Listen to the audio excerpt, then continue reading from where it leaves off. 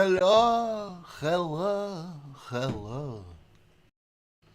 How is everybody? Everybody good, everybody wonderful. Welcome.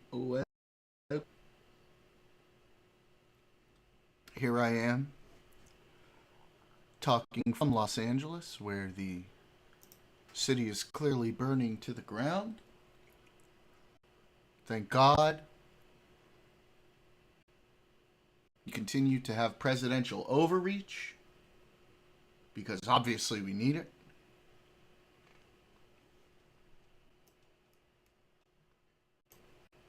Don't listen when people tell you everything is fine here. It's not fine, okay? I walked my dog peacefully today. I thought to myself about how terrible things are. And that thought clearly brought me distress, and therefore, we need the military here. The LAPD can't handle a couple of burned cars, even though they've done it many times before. No. We need the military deployed against American citizens. That's Trump. That's Trump's America. That's how we do it in Trump's America. Oh.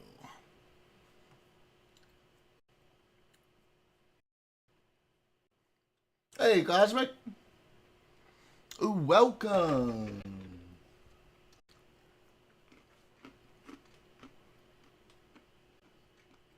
How you doing, buddy?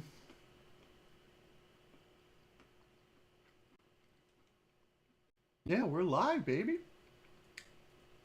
We're live, sweetie. You want to say hi? Say hi to the people. Say hi. Say hi. Spat all over me. Drooling over these peanuts. Unbelievable. Here, you can have one now. Zoop. Good girl. Good catch. You've got good mouth-eye coordination. Give me 5. That's a girl. How we doing? Looks like anything else is going. Probably going to be going for a little while longer because he started late.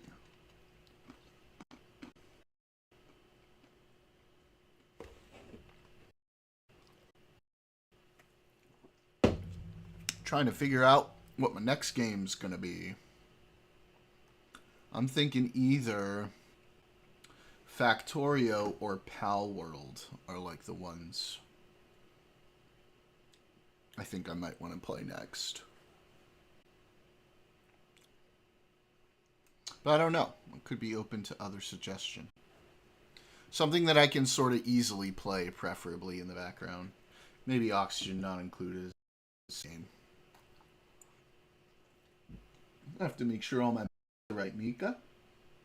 That's right. True. But usually if they start a little, have I considered chess? I don't know if I'd be a very good chess streamer. I haven't played competitively in like, what, 16, 17 years? Not since like high school.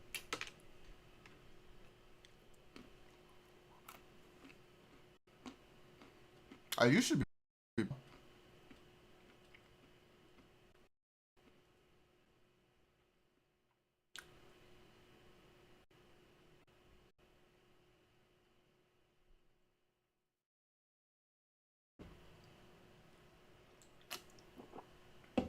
Yeah, but like I don't know if I'm good enough to be like a chess streamer, to be honest.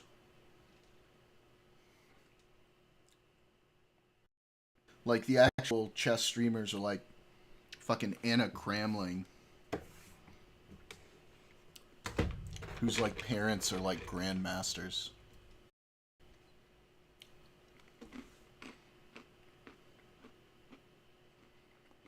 The closest I come to that was I had a chess coach when I was in high school who was for a time Bobby Fischer's chess coach.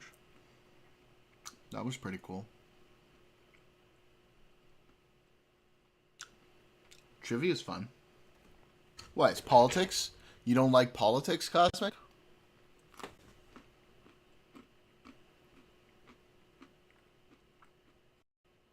How does that make no sense?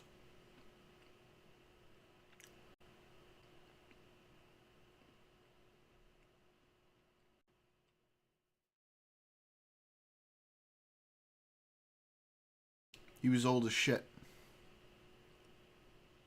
Yeah, he was old as fuck. This was like 15, 16, 17 years ago. He's probably dead now, if I'm honest. I haven't checked in on him, but...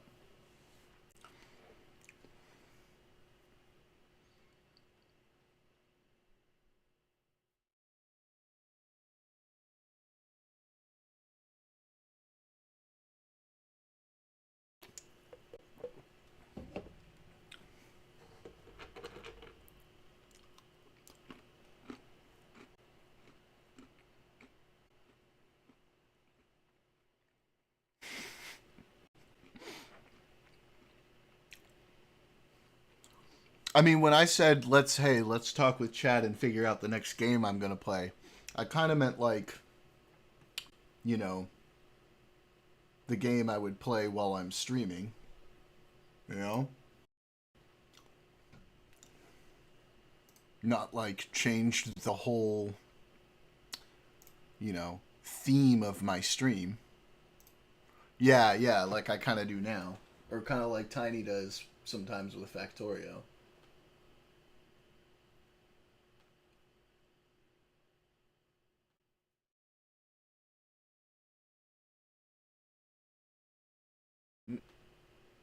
Refresh, you son of a bitch.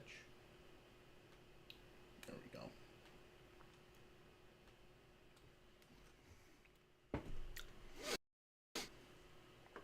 What are they doing on? Let's peek in on anything else. What's going on?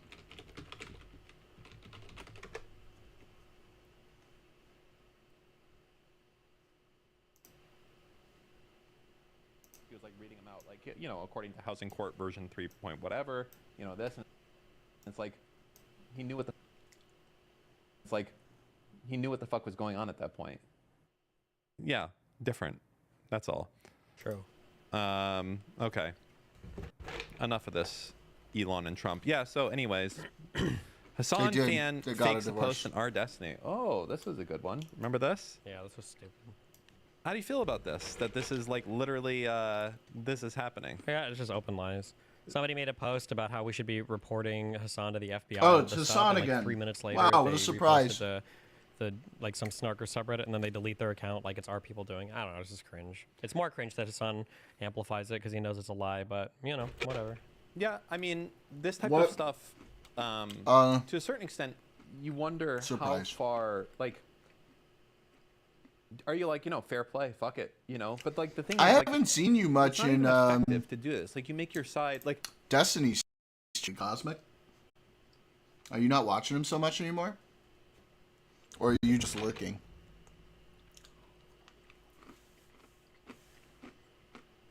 You're in DGG. Why are you in DGG?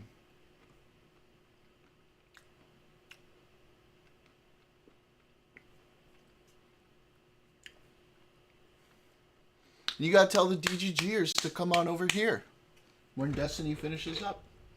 Tell them it's a good time. If you have any ones that you'd like to talk to.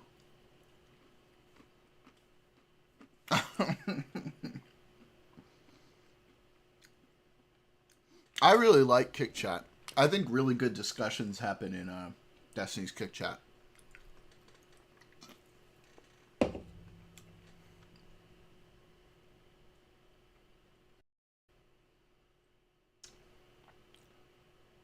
Right, Mika?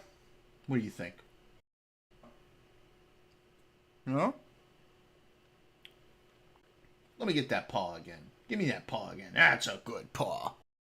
They're all on the Euro time zone. Really?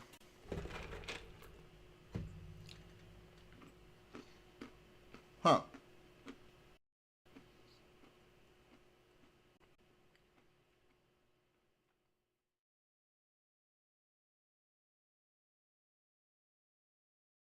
Hi.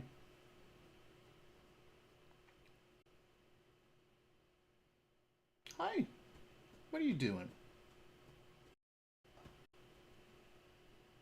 Why am I not in GGG? Because I'm sort of part of the Kick community. People know me there. I've got my purple badge. I've been subscribed to him for over a year now.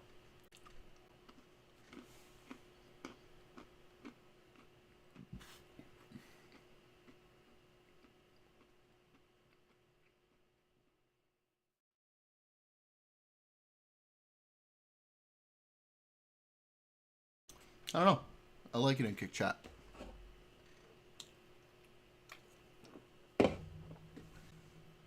What about you? Do you like Kick Chat? I know you like Kick Chat. Yes, you do. Big fan of Kick Chat. You can get Flare and DGG Joe. I'm unsure if it's transferable. I don't know. I like my purple badge. My purple badge is dope. Plus, Kick is easier to work with on mobile, you know, and I watch a lot on mobile.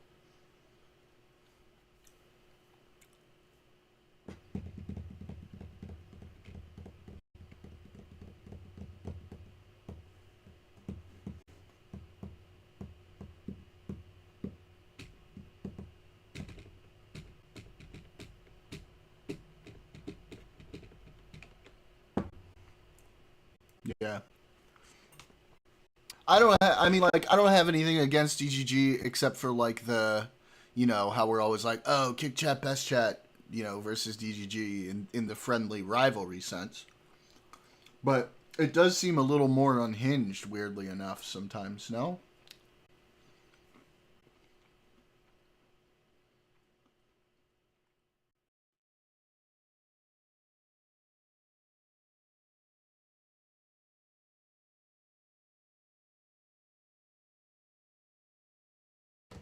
Does evolve into emotes, yeah. I feel like Kick, I don't know, Kick is really good for conversations. I mean, we're not even going to mention YouTube. Fucking gross. Gross! Ew! More hinged than the rest of the chats? Really? I feel like Kick has really good conversation, and there's like no holds barred in there. Right? Like, you can debate any.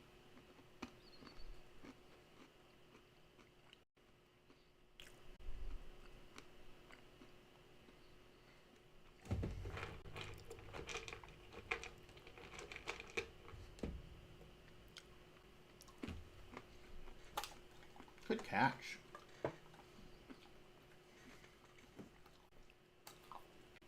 It's hard to have a conversation during the stream as chat starts to fly. Yeah. You mean in DGG it is. Yeah, what I like about Kick is like, yeah, people will have conversations that last hours back and forth, right? And I think that's really cool. I've had some really good conversations in there before.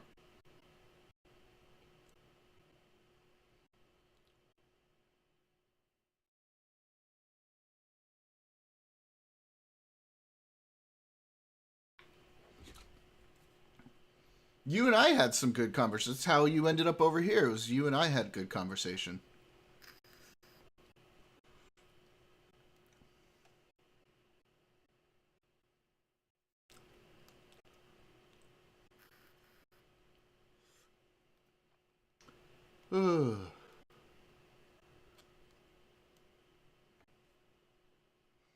Let's see. Is there anything we want to go over or some shit we want to watch like in the meantime? Some stupid shit that is copyright friendly.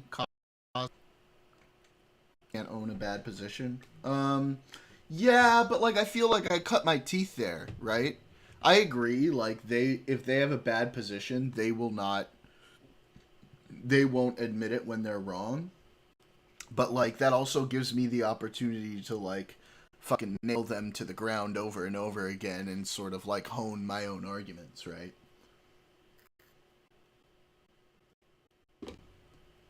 Like I had, especially during like the height of the tariff stuff, the height of the immigration stuff, I had some really good debates in Kick Chat where I just fucking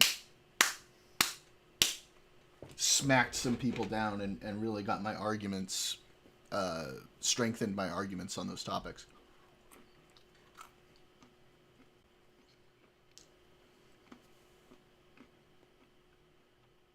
Can I eat a peanut without you watching me like a hawk? Jesus.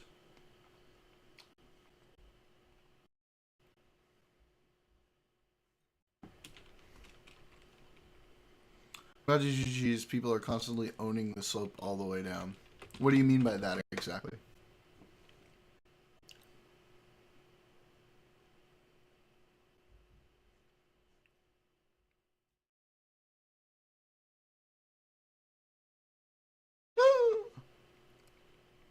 Casper!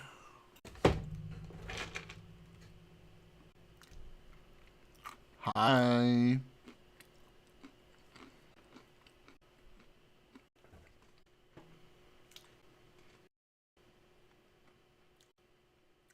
That's okay. Anything else is still going, so as far as I'm concerned, you're early.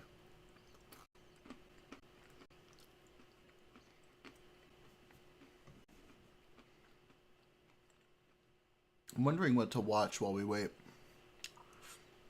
for everybody to come over. And then we're going to try and figure out what game I'm going to play next.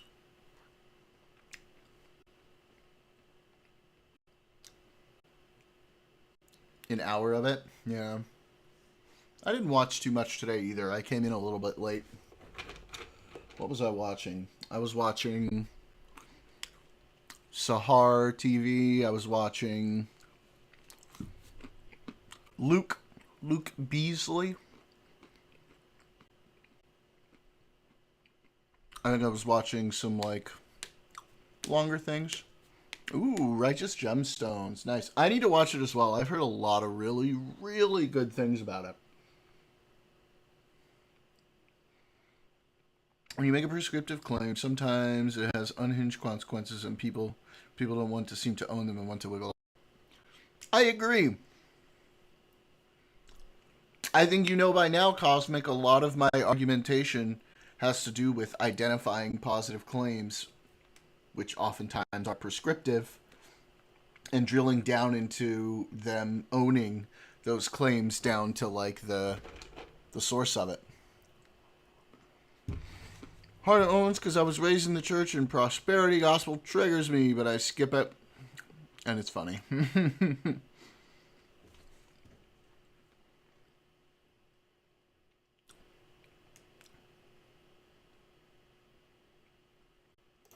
Candy!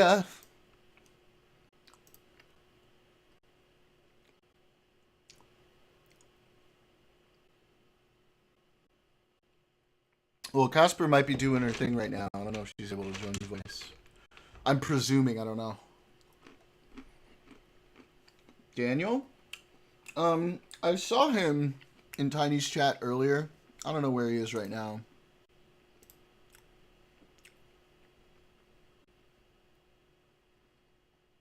Oh boy. Yeah, and Mal also started a campaign to, like, baseball the birds that were. I mean, like, who gives a fuck? What he did Just to put this on landlords while we was wait. based, what he did land Fucking land Teuton. Yeah. This I mean, dude's if a you're retard. like if you're a child, I mean, look, if you're gonna redistribute wealth, I don't think the best way to do that is, like, shave people's heads and have everybody publicly humiliate and torture them and, like, do all this. If she doesn't like, want to join chat, she doesn't have to that's not join how you chat, build a Candy. civilized It's up to her. society. That's how you build a society of, like, sociopaths. Are you getting credit for that? Fuck off. When I lived between 1939 and 1941. Stalin was reorganizing again. We're going into. Oh, some, he didn't have to invade Finland. Huh? Now did he? Okay. What'd you say? I said, hold on. I was trying to turn on my headphones. Oh. What up? Hello. How Casper, are you doing? I tell you what happened, girl, but I want to talk to you about it. Oh gosh. Where's Daniel? Where's Daniel? She's Slide working it. on it. Yay, I love you, girl. Mira, where's Lydek? Yo no sé. Mira, chica. Mira, No tengo don't ni you una have a idea, ni una tracker? fracción Don't de you una have a idea. tracker? Don't you have a tracker in that motherfucker? Why? Because he's a Jew?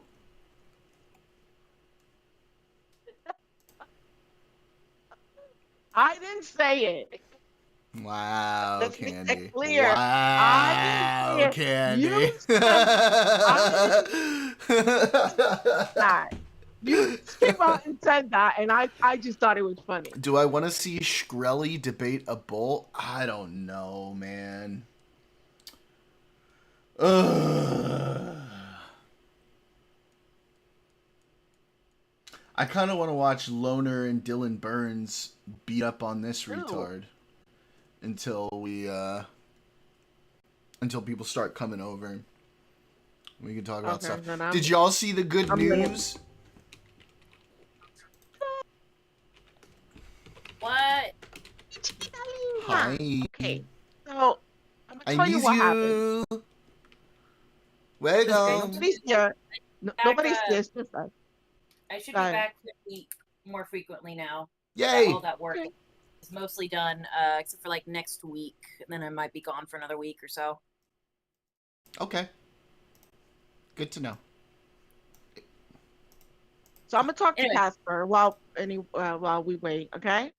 So, yes, give me the gossip. what happened was right. It's not the Dean Cosmic.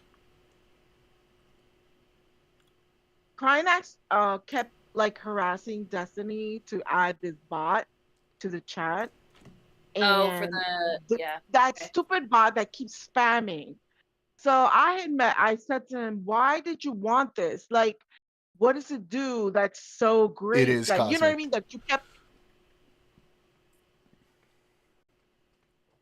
That you needed to, I kept begging him for it. He's like, oh, it puts links up there. Like Tiny puts links up. And I'm like, yeah, but when he put links, he pins them. He doesn't spam the chat with it. And it was insane. It's gotten better. Now it just posts about a pragmatic paper. And I'm like, but nobody's going to leave the chat to go read a paper. If you want something said, Tiny, what he usually does, he pins it to the top. You know what I mean? Like, we don't need a bot that keeps spamming the same thing over and over. So anyway, we were having a discussion about it, and then Buckeye Mike started saying, oh, don't argue with him, you're gonna get banned. And I was like, well, I don't think so, because I'm not, I wasn't, I didn't say anything, I didn't curse at him, I wasn't being like, belligerent or whatever, you know what I mean? Like, I was having a conversation. And next thing you know, right after Mike said, oh, he's gonna ban you, blah, blah, blah, he goes and bans me and then writes, oh, I banned her, replies to Mike, Buckeye Mike, says, oh, I banned her, and with the Omega Low emoji thing on there.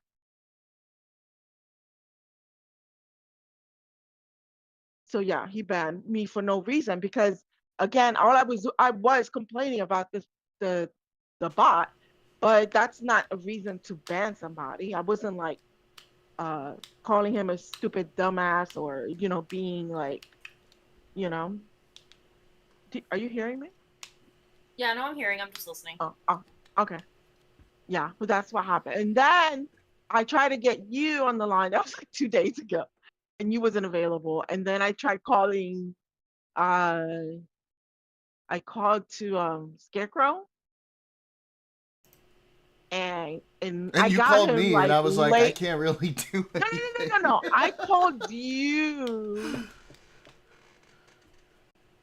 Not because you could do anything. I was just venting. I think I was. Yeah. I was mad. It's like, why the fuck did he ban me? Like, there was nothing I did. And then even I got in hold that day, the next day of that day, because I got unbanned later that night. And I told Puggy, and I said, Puggy, he banned me for no reason. And she said she's gonna look into it. But I was pissed because he should not be using as a moderator. What you do, you're supposed to be making sure nobody's doing anything, harassing or anybody or cursing and saying, stuff that they're not supposed to. You're not supposed to be banning people because I'm having a discussion about the bot that you put there. He got mad because he was like, oh, I'm not going to take the bot off just because you don't like it.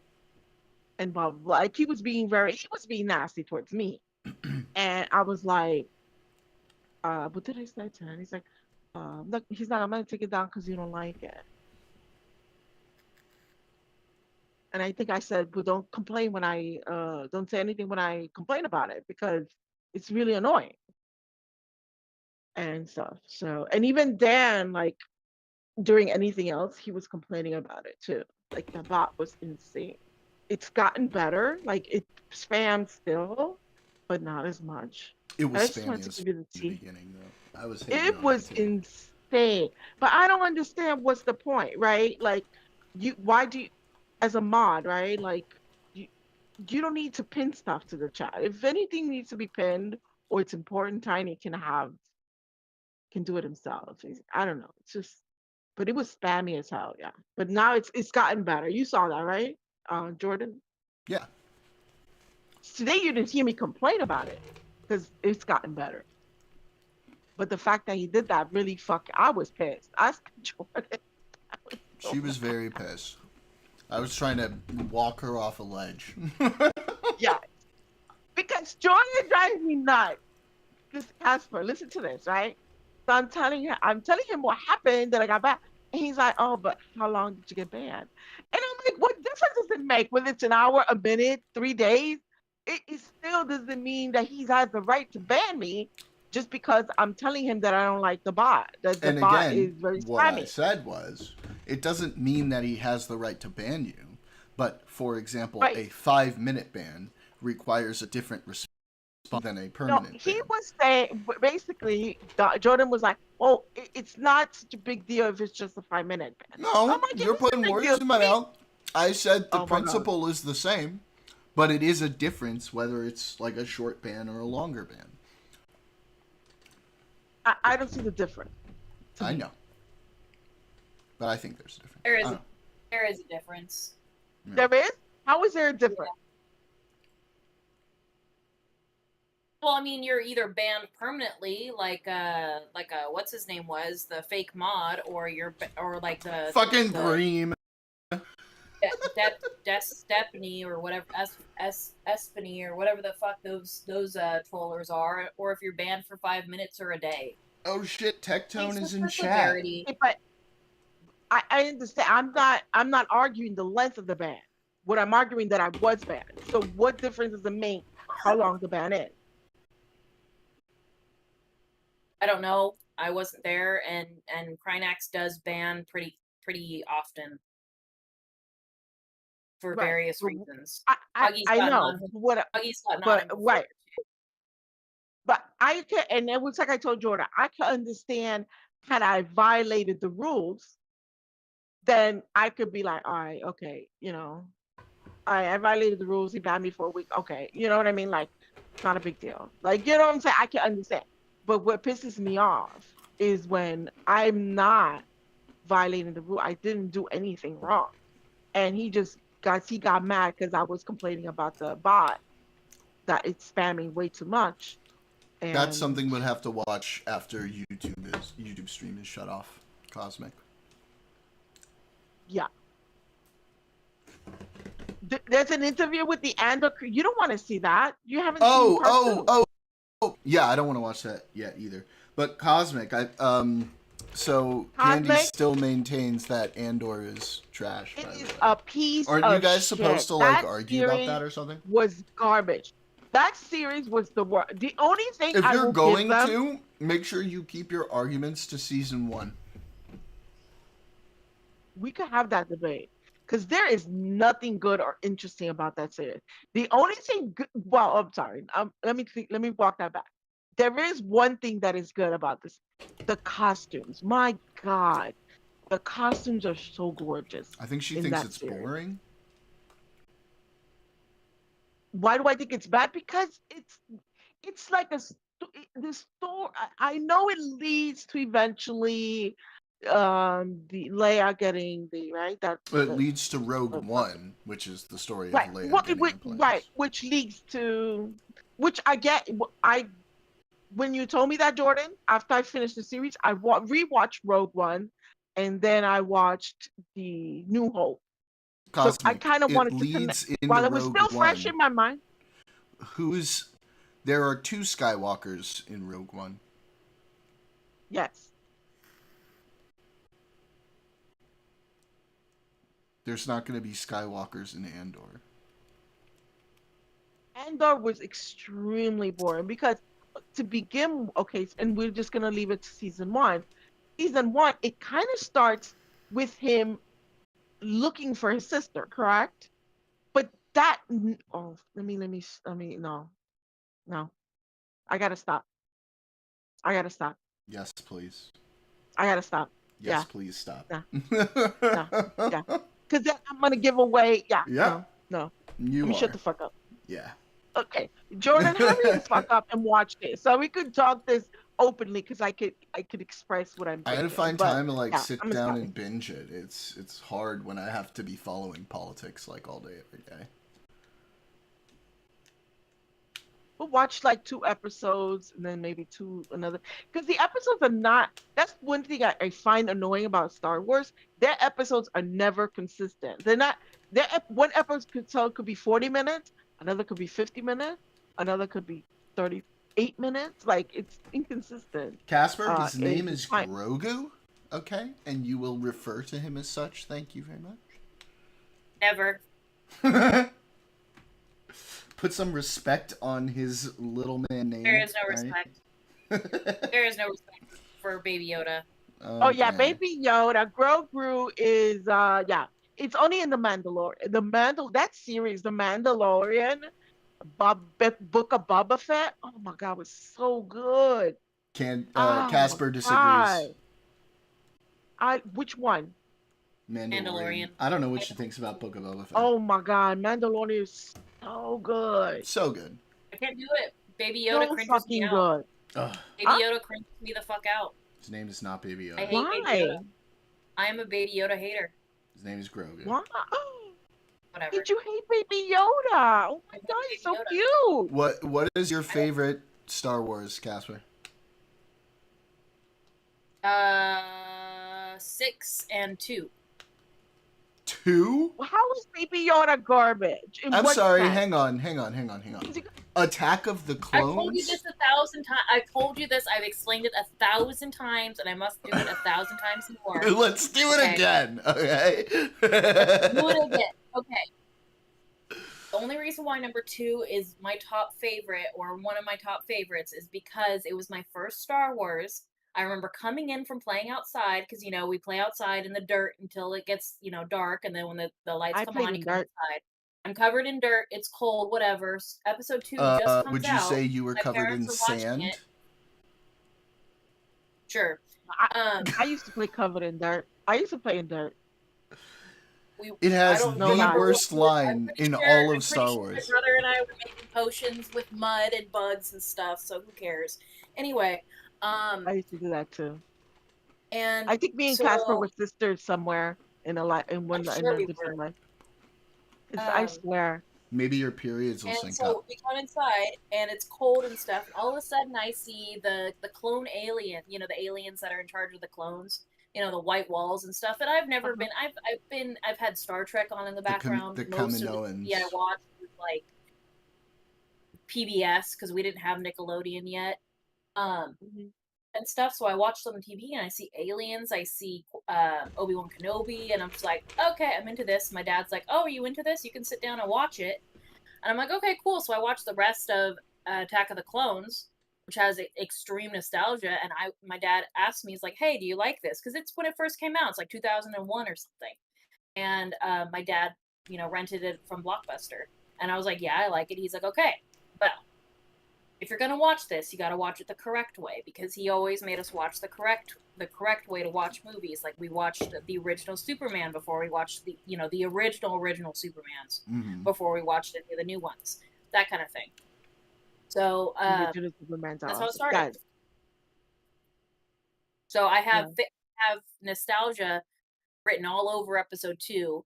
That's the whole reason why I'm into Star Wars, is my dad in Episode 2, and then that's why it's my favorite. One of my favorites. And then Episode 6. Episode 6 is my favorite of the original trilogy. kind of And like episode the 3 way. was I kind yeah. of like the way because remember 456 was Daniel. 1, 2, 3, right? So I kind of like that format where you get what's going on and then they go back because 1, 2, 3 to me was the filler, right? So it's like 4, 5, and 6 is the action. Then you go to 1, 2, 3 and you see what led to that, Filler. right? I kind of like that. You know what I'm talking about. It kind of fills in the blanks where you don't know what happened, when it happened, how it happened, filler kind of thing. Yeah. So it Um, was still good because I do like Darth Maul and my favorite of all the Star Wars movies is Revenge of the Sith. Yep, because of the score.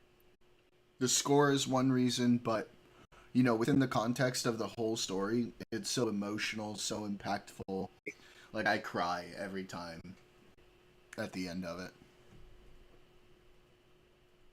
I haven't episode is watched it that? as an adult yet. 5? What? That's No. episode 3. Episode 3. Episode 3. Revenge of the Sith. Oh yeah. Yeah, Yeah. when he Out of one, fucking chokes when out 1, 2, and pregnant 3 Padme came out, and has yes, that yes, insane fight with Obi-Wan, and then Obi-Wan's sobbing. He says, "You were my brother, Anakin." yes, Oh my god, it breaks my yes, heart every time. yes. Ah! Out of the 1, 2, and 3, 3 is my favorite. Out of 4, 5, and 6, I don't think I like all What's of your them. I favorite don't Star think I Trek have. movie, Candy? I can't ask that of Casper yet because Casper still has a lot of catching up to do on Star Trek. I have a lot. Yeah. Movie, Mhm. Movie, yeah. When it comes to the shows, there's only one answer, and if it's not this answer, then you're a fucking retard. Shut up. Yeah.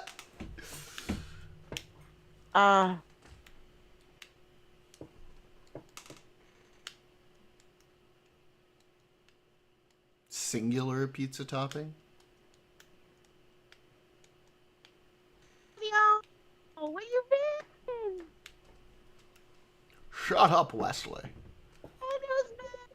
Wow, that sounded more like fucking Daniel, Sean come on, Connery chat. than So we can talk. sounded more like Sean Connery than fucking Jean-Luc Picard. Cheese doesn't count. It did sound like Connery. Yeah. Come Damn on, it, chat. Wesley. I've come and I'm. I tried to think of a Sean Connery thing to say, and I couldn't. But that'd be funny. Sean Connery is Jean-Luc Picard.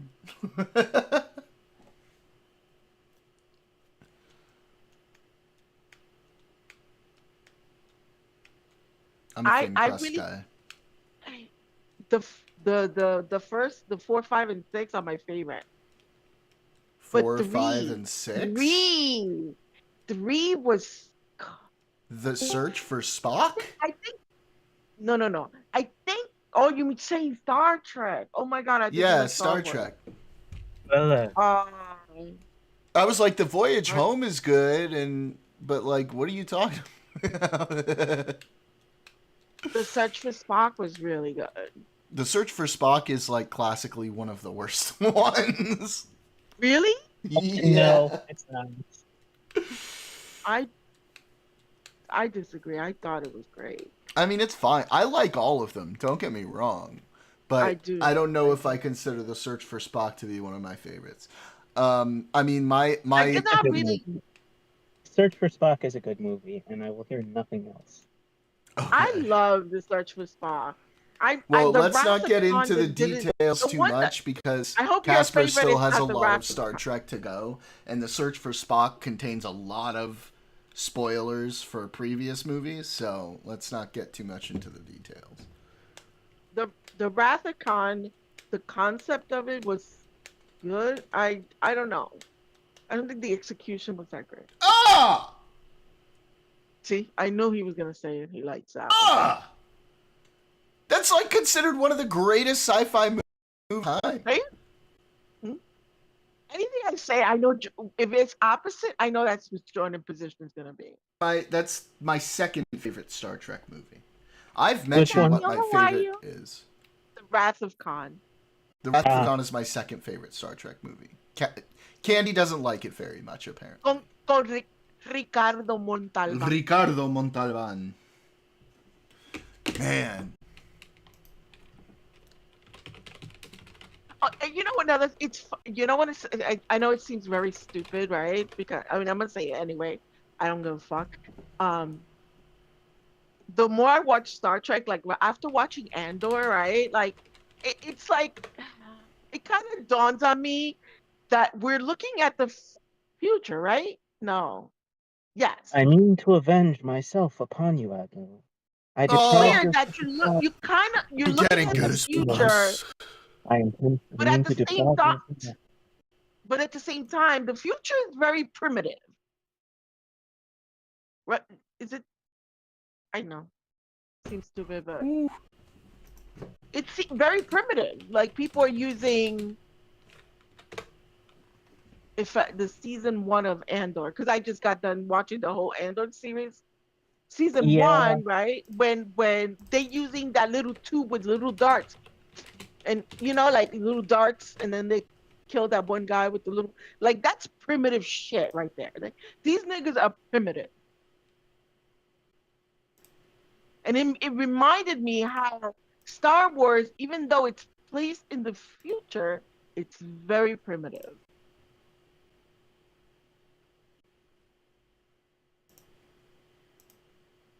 They play in dirt a lot, you know what I'm saying? Like me. I used to play in dirt a lot. No joke. This right here is one of the best moments in sci-fi movie history. This right here, okay? And I'm gonna have to edit this out of my YouTube video later. Season 1 was. Well, just let me play it. Let me play it. Jesus. Season 1 of Andor was. Season 1 and 2, they're not good. You all have terrible The one thing I do love about Andor is the wardrobe, the costumes. My God. All right, let me play this. Let me play this. Play it. Ready, sir. Excellent. Councilman? Sir, may I speak?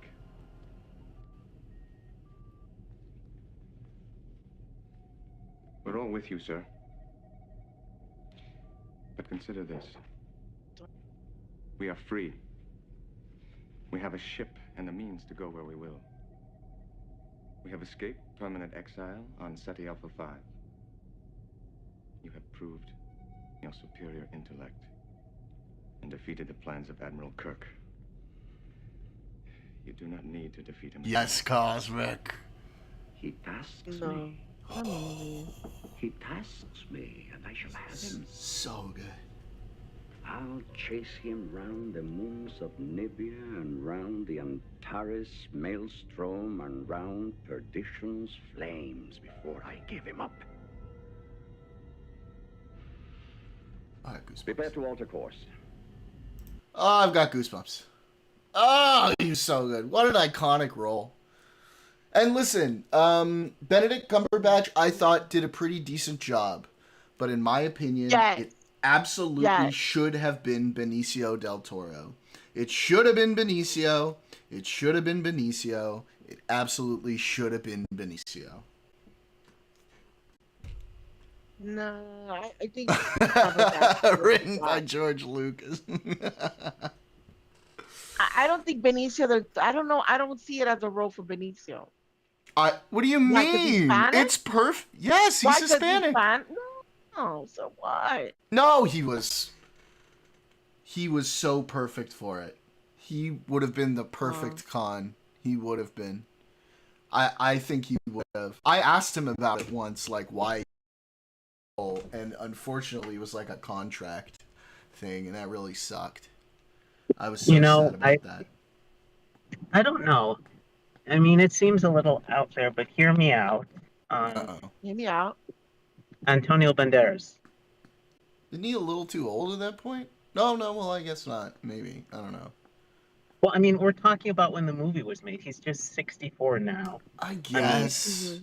I don't know. To me, I always thought it should have been Benicio. I thought it was going to be Benicio. I wanted it to be Benicio from, like, when we first heard that it was going to be, like, a soft reboot of The Wrath of Khan.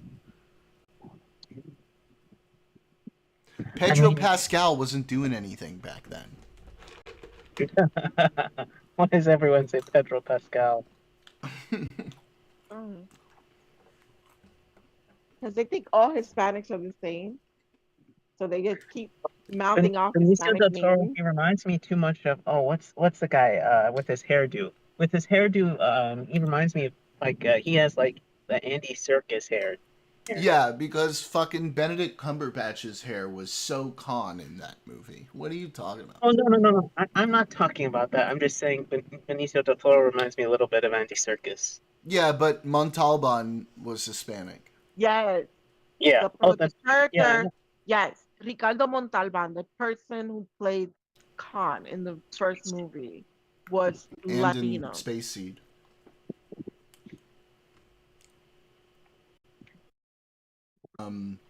I thought. No, I don't know. I don't see that with Benicio. I don't think that was who they wanted to go for originally. That's who they were trying to get. Yeah, I don't think he would have been good. I think they would have been better off if they had gone in just another direction instead of trying to redo the Wrath of Khan. I think if you were going to go with this whole different alternate reality JJ verse thing, I think you had a lot more room to just like go out and do something completely different.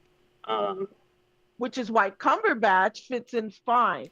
See, this is the thing. If you're trying to replicate Montalban, the one thing Montalban brought to all his roles was a class.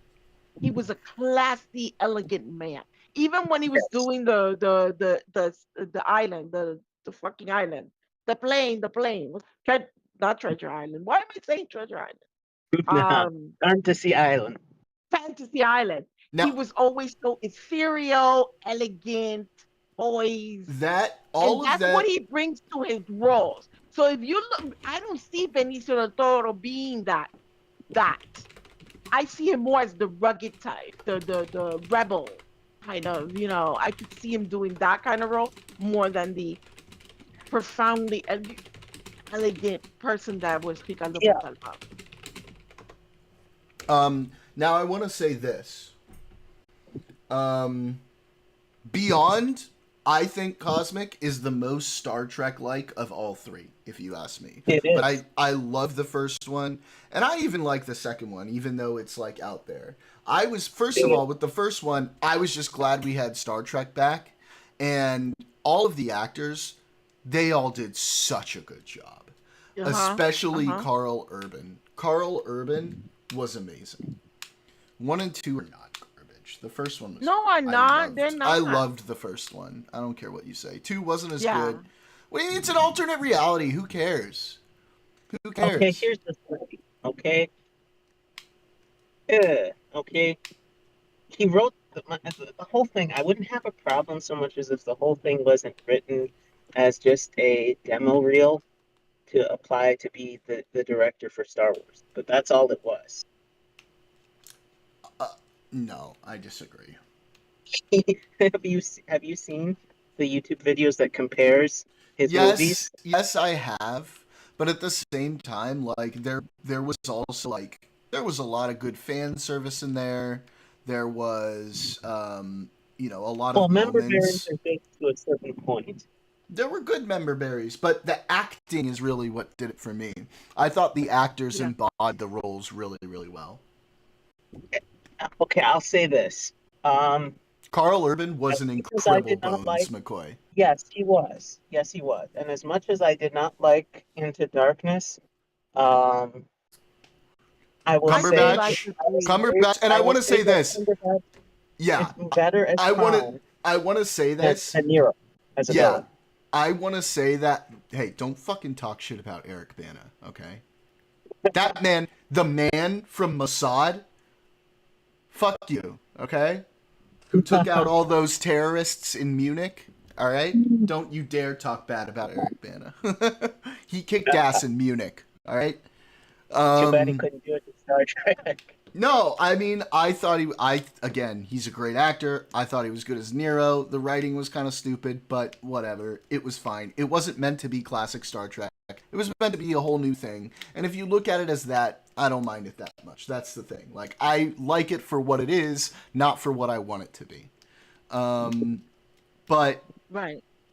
He was better I thought Benedict Cumberbatch was chilling in a lot of those moments in that movie. He was very good. He was really good. What are you talking about? They came out with the reboot had 2 movies, right? Star Trek Beyond and 3. And there was Star Trek, Star Trek Into Darkness, Star Trek Beyond. Star Trek Beyond is the best one of the 3 in my opinion. It's the most like a Star Trek episode. Was good with the fucking the black matter thing and the red matter. That's the first one.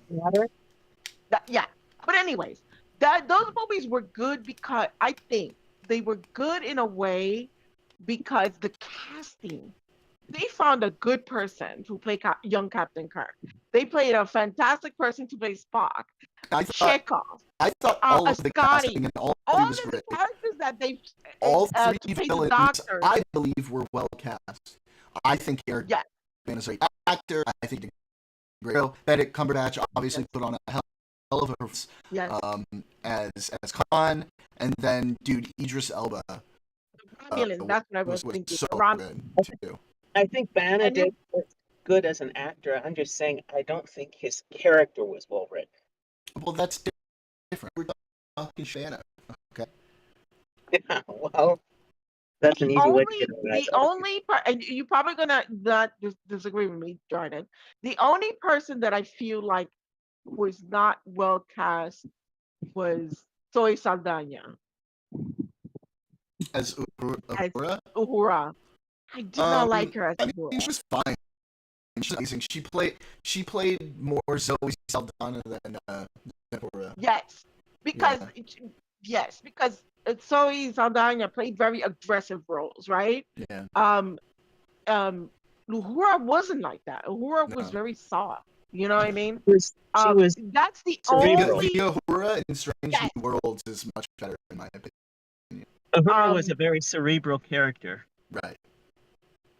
She was very in the original series. Like I'm just kind of comparing, like from the original series and the reboot, the characters that they cast were very so good. An absolute unit except for Zoe Saldana. I didn't like her. I think she should have been a little softer. Let's all recognize as well, it's nearly impossible to fill the shoes of Nichelle Nichols. Yeah. Well, true, but I think she was larger than life. Yeah, that is true. Yeah. Well, Cosmic, absolutely. Considering the fact I called her Michelle instead of Nichelle, I don't know if I trust that opinion very well. No. Saldana is too. She always plays these aggressive roles, and she comes off very aggressive. And Uhura wasn't like that. Yeah, I mean, it does seem like you're trying to sort of force, but sometimes with certain castings, you almost have to try. That was an action star casting. She was fine. She like shit, but she was like fine. But Nichols was an icon. Saldana was playing her basically. If you look at her in that role and every other pretty much role she's played, Nichols was a civil rights icon too. Yes. And she also served at NASA. She did. What a woman. What a woman. But I will say this. I do think that for sometimes some of the cheesy mannerisms, I do prefer the casting of Captain Kirk in JJ's movies to Paul Wesley in Strange New Worlds. I need to watch that Kirk again. He's a little too flat. He's too Canadian. New Worlds. He's too Canadian. Yeah, he's a little too flat. I do love Anson Mount as Christopher Pike, though. Yeah. but I He's just a don't great see it. Pike. You know, he's not a bad actor either. Paul Wesley isn't a bad actor, but I just don't think that Well, character is the again, right like fit. this, let's keep in mind too, though, that this Kirk is not the main character of the show, and they don't want him to outshine Pike, right? Well, that's true. It's just like there are certain things like you can't see someone making that big of a change from someone Right. turning. I mean, becoming. I mean, going from someone so reserved and I so really like Ethan Peck as Spock. I think he's been very good. Yeah. yeah. But like with Kirk, he's always been a person who's been sort of bold, brash. He was like the swashbuckling archetype. Yeah, I know. That's why he's like actually lower on my list of captains. And that's why the Paul Wesley version. I mean, it was a different person for a different time. It's just sort of like when you think about military officers like from World War II versus like military officers from more modern time. You sort of played by different rules back then. All right, let's in chat, guys. Let's figure it out. Let's go through it. We got to figure out who are our favorite captains. What is like our order for favorite captains? Number 1 is an easy choice, right? Number 1 is an easy choice. Everybody should have the same choice for number 1. No, I know what yours is, and mine's not that one. Ew. My number 1 choice is actually a tie. It's gonna be the one from no. No. I love Chris Pine. Casper has barely watched any Next Generation. She has a lot of catching up to do. So her opinion comes from the bit that she's watched. So we can't. Yeah, the Next Generation. Casper's What's his name? Position. That's the one you're gonna like. Easy. I don't hands think so. down. He's the best. No question. I don't think so. If I had to pick one captain to be in charge of my Enterprise for me to feel the safest that I was going to get out of shit alive, it would be Captain Picard. 100 times out of 100. Picard. I think this is hard, which is why I almost have to have one as I have to. I like Captain Kirk. I do like Captain Kirk. Well, that's nice, but the only reason Captain Kirk and his crew are alive is plot armor. I mean, every show has a plot armor. Yeah, Picard got fucking turned into a fucking cyborg. Come on, stop playing. Yeah, and they got him back through fucking sheer cunning and ingenuity. Plot armor through plot armor. Don't play, son. Don't play. Listen.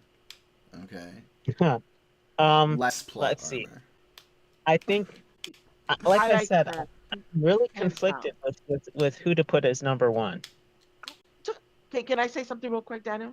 I think Captain Kirk was a good captain, but the brains, it was kind of understood that the brains of the operation was Spock, right? So that was the connection for me. The fact that Kirk was like more like street smart. You know what I mean? He was clever. He had that kind of smart. That's what we had Will Riker for. What had the practical, logical side, and that's to me what made the good dynamic. Because let me tell you something, Picard might have been a pretty good captain, but his first mate was a piece of shit. He's a legend. His first mate, Riker. Oh! Nasty. He contributed nothing. I think that opinion is officially invalidated. He did not contribute anything good to the series. Not at all. Go ahead, Daniel. Sorry, I didn't mean to cut you off. Oh my god. I cannot abide this slander of William Riker. Unbelievable. William Riker was supposed to be a Captain Kirk copy but it's different as a first officer. Because you have a brilliant man like Picard to judge whether his ideas are good or not. I think Kirk's type works better as a first officer. I think, you know what? I would say both captains. The reason I have them both tied at number 1 is because they are both fiercely protective of their crew, and you know that both of them would go through hell or high water to get their crew home That's safely. literally So any that's why. Star Trek captain. Well, I don't know. There are some captains that are, let's just say, Yeah, like they tend Lorca. to. Well, I mean, let's just say Ben Sisko tended to lose quite a few of his main crew Well, during his yeah, run. but he was brainwashed by wormhole aliens. But I have to say, like, I would have Picard and Captain Janeway. That's Janeway is my number 2. Hell yeah. Because I you can rely on them. They are Yes, Janeway. smart. As far as I see it, They are not afraid. Janeway is like female Picard, basically the way I see And it. they are not afraid to. They aren't afraid to break the rules When it's to absolutely protect the people necessary. that they care about. Yep. Yeah. Mm-hmm. Yeah. They aren't afraid to break the rules or bend the rules. If you're in a jam. Janeway is just another one of those larger than life Oh, personalities like that Picard. episode Fear with Which Janeway. one? Give me the one plot again. Oh, the one where they were where the people were trapped inside that virtual reality with the psychotic clown. Oh, and they all went in. That one. God. That Yeah. one. I have to say that would crazy. probably be one of my top 3 episodes for Janeway. That's a great one. Because she was amazing. That and Counterpoint. Picard, then Janeway, then controversial choice, Archer. Archer is good. Archer's my 3rd one. And then I can't really pick between Sisko and Kirk. I think I would take wrong. I think Archer. I think I would take Kirk before Archer and Archer before Sisko. I don't like the fact that Sisko gets a pass from too many that's right, DS9 Cosmic. fans. Archer over Kirk. Sisko gets a pass from too many DS9 fans over Captain of the Enterprise. He engaged. I mean, literally, he poisoned a planet. Yeah, I know. And it's like through plot armor, it all worked out in the end. But what would have happened if it hadn't? Yeah, no, I agree. That alone, I think, should have gotten him drummed out, or at least severe reprimand and a demotion. Yep. No, I think Sisko has a lot of issues. Kirk is the best. The first series relied upon a team environment. Everybody played their role, and Kirk relied on this. I'm sorry. You're going to talk about team dynamics with Kirk over Picard? Yeah. Is that serious? Yes. If we're going to talk about teamwork, I would have to say... Riker did not do shit in that series. Riker, Data became more important. That is blatantly false. Bullshit. Data became more important in that series than Riker or Data. Worf was more important than Riker. The Mirana Sirtis, which was You're literally making my point for me, by the way. I have to say more relevant in that series than Riker was. You're first of all, you're making my point for me. Even Geordi was more important in that series. I'd have to say there's a if we're going for like a team dynamic, in terms of iconic dynamic, I'd have to say that it's hard to go past like the trio of Kirk, Spock, and McCoy, sure. But if we're talking about the wider team, if we're talking about the wider teamwork, being as a unit and working like together, every single part of like the bridge crew of the Enterprise D had huge roles to play in a lot of different ways. No. Like, well, I mean, was like a placeholder. You could have put anybody there, and he wouldn't be relevant. Data was more relevant. Worf was more relevant. Why are you hyper fixated on a single person when I'm talking about the whole team? I think I would have. Man. You're literally hyper fixating on a single person, and I'm talking about team dynamics as a whole. Okay. He's the first mate. He is part of the team. Okay, well, unless you can address the team as a whole, what we're talking about. Yeah, she's Riker. She has some hate boner for Riker. Okay, Riker's not bad. Okay, yeah, but he is a bit of a copy of Kirk. Yeah, I know, and I think so, he works take better. That for what it is. I think he works better, and the Kirk type works better as a first officer. No. Nuclear! What is up? Hey, buddy. How you doing? We're arguing favorite Star Trek captains.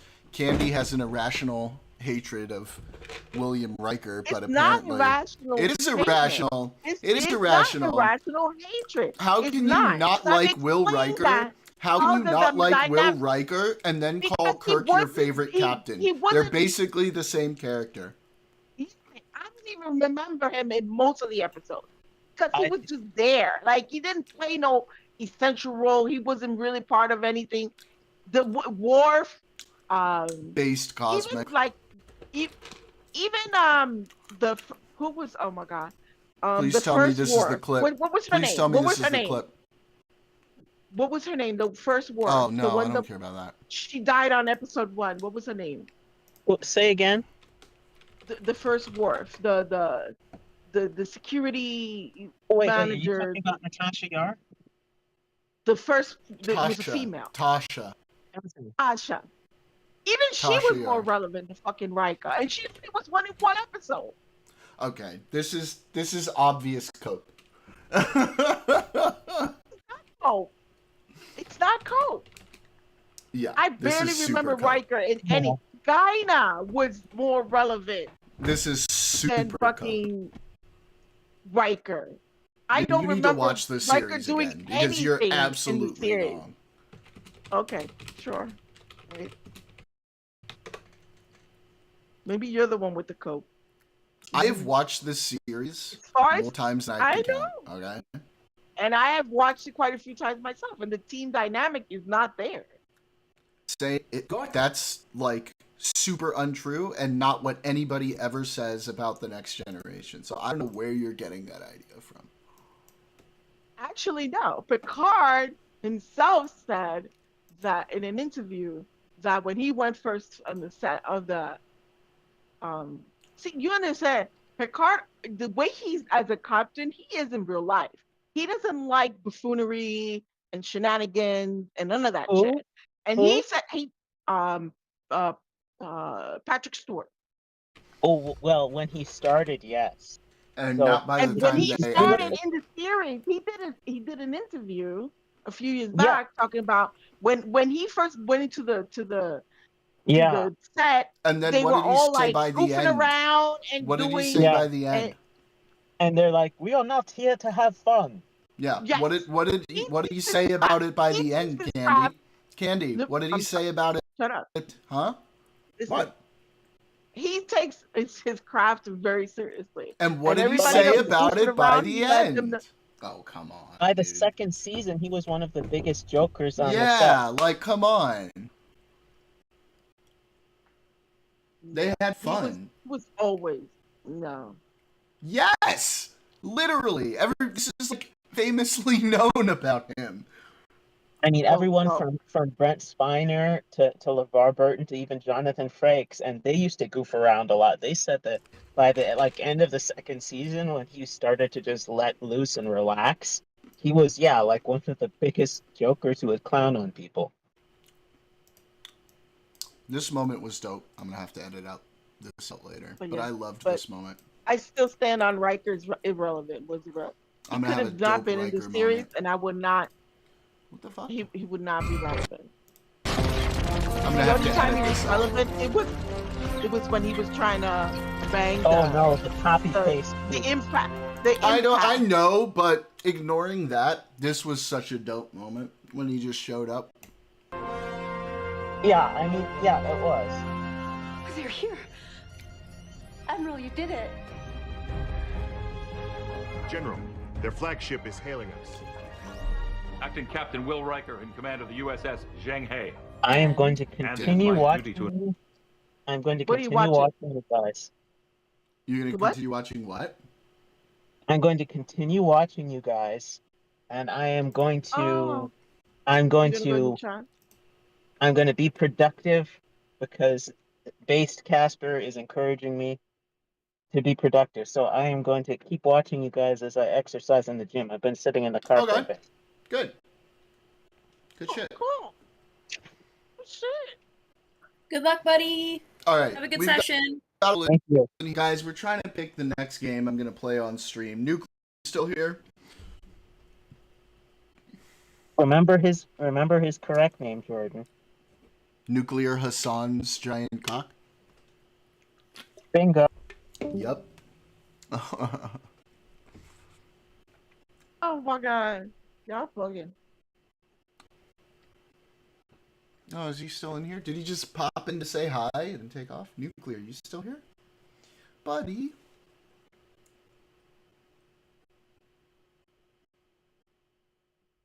Bingo, disconnect, please. That's a bingo. Oh, that's a good sound. Oh, that's a good sound bite.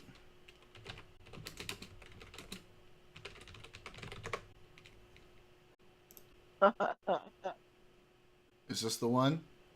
Ooh, that's a bingo. That's it.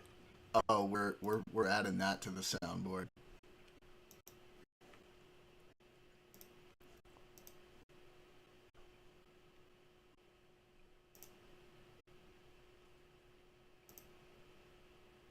So good.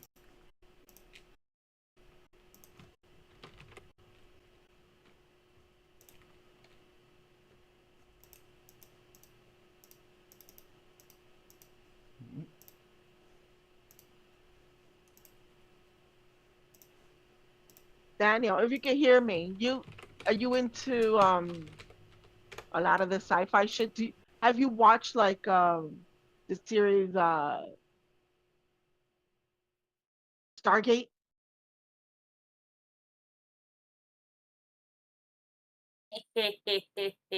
Yeah, we need to get back into it. What? We've been watching with Josh a little bit lately, but we've missed a few.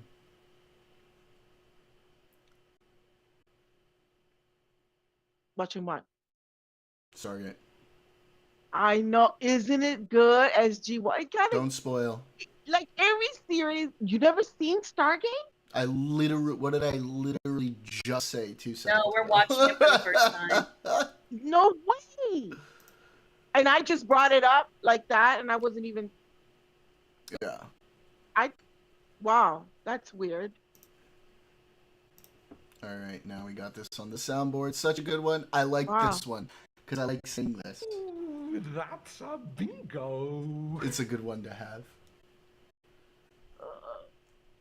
Yes, Danielle, it is so good. Like every series after a while gets redundant a little bit, but the first season is so good. The characters, everybody, the acting, is so good. And I've watched the Atlantis too, Stargate Atlantis, with Jason Momoa. Give me Momoa.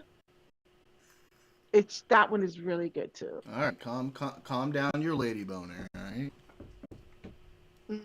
Momoa. I didn't even know he was in Stargate Atlantis. I found out after I'd seen Game of Thrones. Oh, Casper, I didn't even see you in YouTube there until just now. That's my bad. No, it's fine. I got my butt up and went over to my computer. I don't pay Did Daniel motivate you to move your butt? Well, I'm going to feel guilty about that Daniel went to the gym and I didn't today because I've been like super busy and super fucking tired lately. So if I feel guilty that Daniel did it and I didn't, that means it's going to make me feel super guilty to go tomorrow. So I'll have to go tomorrow because I'm Do it. I knew it. I knew he little fire up that booty. But yeah, Atlantis is really good too. But I didn't even know Momoa was in the first one. I seen Momoa first in Game of first time I ever seen Momoa was in Game of Thrones. And then I found out when I was like going through the SG series, uh, and I found Atlantis. I was like, oh my God, Momoa's in this one too. It's really good. You should definitely watch it.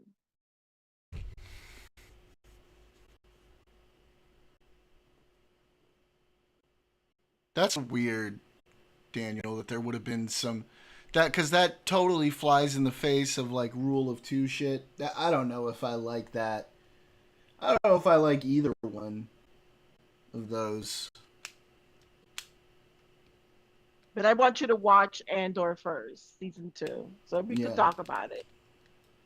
With the Why? costumes. Because I'm sure we're gonna Are disagree you on into? We probably are. Are you, Casper? Are you into like design at all? Define design. You mean like set design? Costume Costumes. design? The costumes are so beautiful and impeccably done. It is. These people are fucking. You. I look at that and I'm like, these motherfuckers are artists. It's. I know it's an artistry, but wow. I'm like, and Andor has a lot of beautiful outfits, costumes, wardrobe. The shit that Modma, Senator Modma Mon Mothma. wears, Monma, she Mon Mothma. Mon Moth. I know. I'm sorry. Okay, Mon Mothma. Anyway, you said it. I, I get tongue tied when I try to say it. I can't say it. Oh, they're The finishing shit that up. she Anything else? wears. You guys My know what to God, do in that chat. Shout us out. that is true, Daniel. Since when have Yeah. the Sith followed the rule of two? Palpatine had them all behind places. Yeah, but it's the rule of two is followed in the idea that they have someone behind their back, but that's so that they can kill the other one and like supplant them. I don't want to play BG3 by myself. If we're gonna do a BG3 thing, I want like a group thing for that. I do love the story of Darth Maul. It's so good. His backstory. Yeah. So good. So good. So good. Daniel, So you good. get in that chat. You shout us out. They stop with the Dan can't get it up. So good. Boom. Boom, boom, boom, boom, Haven't played the update. I haven't played some of the old ones. Oh, Casper, no. Some of the old updates. No. Oh no. He Oh, Casper. Oh, my hands are tied on this. You know how she goes. Nothing I can do. It's out of my control. This is just the rules. I don't make them. I just follow them. Yeah, you do.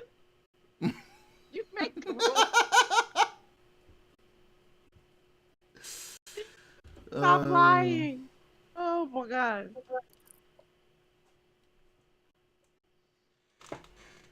I love saying I don't make the rules with that. It makes me chuckle. BG3, right? No, I'm fine, but like I don't want to do it myself. If we're gonna do BG3, we gotta get like a group together for it.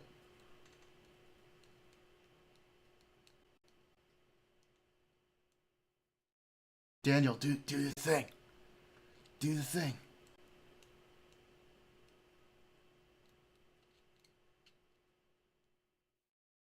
Get people over.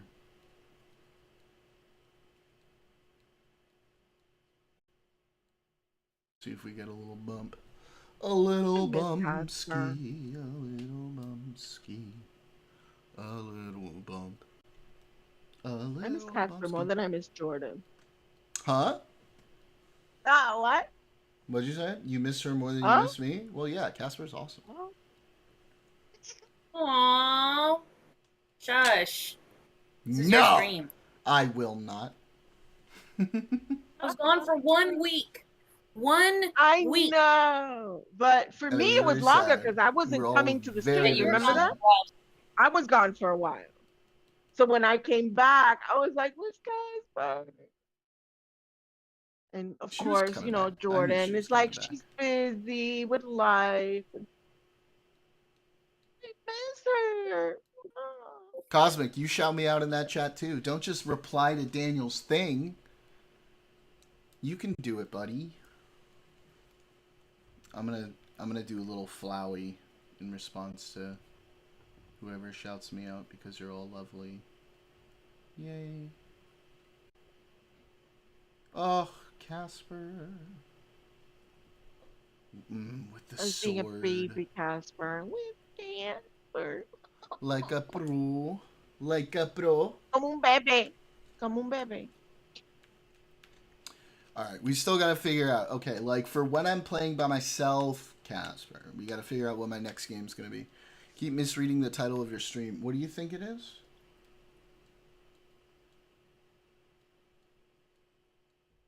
You think it's prostate?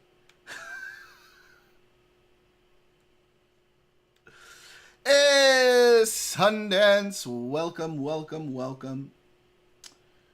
What are we going? Yeah, fuck David Hogg. Fuck him. I'm glad he's gone. I was doing like a little dance when I pulled up the article. I was doing like a little happy dance. I was like, fuck David Hogg. He's a little piece of shit. Yeah, coverage is always going Sundance. We just do political coverage continuously. Doesn't really stop. We'll watch shit like we were gonna watch maybe some Loner Box. I wasn't sure. We've got options. Many options. And we were gonna choose what my next background or game is that I'm gonna be playing in the background while we do shit. But it's getting hard. So what's on the list of that. to do? What's on the to-do list for today? Deep Rock is dope. I have friends that I like to play Deep Rock with. If anybody wants to like hop in Deep Rock, that's always a thing. Casper, if we're gonna do BG3, we gotta get a group. So you gotta play BG3 with me, and you and I never finished our Schedule 1 either. We gotta do that too. Yes, you didn't finish making. You didn't finish our drug empire. Yes. You need to build that shit up. Yeah, here. Why don't we, now that people are coming on over, why don't we take a look at the David Hogg thing? Let's see.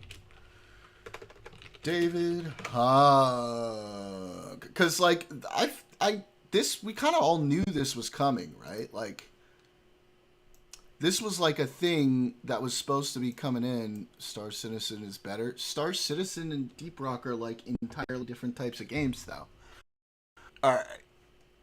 It doesn't have like kinky times. Doesn't have like kinky times. You can avoid those. Like, you can skip that shit. You can play it stream friendly. David Hogg will not run again for his Democratic National Committee vice chairman position. He announced on Tuesday amid a firestorm. 25-year-old activist sparked over his pledge to take on ineffective Democratic incumbents.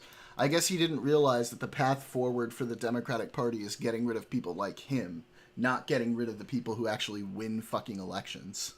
Seriously, Sundance, 100%. Let me know after how many fucking years it's actually done. How many hundreds of millions of fucking dollars before it's actually done. DNC members removed Hogg. What? Mira, what are we talking about? I'm sorry. David Hogg? Oh, so the conversation is about David Hogg? Yeah. I mean, that was one of the stuff I wanted to cover today. Okay. DNC members removed Hogg and Pennsylvania State Rep Malcolm Kenyatta through a virtual vote on Wednesday night, stemming from a procedural complaint unrelated to Hogg's primary activities.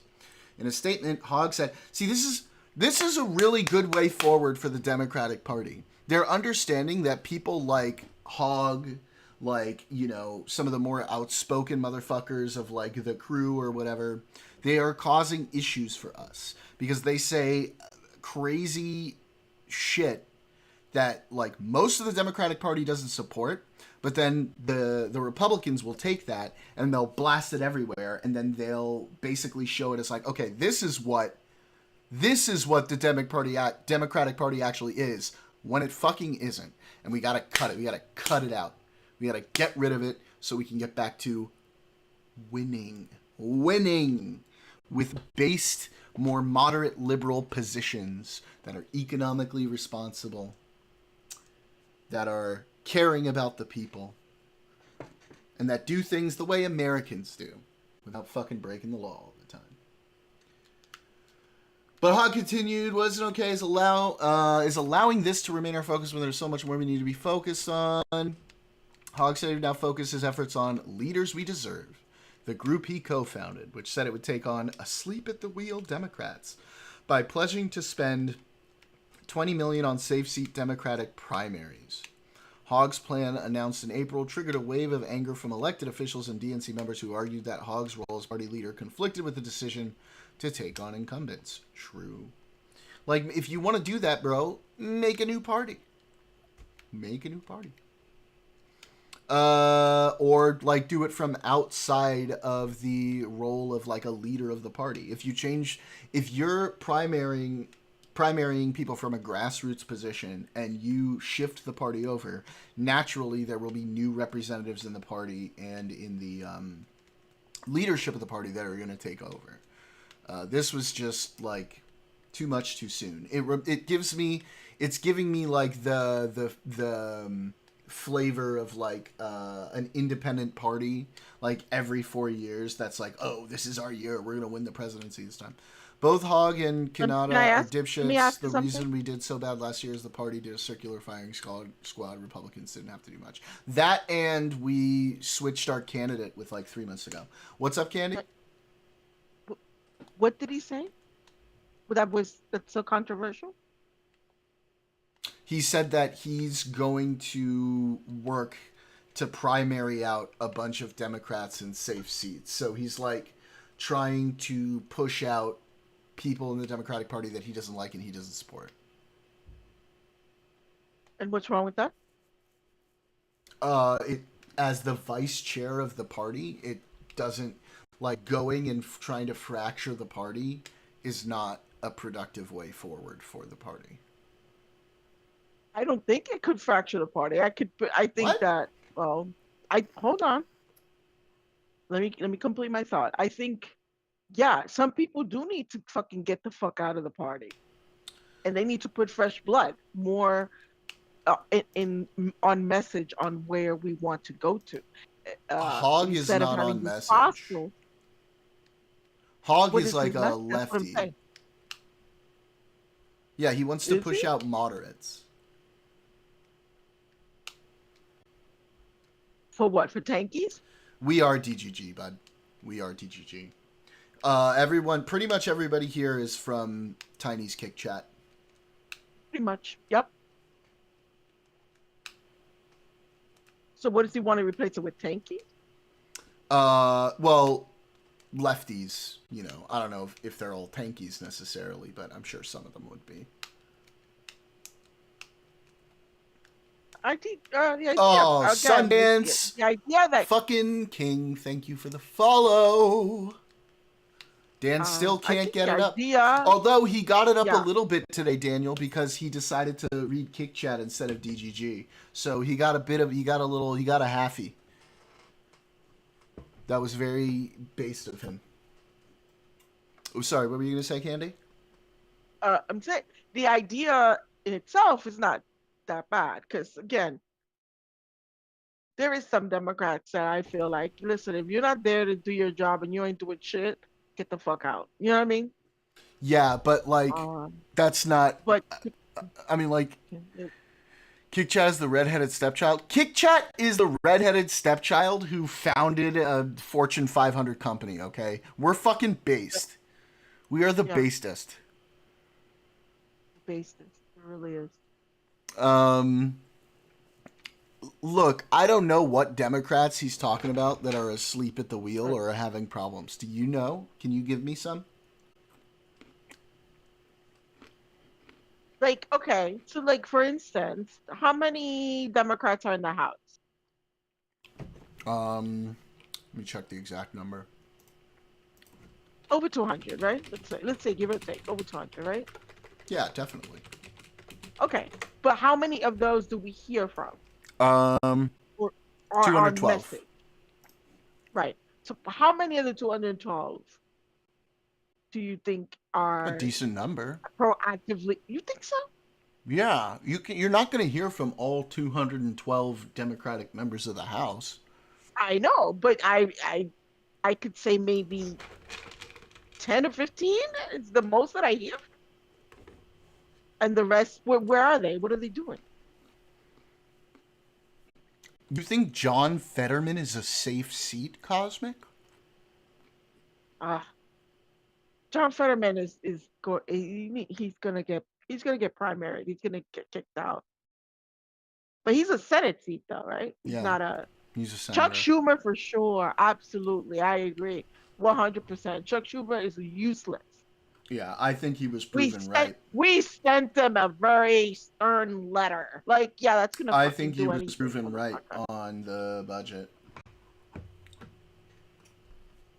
And now where's Elon? He's gone. The thing is, when you have a safe seat and you, Hogg, jeopardize it by trying to primary candidates you don't think are left enough and potentially open yourself to losing the seat by running someone to left. Yeah, you're making seats that are safe into potentially unsafe seats. You should be focusing on weak Republican seats. Yeah, he's tactically retarded. He's young. He has no experience. He ended up where he is because of the situation that he was in, which was really sad and trauma of that. But like he's not like experienced in political strategy. Did he go to college and study political theory? I don't know, maybe. My thing is like, yeah, if you want a primary or Democrat and put another Democrat there that has potential, then yes, go for it. Because we're not going to lose the seat. We're just going to get it to somebody who's more current. Because there's a lot of fucking old people. It's like that's fine. Current younger people is not a problem, but we need to have younger people who are the right type of younger people. Right. And Hogg was going to be focused on getting far lefties, people who are going to go out there and try to argue like insanely unpopular positions, like on the trans issues, like on gun control and stuff that's just not going to win elections right now. Yeah. And as a whole, it's going to make the Democrats look worse. Like maybe you'll win the primaries and you might win those seats, right? Because they're safe Democrat, maybe. But it's also going to like make the Democratic Party look worse on the national stage, which is not what we need right now. Right. Exactly, bad motherfucker. Welcome, by the way. How's it going? Good to see you here. You can put a face to the name now. A fucking bald, bearded face. Let me see what he studied in college.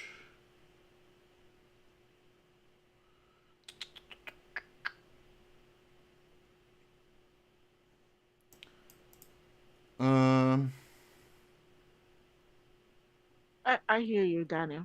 I hear you. It's balancing act. Youth isn't the issue. Ideology is Hogg.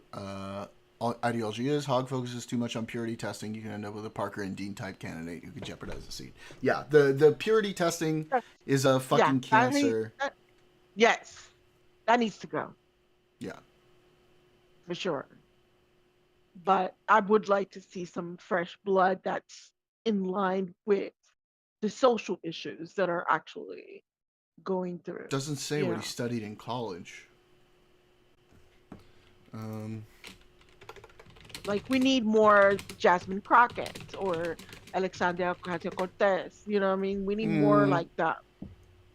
I think I think a couple of those are fine. I don't think we want everybody to be like that in the party. No. I said we need more like them, not necessarily them. You know what I mean? But basically, that are kind of like. I agree. Unmessy. I agree, Bad. I think Yeah. we definitely need to get some more of those moderate to centrist Democrats in those purple areas. Like having a representative in Ohio is crucial. Yes. But that representative has to appeal to the people of Ohio, and pushing social issues is not going to do it. Undergraduate degree. Why doesn't anybody specify ape what he was fucking learning? Not as intense. It's a game where you build an empire, also not as long as Stellaris. Match can bring hours. I fucking love Stellaris. What game are you talking about, Sundance? Ohio. What the fuck did you study? Yeah. Oh, since Solar Empire. Yeah, I haven't played those. I've seen those around. It looks interesting. Okay. David Hogg. What the fuck did he study at Harvard?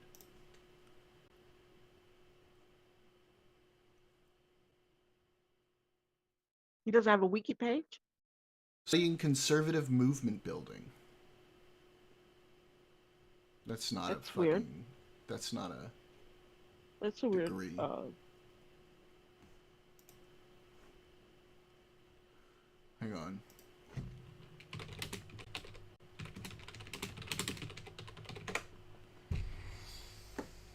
He's a BA from Harvard.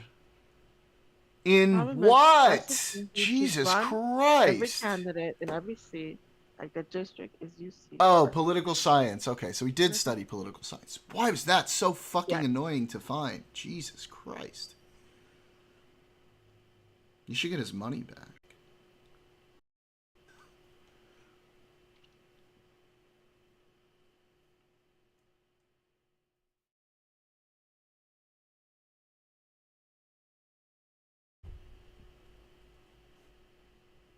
Okay.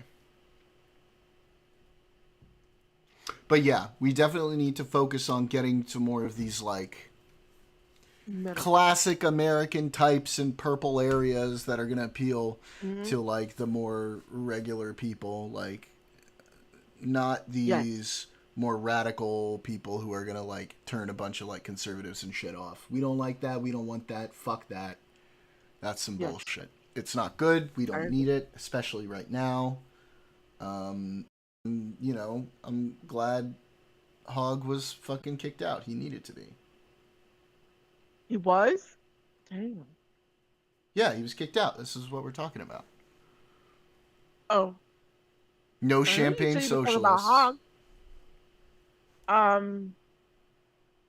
Oh shit. I thought you were gonna jump into the riots right away. No, not yet. We'll get into that a little bit. DNC chair Ken Martin, who clashed with Hogg, released a statement commending David for his years of activism, organizing and fighting for his generation, and while I continue to believe he's a powerful voice for this party, I respect his decision to step back from his post as vice chair. He definitely had a point in him getting kicked out. I have no doubt that he will remain an important advocate for Democrats across the map. Appreciate his service as an officer, his hard work, and his dedication to the party. We need moderate Dem veterans, retired cops, firefighters. Absolutely. Yes. I 100% agree with that. We need so many more of those types of people. That's such a great point, dude. Yes. We need those people who we can point to and be like, no, we're distancing ourselves from the ACAB bullshit. We're not related. That's not what we want. That's not who represents our party. Yeah. I agree. Yeah. To tell the lefty losers who say ACAB to F off. 100%. The DNC will hold new elections for the 2 vice chair roles beginning Thursday. The vote for the new male vice chair will take place from June 12th to June. Wait a minute. Does the DNC mandate that you have to have 1 male and 1 female vice chair? That's a bit soy. You should just have whoever's best for the job. Equality, I guess. I'm not sure. Hogg needed to go. Trying to blow up safe seats from the inside is insane. 100% right, brother. 100% right. My favorite sentence: make sweet love to a cactus. The vote for the new male chair take place from June 12th to June 14th. Vote for the second vice chair. Oh, of any gender. Okay. Wait a minute. No, okay, no, that's stupid. Now that's stupid in the other direction. That means they have one chair that has to be male, and then the other chair is any gender? Why are we doing this? Just fucking let whoever's best for the job or get voted in. Why does it have to be fucking like gender oriented? This is dumb. Why the fuck would you do that? From June 15th to June 17th, with Hogg declining to run, Kenyatta is now running unopposed for the male vice chair role. Wait. But didn't he just get removed? Huh? Okay. The three other candidates for DNC Vice Chair, Shasti Conrad, Kaylin Free, and Gina Repas, submitted candidate videos to compete for the second vacancy, according to one DNC member granted anonymity to describe private details. Earlier this week, Hogg's group endorsed Virginia State Delegate Irene Shin in the special election for Virginia's 11th District to replace Democratic Representative Jerry Connolly, who died last month. The internal drama within the DNC reignited again over the weekend when Politico obtained audio from a DNC meeting in which Martin told Hogg and other DNC leaders that his leadership has suffered due to the clash. The vice chair, Martin said, had, quote, essentially destroyed any chance I have to show national leadership. Oh, yeah, he had to go. Several of the DNC leaders who participated in the call expressed support for Martin and accused Hogg or his supporters of leaking at Hogg for his part. Denied he shared it. Yeah, we can't be having that kind of discord within the party.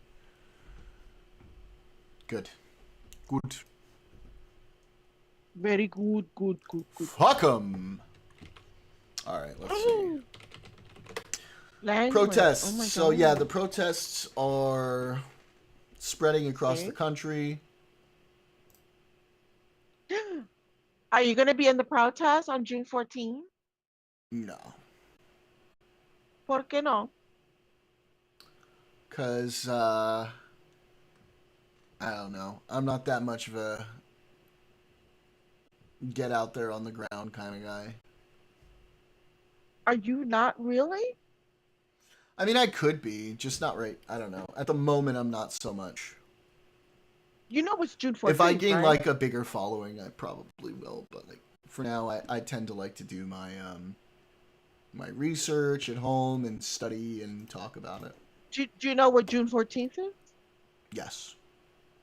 Uh-huh. Yeah. I'll be out there on June 14th. Good. Don't burn any cars. No promises. I make no promises. Trying to get a good update on this. Anyway, man, I am still of the opinion it's difficult over here in LA area. It feels protests have lost their cause. Hey, fellow Angelino! What's up? I'm over here in Marina Del Rey.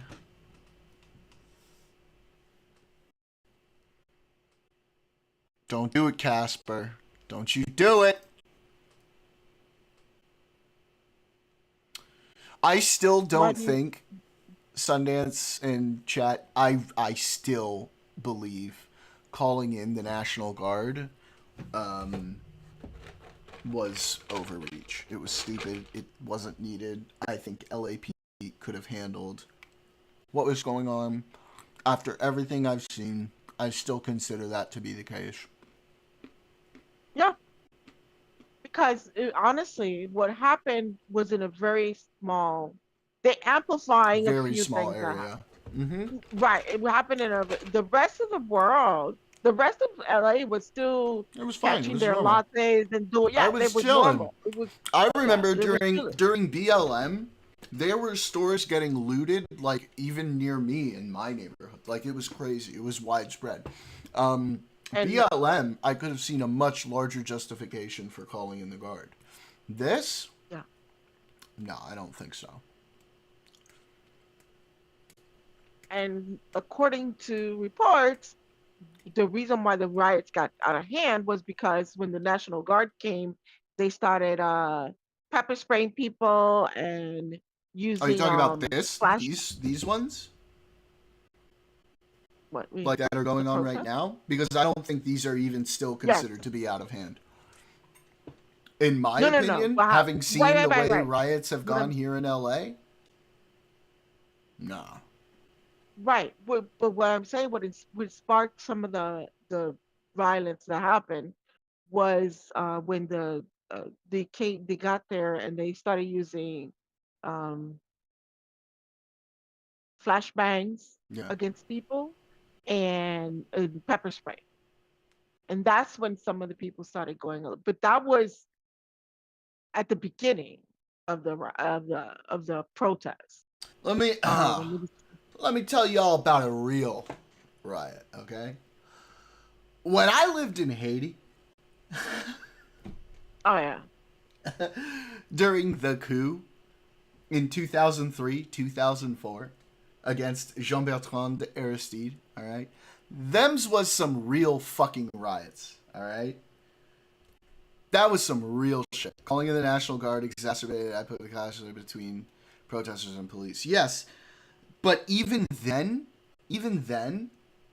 I don't think it rose to the point of even needing the National Guard. Like, it never really got that bad. No. Like, my understanding is, like, at most, maybe somewhere like 3 to 5 cars were burnt. By the way they were reporting it, you would have thought like 30, 40, 50 cars were flamed up. And I have a video. You want me to share it? But I have a video that shit that's coming out now.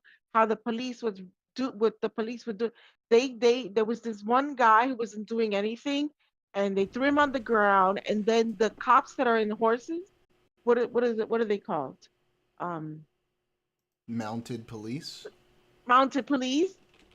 One of them used his horse that information to try to trample the guy. A couple days old, but they used the horse to try to trample the guy with his horse, and then from the horses they started beating this guy with a baton. He wasn't doing anything, and he was on the floor. And then when he tried to get up, they threw him back on the floor. No. I have the video. I don't think Orange County is going to do too much about it, though. What do you think, Sundance and Daniel?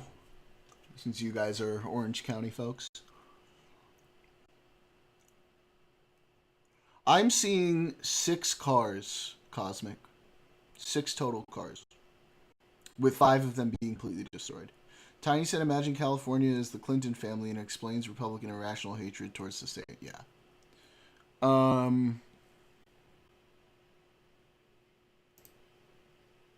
Either way, 6 burnt cars and a couple out-of-hand protesters, I'm using a couple, obviously, does not need the fucking National Guard.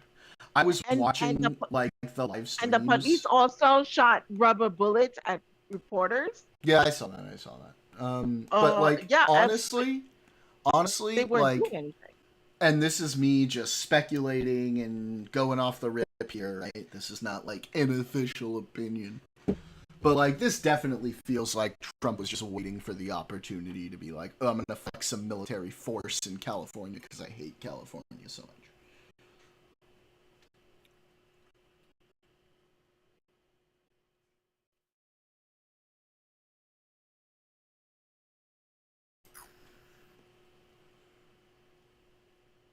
You want me to link you the video?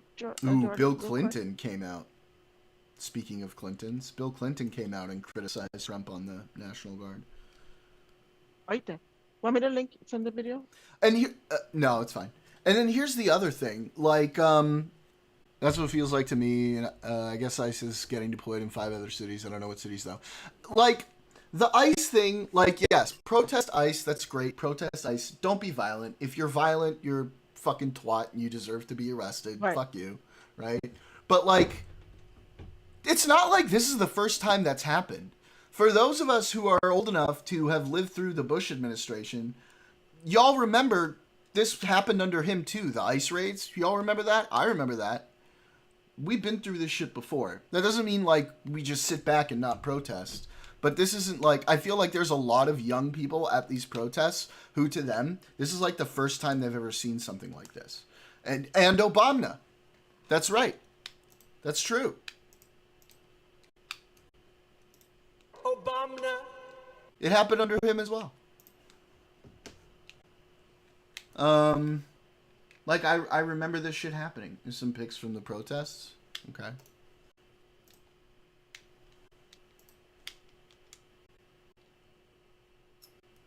Cool.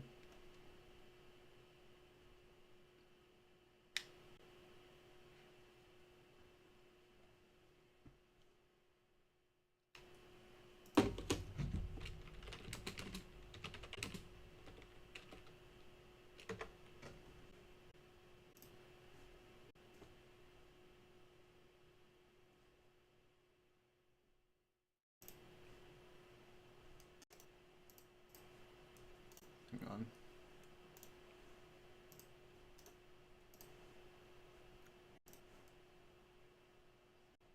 Yeah, bro. None of this needs the National Guard. This is crazy.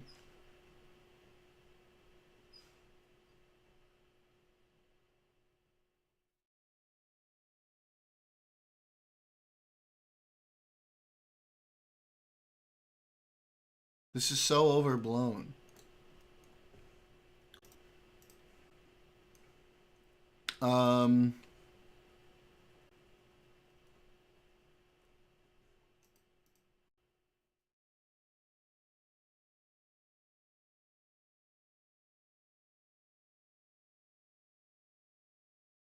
Let's see if I can get some pictures of what it was like when I was,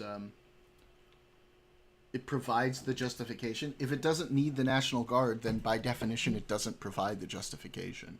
It's being used to provide a justification. Falsely. Correct.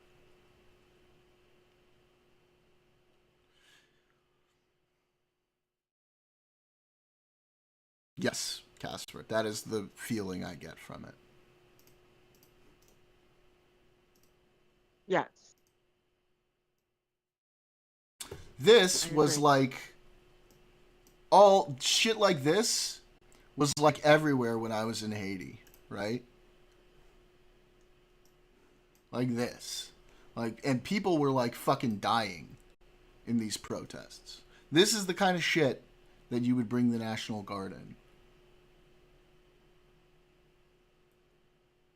This was everywhere, like every other street.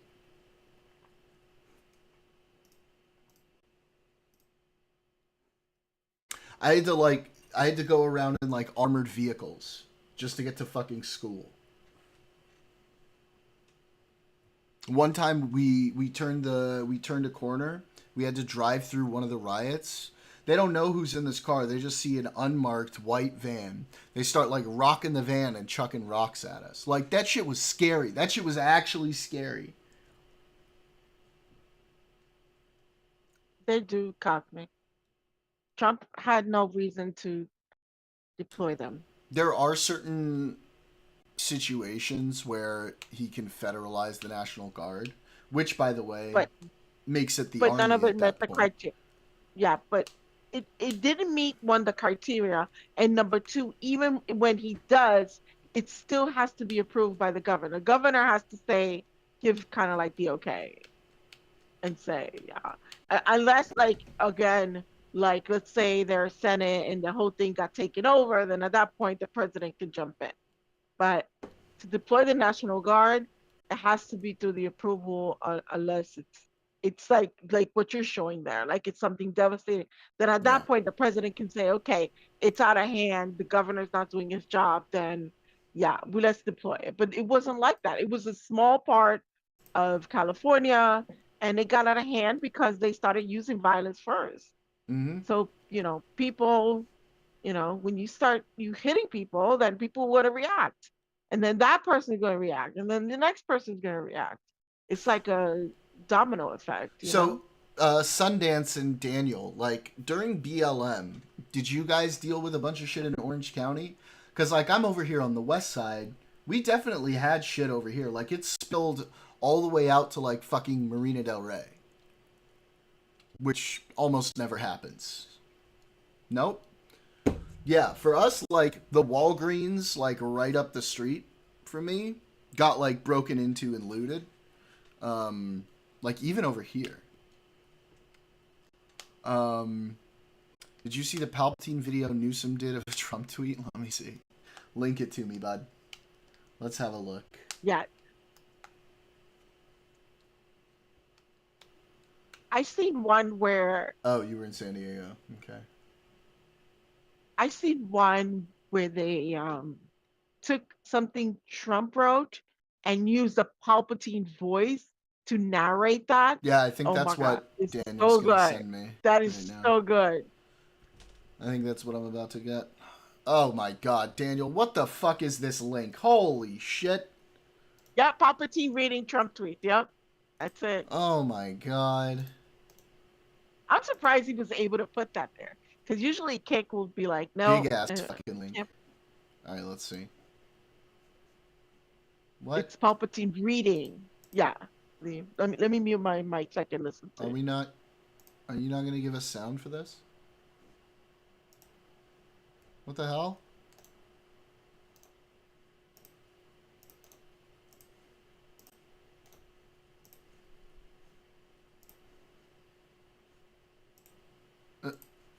Let me try it in Brave.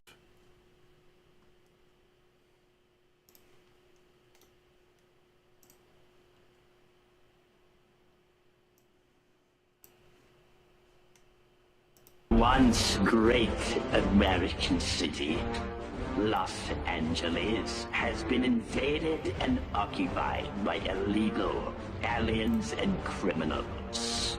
Now violent insurrectionist mobs are swarming and attacking our federal agents to try and stop our deportation operations.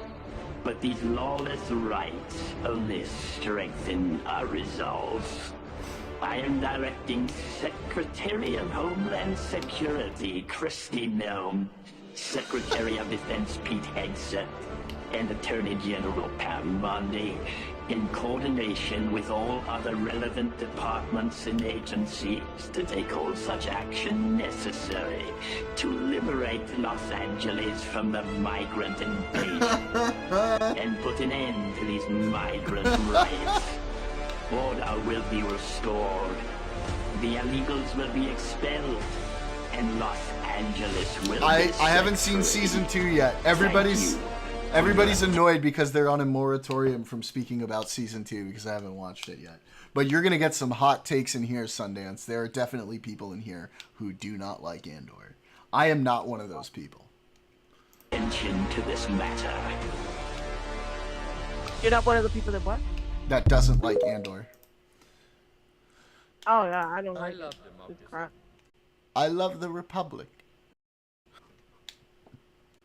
I am the Senate.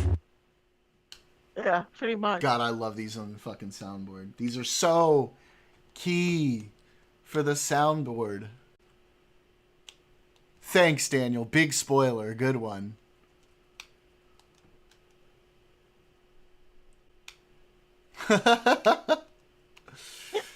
Casper. Doesn't like Andor and yet managed to end up being a mod for Destiny. Unreal. I guess anybody can do the job, huh?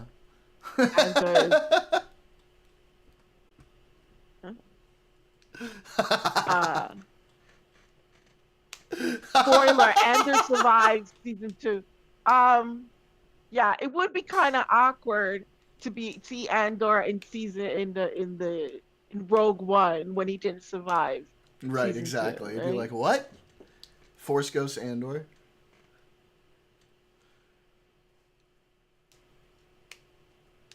I will make chat riot. This is a good time for dailies. All right, let's do our dailies. Okay. Connections. Why are you moving on from this? Well, we could keep coming back to it. The daily cheating. Oh yeah, here we go. She's back, and now I will be accused of cheating I think I did all the time. Okay. All right. Let's see. Rooster. She said, "Wait." Casper said, "Wait." I gotta do mine real quick. To show off. Bluster. Let's fucking go. Parens? Oh no. I don't know what that is.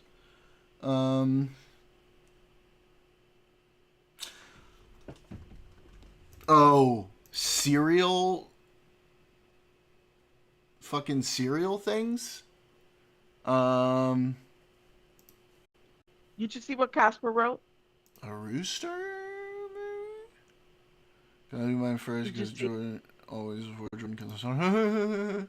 Yes, cereal mascots. We're on a roll. Okay, here we go. Here we go. Did you know that was cereal mascots? That's bullshit.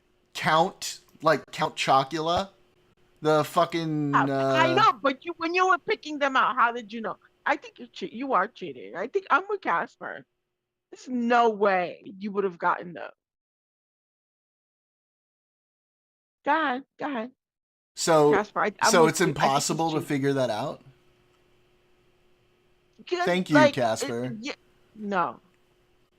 You think so? Thank you. I don't think it was. I don't think it was. I would have never put those together.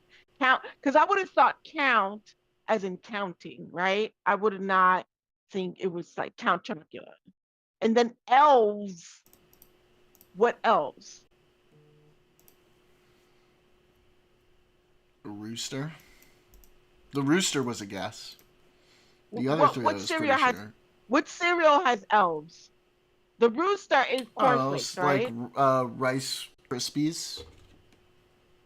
Rice Krispie flakes or whatever. I would have never thought. Yeah, I don't think of that cereal.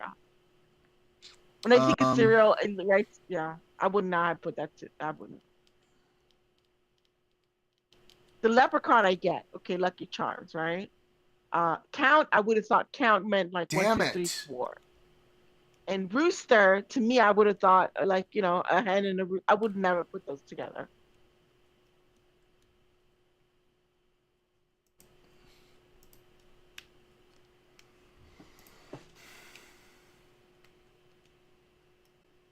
Oh, my bad.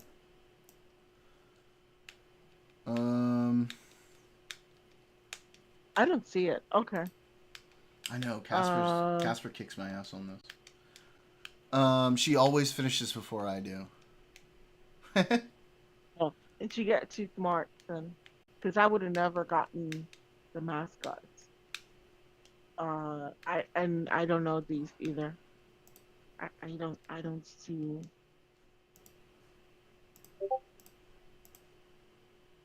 Nah, one away. Okay, what is it? Oh no! Oh no!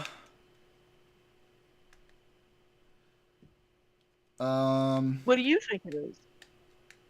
Why did you pick banana, eyebrow, and rainbow? Just curved things. I don't fucking know. Hang on.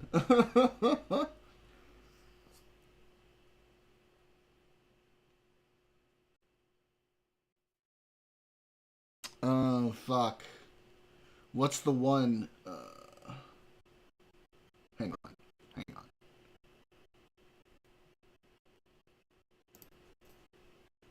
Yeah, I wouldn't gotten that. Yep, yeah, smarter than me for sure. Yes, it was curved things. Well, arc-shaped things. Okay, cool. There we go. Ways to denote a citation. Oh, like a cat. Daggers like a cat. Okay, cool. How? Wait a minute. Wait, go back a second. Let me look at that. But go back to puzzle. What was the last one? Ways to denote a citation. What? Ways to Like to cite something. dagger? What's dagger? Yeah, I think it's like an asterisk, like not an asterisk, like a caret, CARAT, caret. How is a flight path arc shaped? Flight paths are arc shaped. They're not straight. Are they? Yeah, because you know the Earth is curved. Oh. See, okay. Y'all smarter than me. All right, here we go. Time guesser, baby. Here we go. Here we go. Okay, this is like 60s, 70s vibes. What the fuck? Yeah, 60s, 70s. Oh, man. The hair, the look at the Oh, Turkey. Oh, okay, there we go. The what you call? Oh my god, the sideburns on that guy kind of said 70s. What do? We don't know, so we go with like fucking Istanbul. You can't see behind it, so it's probably like somewhere around here. I don't know, like fucking here or something. I don't know. And we'll say 62, because why not? Because we have no fucking clue. Oh, this is a bad start. Here we go. 70. 73. God. Okay, well, we can work with that if we have good ones for the rest of it. The sideburn was what the guy with the sideburn, that's what gave it away for me. Oh, wow. Is Dutch? I think so. It's flags. The flags, for some reason, there's a bunch of British flags, but this is Dutch, yes. Right? Or is this... That's Swedish, no? No, that's not Swedish. Doesn't the Swedish flag look like the Red Cross? No. Swedish flag is blue and yellow. Oh. Okay, I think this is Dutch. Or is it Denmark? That's good. Now I'm fucking myself up.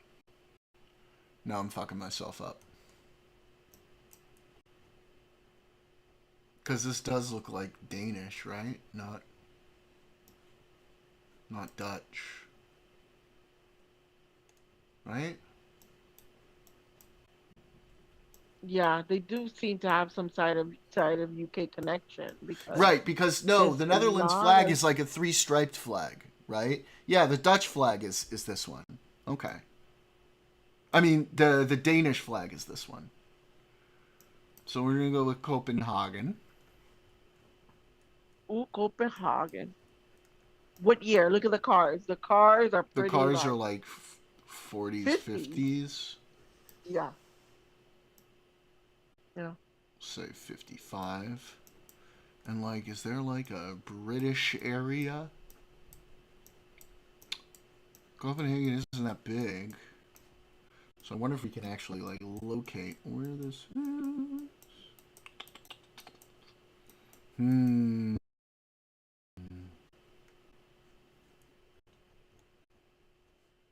The planetarium. Looks like a city, like New York. If it, it looks like a. Let's see if we can find that.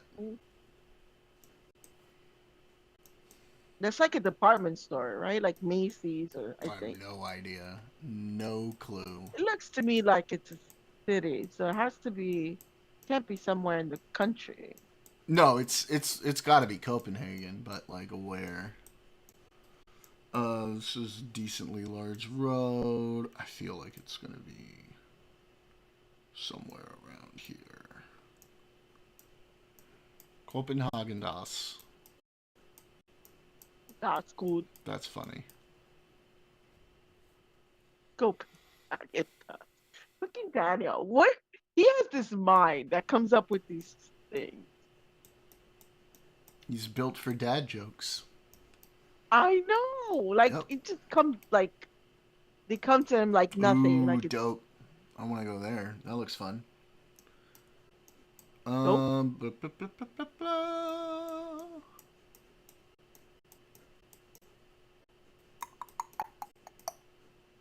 Yeah, I'm just gonna shit and get off the pot here. We'll say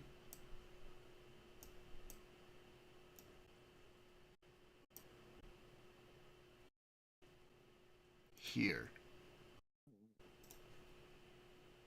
2 years off. Not so close, but we take those. We take those, baby. We take those. Casper left. 2 years off, and then what's the distance? Oh my God, they're just fucking with us here. Casa What del was the Greco. distance? Librería religiosa. Retos religiosa. escrito de Santo Tomé. De San Vicente, Santo Tomé. This is giving me like. Is this giving you Puerto Rico? No. No? Not at all. De San Not Vicente. At all. San Vicente. It's somewhere in South America, I think. São Vicente. I don't think it's Spain. I don't think it's Spain. I think it's somewhere in South America. Church of Santo Tomé, Museum of San Vicente. This is the Cape of San Vicente, but there's going to be a lot of places called that. Let's see. Santo Domingo. I think it's South America. And there's a lot of places. San Vicente. Wait, but here's the thing, right? It's got French here, too, for some reason. If I had kids, I could say my dad joke powers have doubled since the last time we met. Count.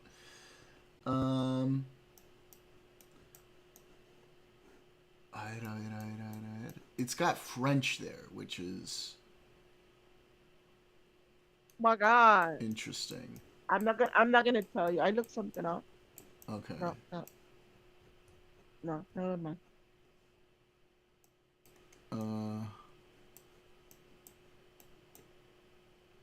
I don't think they're gonna have French here, will they? I mean, since they're right next to Haiti. I feel so tired, says Spain. I don't know.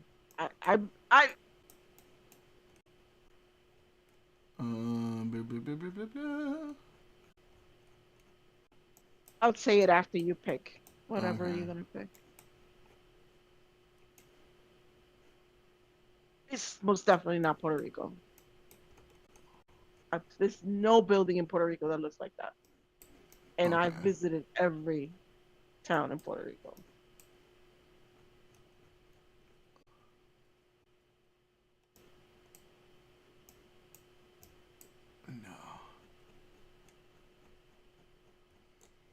What year do you think it is? Like 60s? I haven't even thought about that part yet. Okay. Probably something like that.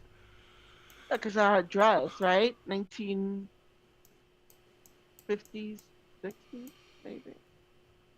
It's also clearly a very hilly sort of area.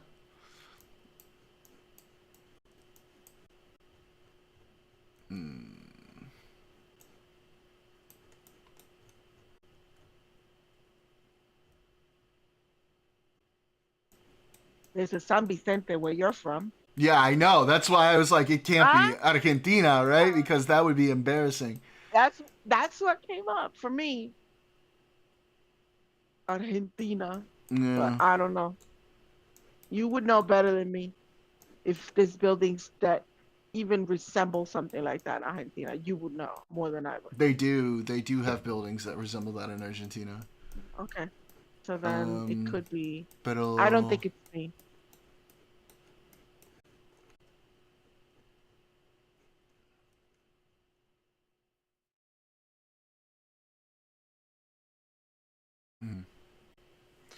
Which sign? These? Catedral, Museum of San Vicente, Church of Santo Tome, House of El Greco. Casa del Greco.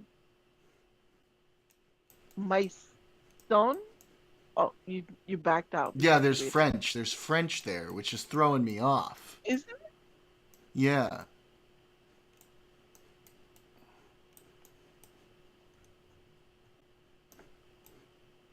I don't see French. Chaco. San Vicente. A ver. Córdoba. Santa Fe. Corrientes. Misiones. Entre Ríos.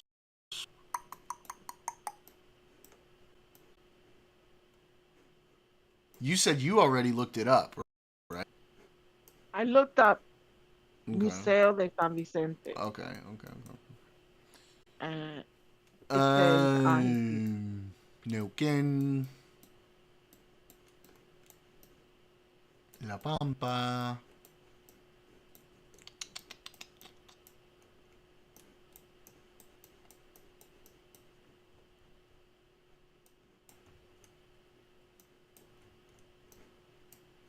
Chubut. What's the capital of Argentina? Buenos Aires. That's what it says it is. What? I'm sorry. It is. Yeah.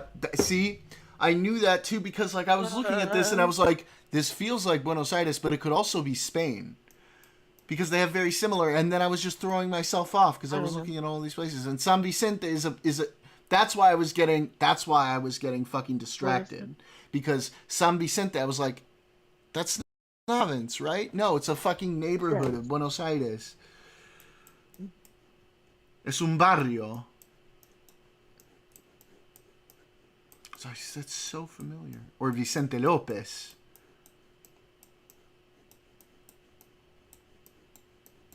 Right?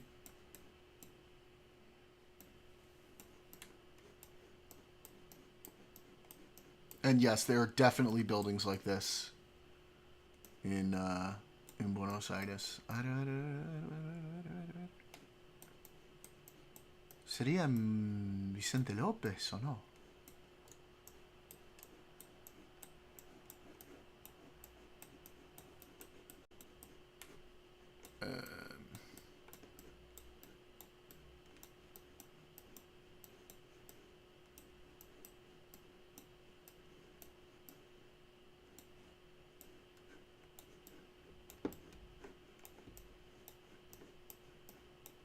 Sí.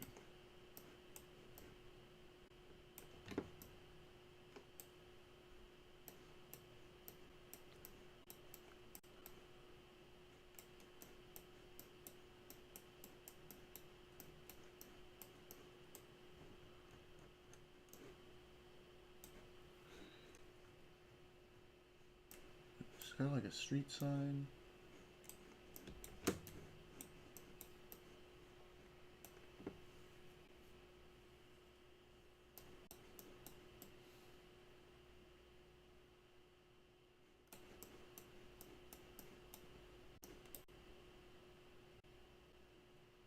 Santo Tomé.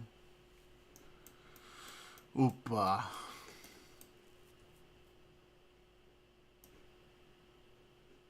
No, I feel like I'm not in the right spot here.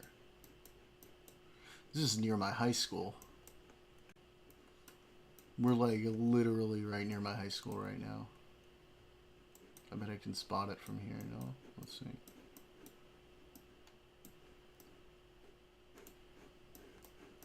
I wonder. Now I'm getting a little ADHD distracted. But I kind of want to find it now that we're here. Where is it? Where's my high school? Hey! It's my high school! Look at that. It's where I went to high school, folks. Asociación Escuelas Lincoln. Ah, there it is.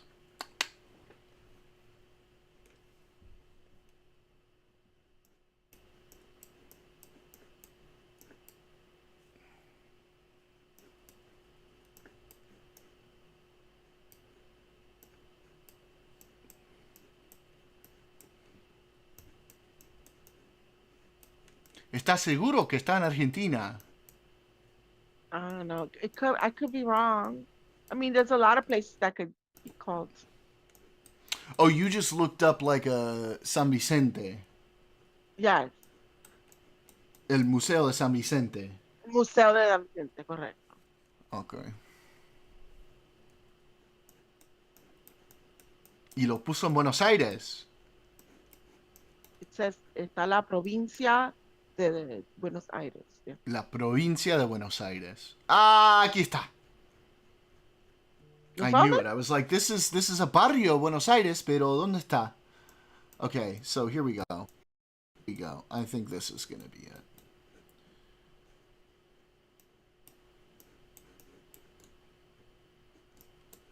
Tengo que encontrar la iglesia.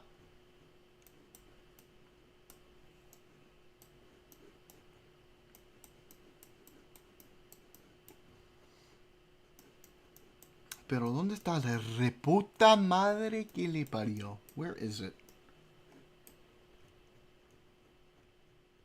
Central. It's gotta be somewhere near the center. They have lakes in Argentina? Yes. Yeah. I feel so tired. They have lakes in Argentina. Oh my God. No, it's all dry land and desert. Yeah.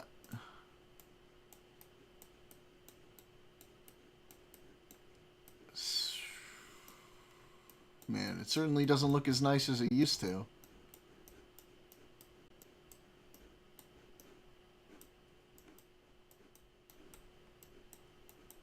I wonder if this is it. I don't think this is actually it. They have clouds in Africa. I don't know if this is actually it. Because there's going to be a lot of places called San Vicente. What? No. Well, this doesn't look right, no? Uppa. What happened? I'm feeling less confident about this now. Because this doesn't look quite right.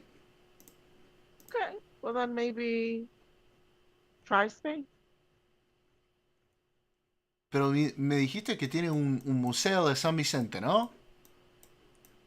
That's what it says. Eso But es lo maybe que buscaste. Spain has one too. That's I don't. I'm afraid now.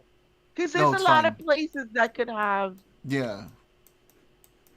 I don't get mad if we get it wrong.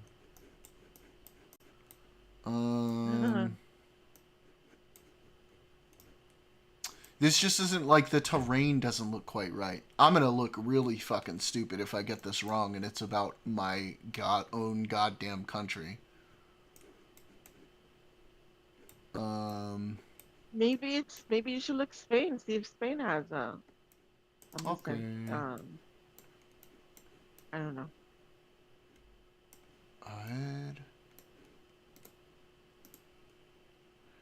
You're saying Logup doesn't even recognize Argentina as it's also known Greater Brazil. You motherfucker, I will jump through this computer right now and smack you in the face. Oh.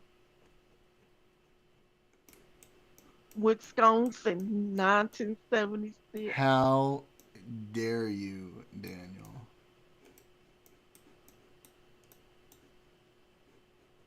It could be Mexico también, right? No.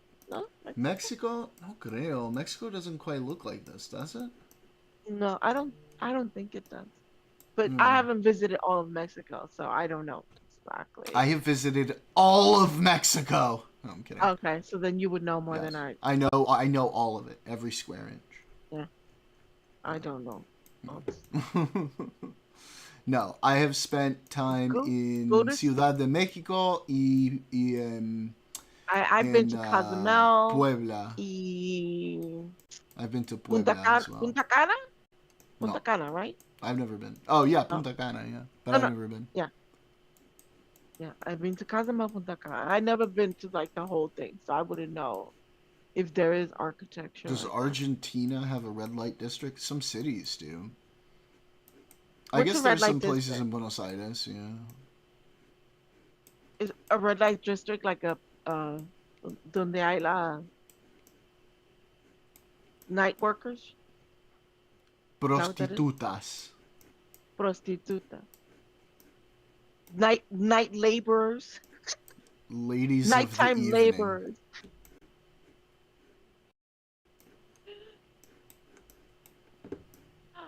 I think well, I think there's red light districts everywhere, right? A Has lot to of be. places. Yeah, I don't know. This is giving me vibes of like somewhere in post-colonial Spain. Like not in Spain itself, if I'm honest.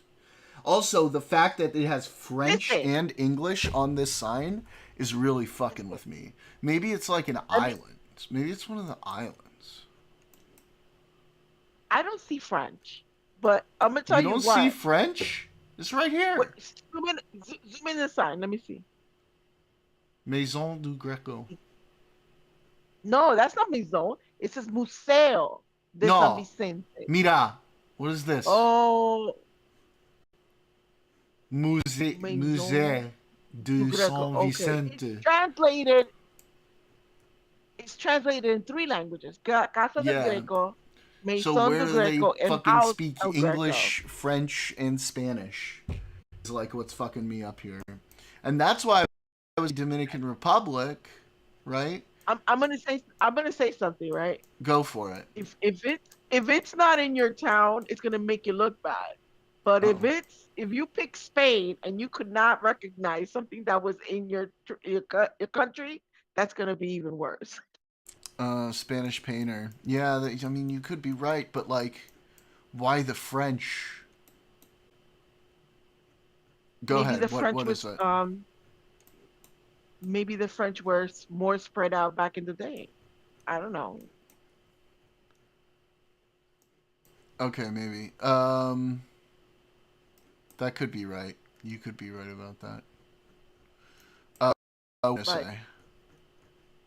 But I'm saying, if you pick Spain and it's in Argentina, I'm gonna that's be really annoyed. gonna look bad. I'm gonna be really annoyed. Yeah. It's like, oh, you can't even recognize your own fucking country. But also, like, it could make sense for Spain because what country are they right fucking next to? France? France. Yeah.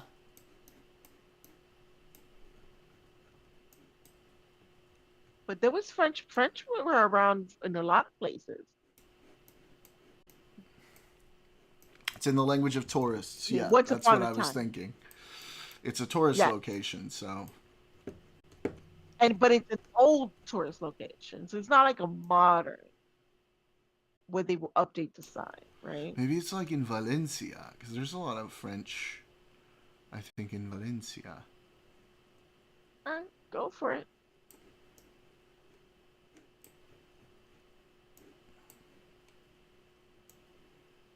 El Greco.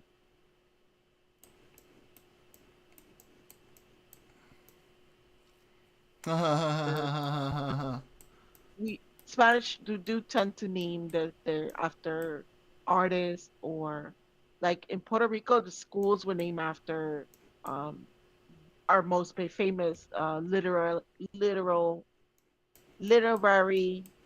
authors. I'm just gonna have to guess soon because I'm taking way too long with this. Oh, what about Andorra? Oh, like somewhere around here.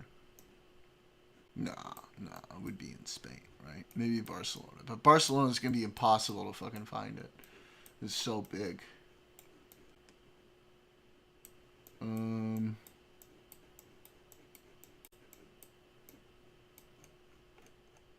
there's like a neighborhood of San Vicente. It is giving a bit of Barcelona vibes, though. Yeah, I know. Something, I read that. something, empanada, empanada.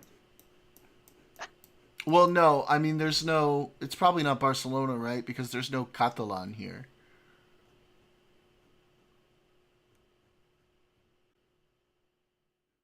Well, you don't see any Catalan.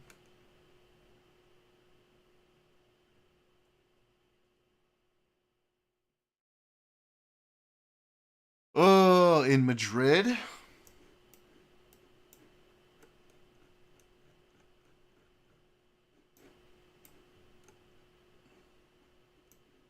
Is there San Vicente? I don't know. I might just end up guessing Madrid, and we're gonna be like way off too, and you're gonna be right. And it's gonna be in fucking Argentina, and I'm gonna be really pissed off with myself. Just don't get pissed. Get mad. I ain't pissed with me. No, you.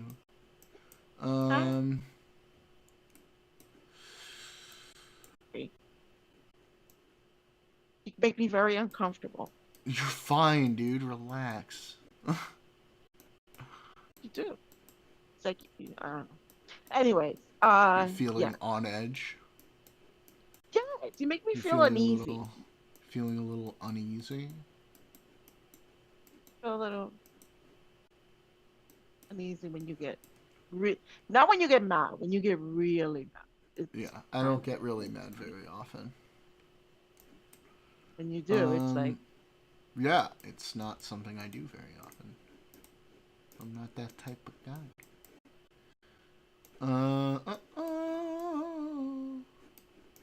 Alright, fuck it. Fuck it! I'm just gonna guess. I'm just guessing. This is not gonna be great. And then, yeah, this looks sort of like... This looks sort of like the 40s. 40. Dress... I would, yeah. 13 years? Okay, yeah. It was Toledo. Look at that. I feel so tired. You were right. It was Toledo. Ugh. Toledo not a great what? Score for this one. In Spain. Oh, it was in Spain? Yeah.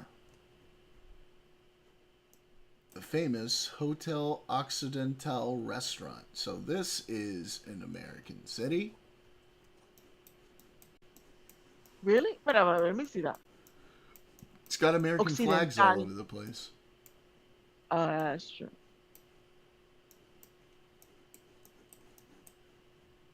Occidental. Oh. Okay. No. If it has... It's got to be DC, right? Unless that's a state capital, that's got to be DC. Oh my God. That's a dead giveaway. I did not. And it's like on the other side of Lake Capitol. So East Capitol Street. What year do you think that was? Oh. Yeah, that's the thing. So I'm going to place it like right around here-ish, I think. I might be a little too close. Maybe it's like more like here. The 10s or the 20s? I don't know about that. That seems a little early. But you could be right. Yeah, let me look at the wait. Look at the hats that they're wearing. Those hats were like from the. Yeah, but it's like a parade, though. The band. Yeah, but everybody's wearing those. So I don't know what one of those hats. Those straw hats were from. Yes. It was 20s. 20s. I don't know. Can we tell from I know the hats? Yes, I think we can. Okay, all right. 824. Oh! I don't know what year. Oh, it was the other side. God damn it. What? What building? Oh, see? 23. Whoa. How is... Jesus, dude. You see the Capitol from all the way over there on this street here? That's kind of crazy. Yeah. All right, last one. Oh, you missed the Capitol? No, I was on the wrong side of it. Oh, no. What is this? Fuck. They're like miniature houses, all right? This is... I can't tell what flag this is. This could be Netherlands. It could be like Austria. I don't even fucking know. This looks like the 70s or 80s. Dutch people are really tall. I think that would qualify them as more like giants, not tall. Yeah. Fuck. Because then the people would be... I'm thinking this is... tiny. The Netherlands.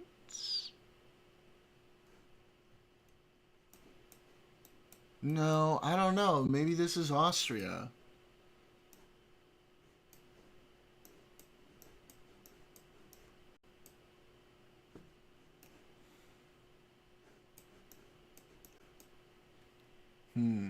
A Luxembourgish flag? Is it? Or Austrian? Couldn't it be Austrian as well? It's the nether regions. I mean, it could be a bunch. There's a bunch of these like tricolor flags. You can't really tell if these two are two separate colors.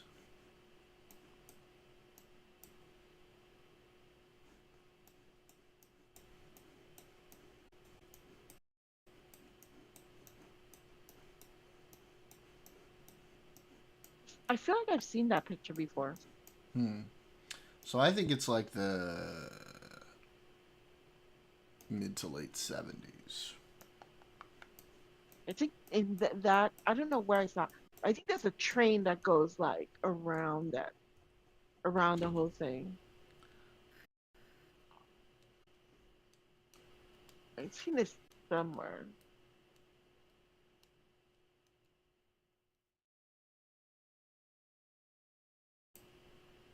I'm getting Austria vibes here, man. Or like Bulgaria or something.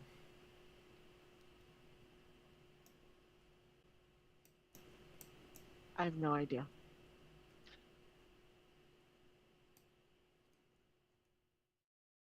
I'm gonna go with that, and I'm gonna be wrong, but I'm doing it anyway, because fuck it. Get to the chopper. Oh, no, it was the Netherlands. God, it's so hard to tell when it's that color. I couldn't tell if the top one was a different color from the bottom one. Shit. Hey. Final score. Still made it over 40,000. 41. Well, that took way too long. Regions. It's okay. All right. What do we want to do? What do we feel like doing? Mira, para que quiero que tú veas esto. ¿Qué? ¿Qué cosa? Te voy a poner el link. Quiero que lo veas. Okay. My high score was what, like 48 something, I think. My all-time high score was like 48 something. I don't think Tiny's ever come close to that. It's like 48-1 something.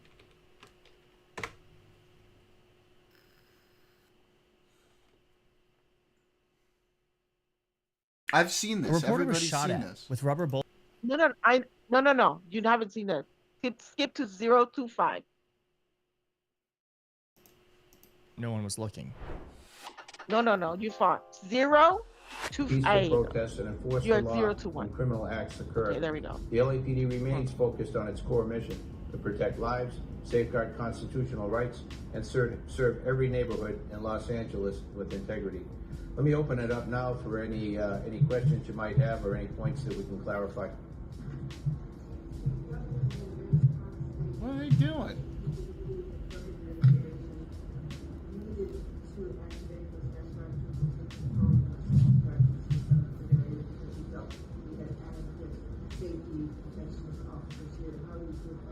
Yeah, if I don't know. So that was a police commissioner in the background. Obviously, the person who filmed this video very smartly juxtaposed it with what's actually happening versus what they're saying. And this protester was doing nothing. Like, he was not in any way in danger. This is a gross abuse of force.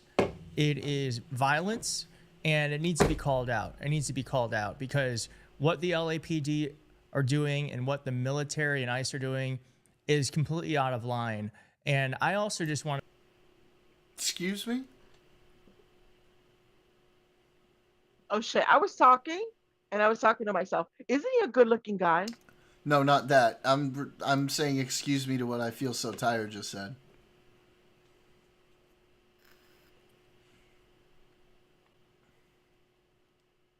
Seems from Argentina. I want to show you too that there have been studies that show that when folks are met with juiced up police in riot gear, it actually does the opposite of what it's intended. Was that He's very good look. I think he's very from sending out a Pokemon? In riot gear, it actually does the opposite of what it's intended to do. So for decades, criminal justice experts have warned that warrior-like police tactics escalate conflict at protests instead of diffusing that's what I wanted you to see. That one part with the horse and what they were beating the guy. That's it. That's the only part I wanted. Were they preserving all the psychos for just this eventuality? I don't know, dude. I don't know. Look, in the middle of shit like this, people get hurt needlessly, like always. It always happens. Yeah, but I mean, like, you know what? When I see we don't know what the story is yet. It's a video clip. Obviously, that looks very bad, but we don't know like everything that happened. What video clip are we watching? It could be like 2 seconds before this guy was like punching like we have no fucking idea, right?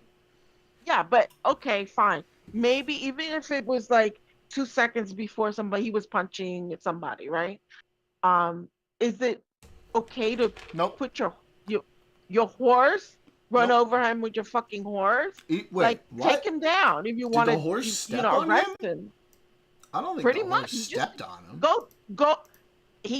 Listen. Look. Go back. 24 024 video. We're watching on stream. Called out. It needs to be called out. Let me watch on the stream. Peaceful protests and enforce the law when 24. criminal acts occur. Okay, The LAPD remains focused on its core mission to protect lives, safeguard constitutional rights. 020. Wait, why did you say 024? We're watching a video. Mira. Velalo. Los Angeles with integrity. Oh, All right, I'll look. Any questions you might have. Clarify. Watch. Now, mira, le tiró el caballo encima, mira. See? Yeah, he trampled him with his sword. Candy, you know what you're watching on the screen is like a few seconds behind what I'm seeing here right now, just so you know. Okay. Yeah.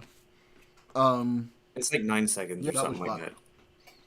Like, take him down. Like, arrest him. Whatever. I don't know what the hell that was. Why are you throwing your horse on this fucking and the guy? And then the other guy, el otro también del lado, trata de darle con el caballo también. Let me see. Yeah. Are we watching you watching the stream, Janice? Yeah, I'm watching the stream. Oh, it's kind of cool. Of somebody getting trampled with a horse. Like the guy's being thrown on the floor, and then the police is kind of like trampling him. I mean, and just take the guy down. Like, in what world do you think that trying to run him over with your horse is acceptable? Like, I actually saw a similar thing in Spain some time ago where I think it was like a soccer game, and like unlike this little clip, I actually saw like what started it there's a guy that was like horses are walking up to another set of fans. Powerful animal. If he kicks you, he's going to do damage. Serious damage. Yeah. You know what I mean? Yeah. So at what point does your brain say? I don't know what the story is. At what point does your brain say, yeah, maybe I shouldn't trample this guy with my horse.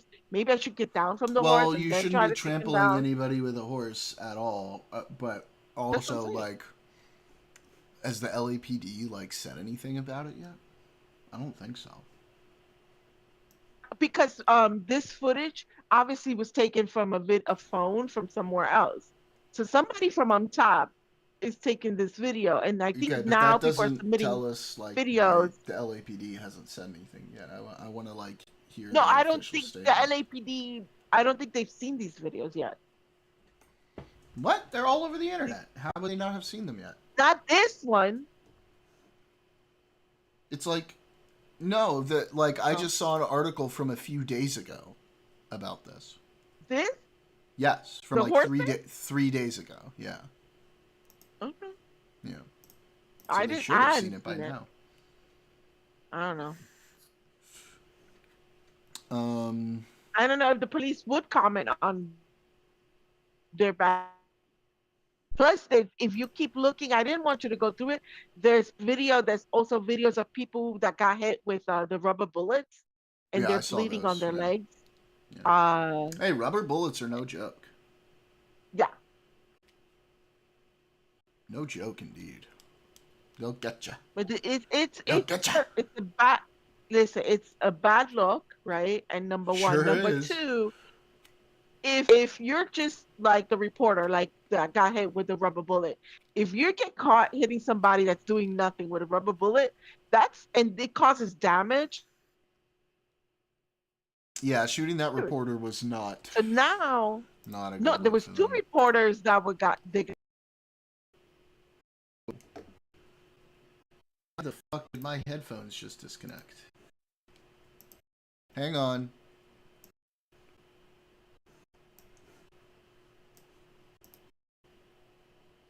I can't hear you right now. My headphones disconnected. If you're talking, I can't hear you.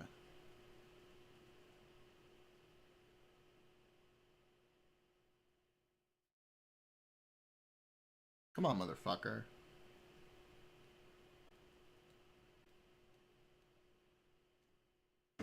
Come on.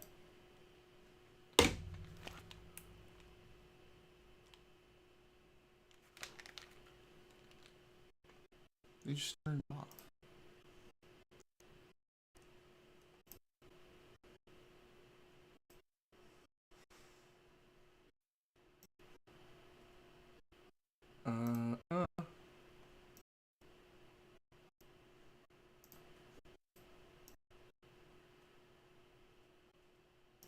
Her back towards the police officer, and the guy that got hit, he was almost facing the cop, kind of like, and the cop was on the sidewalk on the right hand side, and he just pulled up his gun and just shot him, like, for no reason.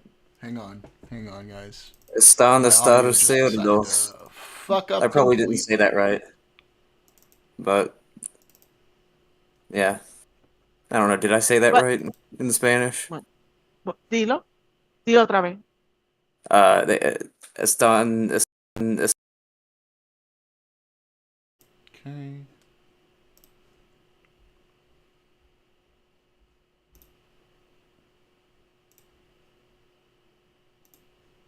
You know, the one thing with Spanish is you said it right. Can you hear me? Everybody in stream, can you all hear them? Guys, say something. Something. Okay. In Spanish, there's a lot of words. Some places will call it cerdo. Some places will call it puerco, pig, puerco, pig, cerdo, marrano. The different depending on where you're cerdo. from. En Argentina decimos cerdo. Sete cuerdo. Nosotros decimos puerco. Puerto Ricans say puerco. Yeah. And the Jews, we say treif. Puerco. Sorry, that was a Jew joke. Oh, I thought because that means non-kosher.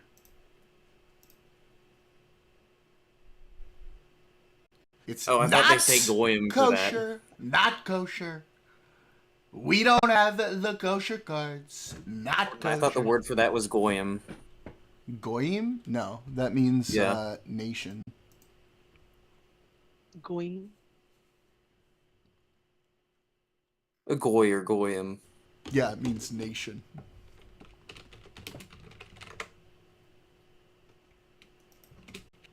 The only Jewish word I know is oive. That's Yiddish, I believe, actually. Is it? Yeah, it's more Yiddish than Hebrew. I used to have a coworker. She was Jewish. She used to be like oive. Yeah, we say that a lot. We definitely say that a lot. All right. Who wants to watch some fucking Two-Ton and Loner? Ugh. Why don't you like Loner? Donor box. Yeah. You know, he speaks like his mouth is full. It's just very annoying.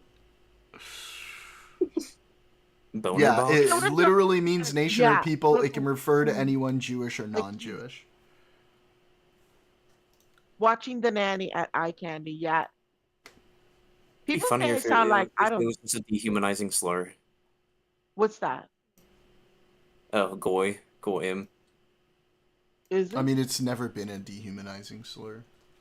That'd be funnier if it was though. It's like what people have tried to say that we use it that way, but we really don't. It's just especially more like lies, more lies, more fake news. But like it's actually fake news. It is fake news. Yeah. No, and I also see that on like Instagram where like with like genuinely anti-Semitic people. Oh, there's a lot of those that. on Instagram. Threads too, dude. Threads is fucked. Like I think when you remember me sending you that screenshot where I was telling people, hey, you can be like you can like be against genocide and not be a vile racist all at the same time, right? Right. Do you remember me sending you? Yeah. Yeah. I also remember getting a response where someone said good goy. Jeez. Jesus. Alright. Yeah, and Mal also started a campaign to like baseball the birds. Though. And Dylan Burns. I mean, like, who gives a fuck? What he did to landlords was based. What he did to land.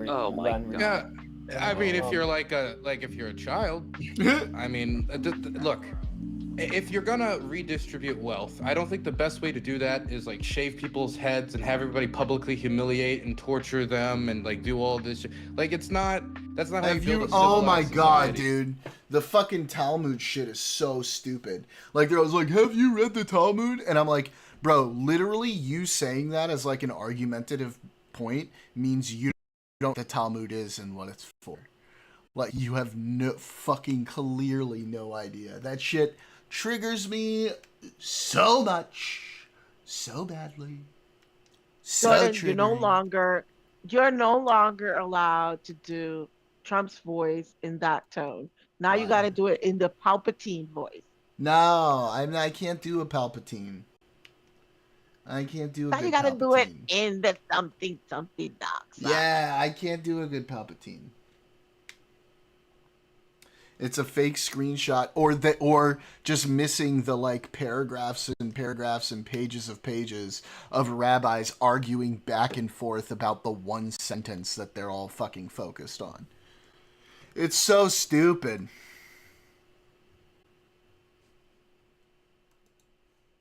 Fallout is See, that's how you build a society of like sociopaths. I know. I can't. Are you get them credit for that? Fuck off. I don't know. I lived between Fallout is 1949 good. Yeah. I don't know, but I'll probably Dave do the Diver. Factorio, but I That have game to like. kills fishing. I know. Dave the Diver kills. Let's do some Factorio, but I'm gonna have to like fix up my mods and shit because I have a lot of mods left in it. 41. Stalin was reorganizing. You listen to your stream. I'm gonna head out. Stalin he didn't have to. Are you gonna wait? Finland Are you either, still did gonna like hang around and chat? Oh, no, I'm gonna keep the thing open, the stream Okay, open, and I'm gonna okay, go okay, watch something else. Oh. Bye, Santa. All right, everybody say bye. Adios. Bye, Santa. Everybody say bye, Candy. Say we love you, Candy. I love you. Hasta la próxima. Hasta la próxima. Ciao, Los chica. veo. Ciao. Besitos. Besos. Wait, let me get Mika. I'm gonna get Mika to come and say bye to Candy. Mika, you want us to come and say bye to Candy? You want to come and say bye to Candy? Come on. Come on over here. Oh, Mika. Mika. What's your good girl? That's your good girl. Casper, we've got Mika content.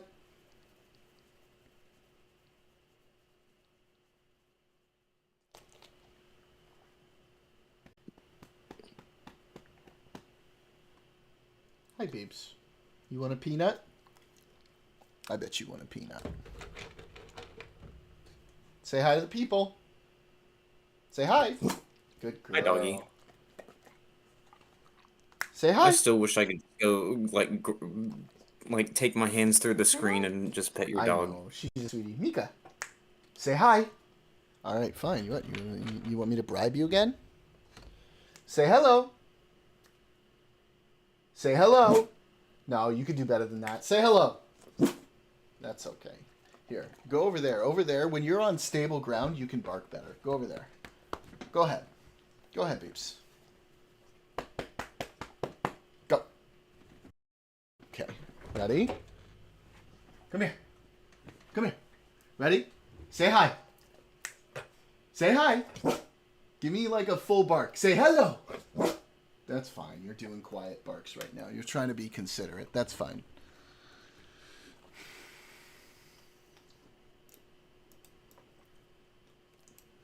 No, I feel so tired. We're Jewish. We're not Italian. You don't know the handshake. Now, did he? Was Stalin ever preparing ever preparing to invade the Nazis, or was he just waiting to get attacked? He was waiting. Well, no, I don't think he would have launched an invasion, but he was waiting to. So really, if Hitler had left the Soviets alone, what would have happened? This is so true. Italians and Jews are so similar. What if he had? My grandmother used to have the funniest joke where she would say, "What's the difference between an Italian grandmother and a Jewish grandmother?" An Italian grandmother will say, "Eat this or I'll kill you." A Jewish grandmother will say, "Eat this or I'll kill myself." Come on, yeah. Why don't you understand the hypothetical? Well, Stalin knew that Hitler would come. Stalin knew that Hitler would come. I think I heard that before. Let's assume Hitler was Not smart from you, for like 1 but second, and he just decided, no, it's not worth it. We might lose. Dude, wait. Does he have like Daniel? I don't want to be insensitive.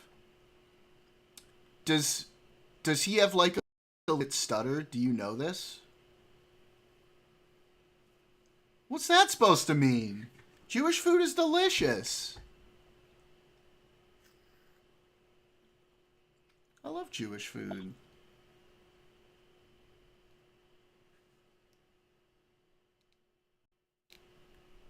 Daniel, before I go in on him, though, I need to know if he, like, legitimately... Yeah, but see, I love gefilte. It's an acquired taste. Not everybody loves gefilte. I accept that.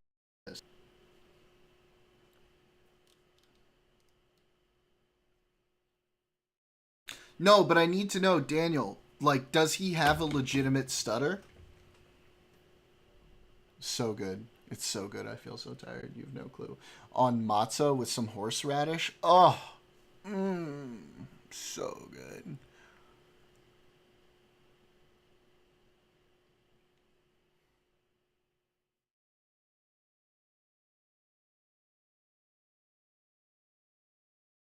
I need to know if he has a legitimate stutter, because then I would feel bad about it. But if he doesn't have a legitimate stutter, then I won't feel about it. But it's like so bad when he's trying to say something. He's like, It sounds like it's a legitimate stutter.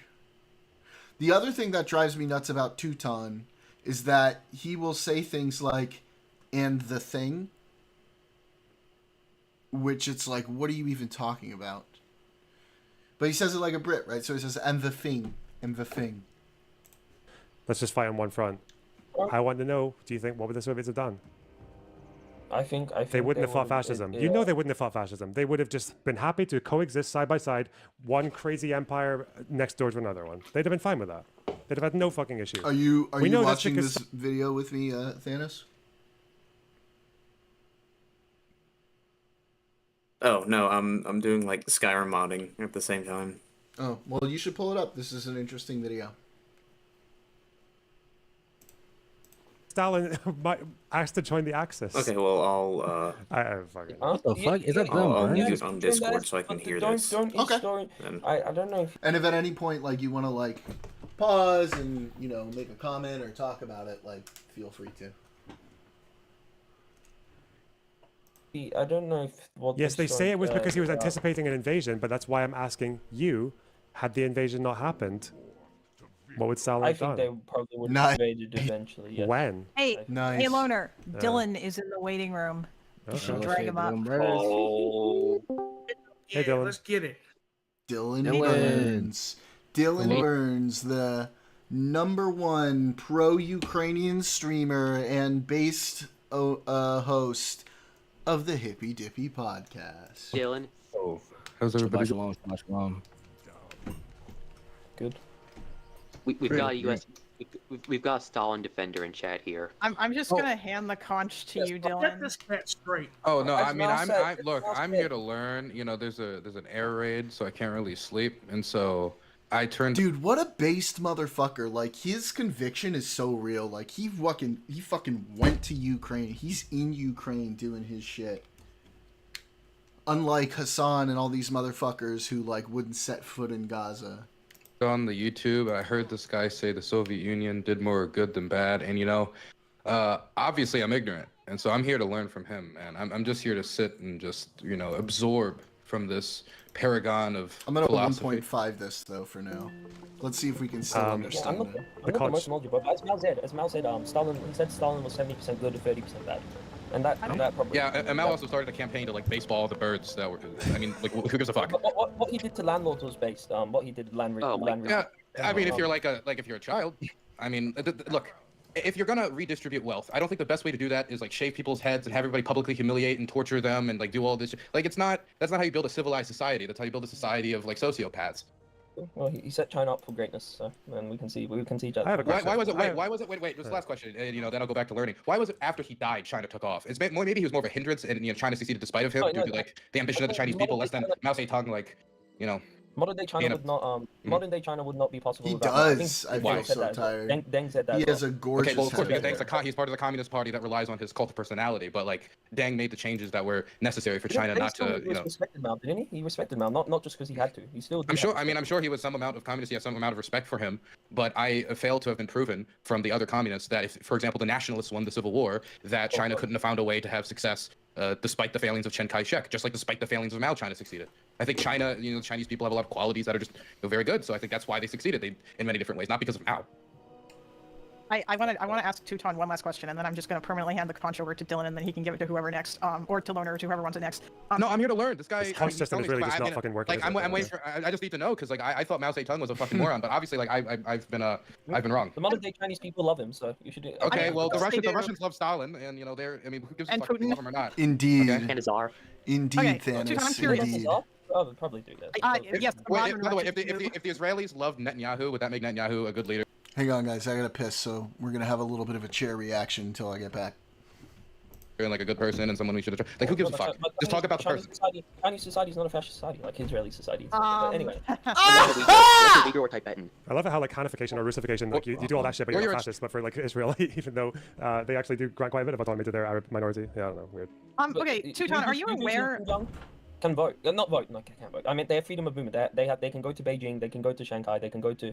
I mean, no, we're repeating now the same shit. Like, we're repeating. All this was discussed the last time that you were here, and the person who knew a lot about China informed you that wasn't really. No, that guy was like a China hawk. That guy was like a.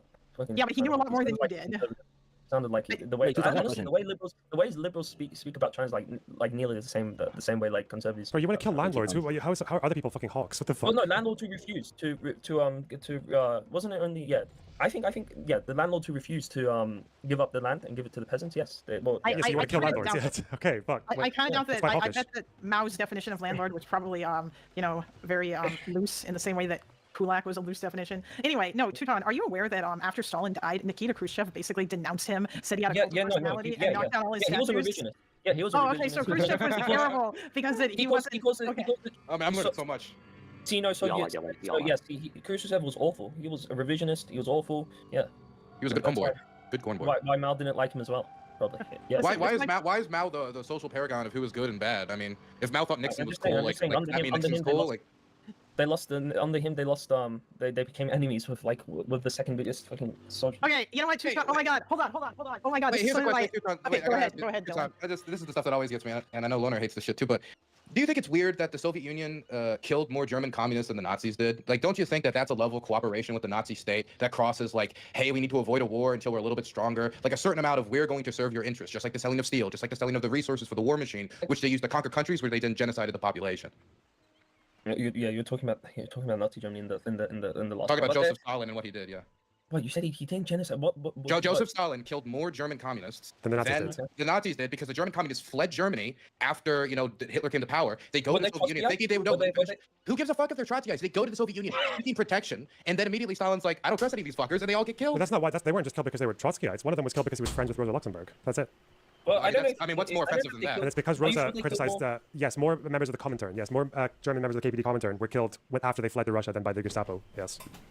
Yeah. Let him piss. Yeah, the German communists. I can find you out the other. What?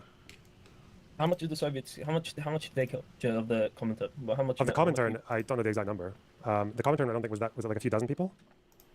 But yeah, if you turned out if you were a German communist, a few dozen. So they killed like a few dozen people. Well, they also handed over a bunch of communists back to the Nazis. They handed over German communists to the Nazis, who they then put in concentration camps. So you're saying that Nazi Germany didn't kill more than a few dozen communists? Well, no, I'm not saying, we're not defending. Okay, that's not something you can compare. Like a group of dozens of people. Come on, that's not like what leaders of the KPD. The KPD followed Stalin's directives to the left. Yeah, I don't know about good terms, but there was a point where Russia was more likely to join with the Axis than the Allies. Better. You know that when the Nazis came to power, the KPD, on the instruction of the Soviet Union, the Central Committee, was to say, yeah, this is good that the Nazis have come in, because now at least the liberal democracy first boss is out of the way, and this is only going to lead to the next step will be the German October. Yeah. I need to look more on that, but the only people that work with fascists are liberals, in my opinion. Like, well, no, this was the opposite. The Social Democrats were the only ones. The Social Democrats were the ones who fought against the Nazis, who went to go to get the Enabling Act shut down. They were the ones who kept fighting. They were the ones who kept. No. Wait. We'll talk about 1919 in a minute, okay? And I know more about it than you do, so stop, okay? You understand that the Communist Party's line was literally that this is on April 1st, okay? This is after the Enabling Act, okay? Oh, hey, buddy. What's up? The Executive Committee of the Communist...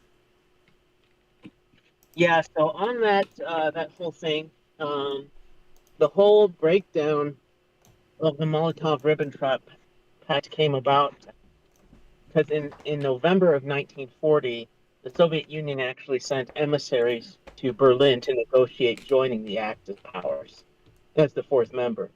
What basically caused the breakdown is that the Soviet Union got greedy, so they wanted to take more land in Eastern Europe. They wanted to take more areas like the Baltic states like Latvia, Lithuania, and Estonia. And so they were originally going to be promised, I believe it was the Asian sphere of land. So areas like, I believe it was areas like China, India, parts of there. But they wanted more of Eastern Europe, and so basically Germany didn't want to have anything else to do with that. So talks broke down in November. They didn't go anywhere for them joining. And then sort of a few months after that is when Operation Barbarossa was launched. But yeah, they were 100% in the tank with Nazi Germany.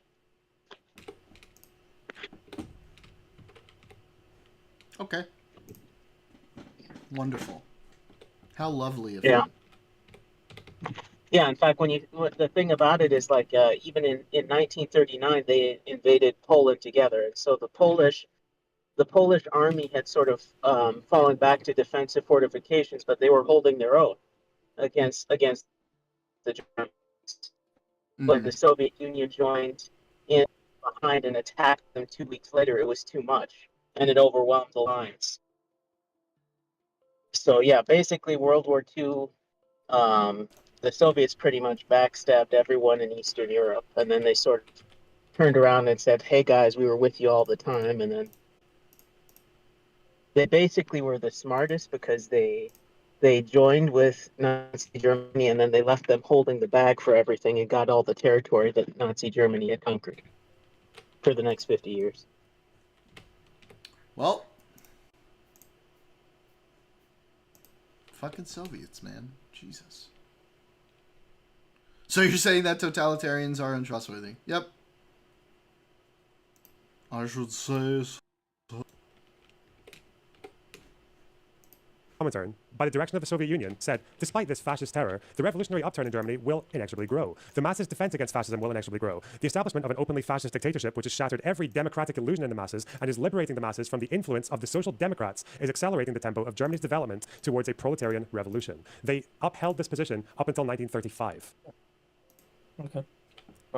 I'm just saying, communists are fucking retarded. They're so stupid. This is why their states don't exist anymore. And now he's going to talk about the Spartacist uprising because that's all these people have. That was the number one enemy of the KPD. It was social democrats when the Nazis won the rise. Before I go, not before I go. In your own free time, you should read the Premature Anti-Fascist, and that's referring to communists in the LA Times. I remember Hassan was reading through it. It's talking. How old is this article that you're talking about?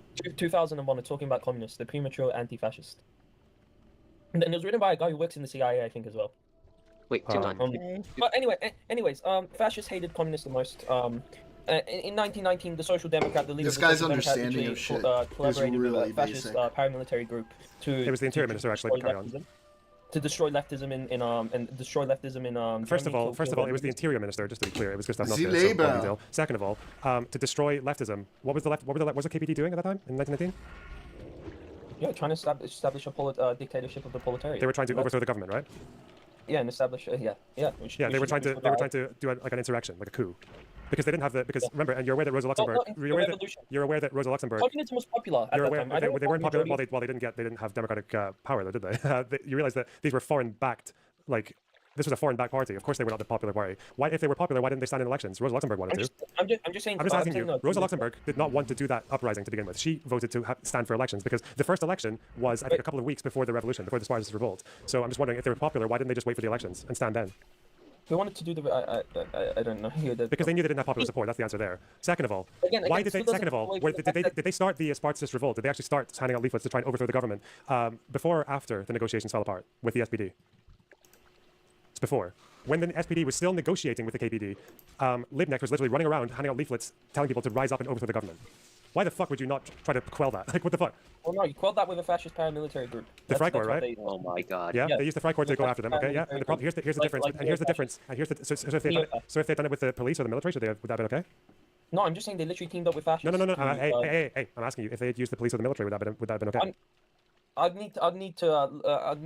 The answer the thing you want to say is that they should have allowed themselves to be overthrown because you want the revolutionaries to be in power. Yes, Nazi Germany would have probably never rose then. Yes, it would have been a much better time. Really? You think so? Okay, let's say they do. Let's say the Social Democrats stand down. Okay, the Social Democrats stand down in this alt history. How do they get? How do they get? Without a revolution in Germany, we're doomed. Didn't he say something like that as well? Yeah. So I'm just stay on topic, please. Okay, stay on topic. Let's say the Social Democrats do the right thing in your words and just stand down. Okay, even though they are the more popular party. Okay, so we're like, yeah, okay, we don't care about the next election. We'll just give it over to communists because.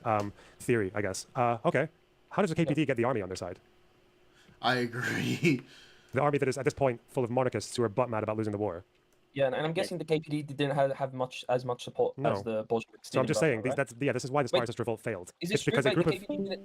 The KPD did not have nearly as much support as the Bolsheviks in Russia, right? Yes. The Bolsheviks in Russia were much. Yeah, they were a group of foreign-backed people with fuck all like popular support outside of like a couple of like city areas, who thought that they were fucking high and mighty enough to overthrow a newly formed democracy in its fucking infancy before the first full election. Yeah. So fuck them, fucking morons. Why would you do that? Like, I'm sorry, just because you think you're better than everyone else because you've read more fucking like old literature from a fucking German dude, like that doesn't mean you get to overthrow a fledgling democracy. Like, fuck you. And yeah, I don't know. Fuck the KPD. They would have had to have contended with the German army too, and I don't think they would have won that fight. No, they wouldn't. No, the German army was full of monarchists. Like, what the fuck? Yeah, that would have gone very well. Like, imagine if there would have been a civil war and the German army would have won. The Russians were able to do that in Russia because they had support. Yes. Right? Because they came second in elections. Well, they came second and then. But there was much more support for the Soviet army in the Soviet, like in the Russian army. There was much more like sympathetic communists, like actually within the armed forces. In Germany, it was just the navy. I think just parts of the navy, if I remember correctly. So there was no way they could have taken power. Yes, there was no way. Absolutely. No way. At least not for long. I think they tried to get. There's a police institution that they tried to get on board, but they couldn't even do that. Yeah, there was like part of the police that they tried to get on their side. Two times. Let me just ask also, sorry, no, wait, one more thing. Only here's the difference again between I guess like liberals and tankies is like again I'm not like an ideological fucking like cultist, okay? They shouldn't have used the Freikorps. I don't know. I mean, I guess they either use the Freikorps or they use an army full of monarchists. They're using fascists either way. They shouldn't have killed the leaders. Yeah, of course they shouldn't. Yeah, of course they shouldn't have killed them because again, that wasn't the orders from the SPD. That was the Freikorps being like a ragtag fucking militia. Yeah, of course. But I condemn that. I condemn Noske for using the Freikorps. What did the Social Democrats do to the Freikorps afterwards? What was their relation after 1919? You said, I remember you saying that they disbanded them, or they cut down on them. They disbanded a lot of units, yes, and then they also fought against them for the remainder of the Weimar Republic. Still, they literally teamed up with fascists. Do you not think it's a bit? Do you think it's a bit? Do you think it's a little bit like a bit unimpressive, I guess, that when you hear Marxist-Leninists talk about the history of the Weimar Republic, it's literally, if you hear the story from now, you can correct me if I'm wrong, it's literally just 1919, could have been a revolution, Social Democrats stopped it, used the fascists, and then we got Nazis. Do you think that's a very like one-dimensional and kind of like incomplete telling of the story? Do you I was just saying that. Were like all the way throughout the Weimar Republic, or maybe the context of why that revolution was put down in the way it was, or why they even thought it was a good idea to do it? I don't know. I just feel like when you learn, because that version of the story I just told you, the tanky version, is like that's all they tell you about the Weimar Republic, and it's so boring. It's so incomplete. It's just that, but that's the propaganda story. Just so you know, that's the post-it note politics story for tankies talking about the Weimar Republic, because they're like, oh, if only they'd just stepped down and these masses would have just been clever enough to go with the communists, then we'd have been fine. You have no fucking idea. That wasn't the world they lived in. They were not. And that's literally like the same argument they make today, right? Like that the progressives make is like everybody secretly wants what we want. We just have to teach them about it, and then they'll understand and they'll want it too.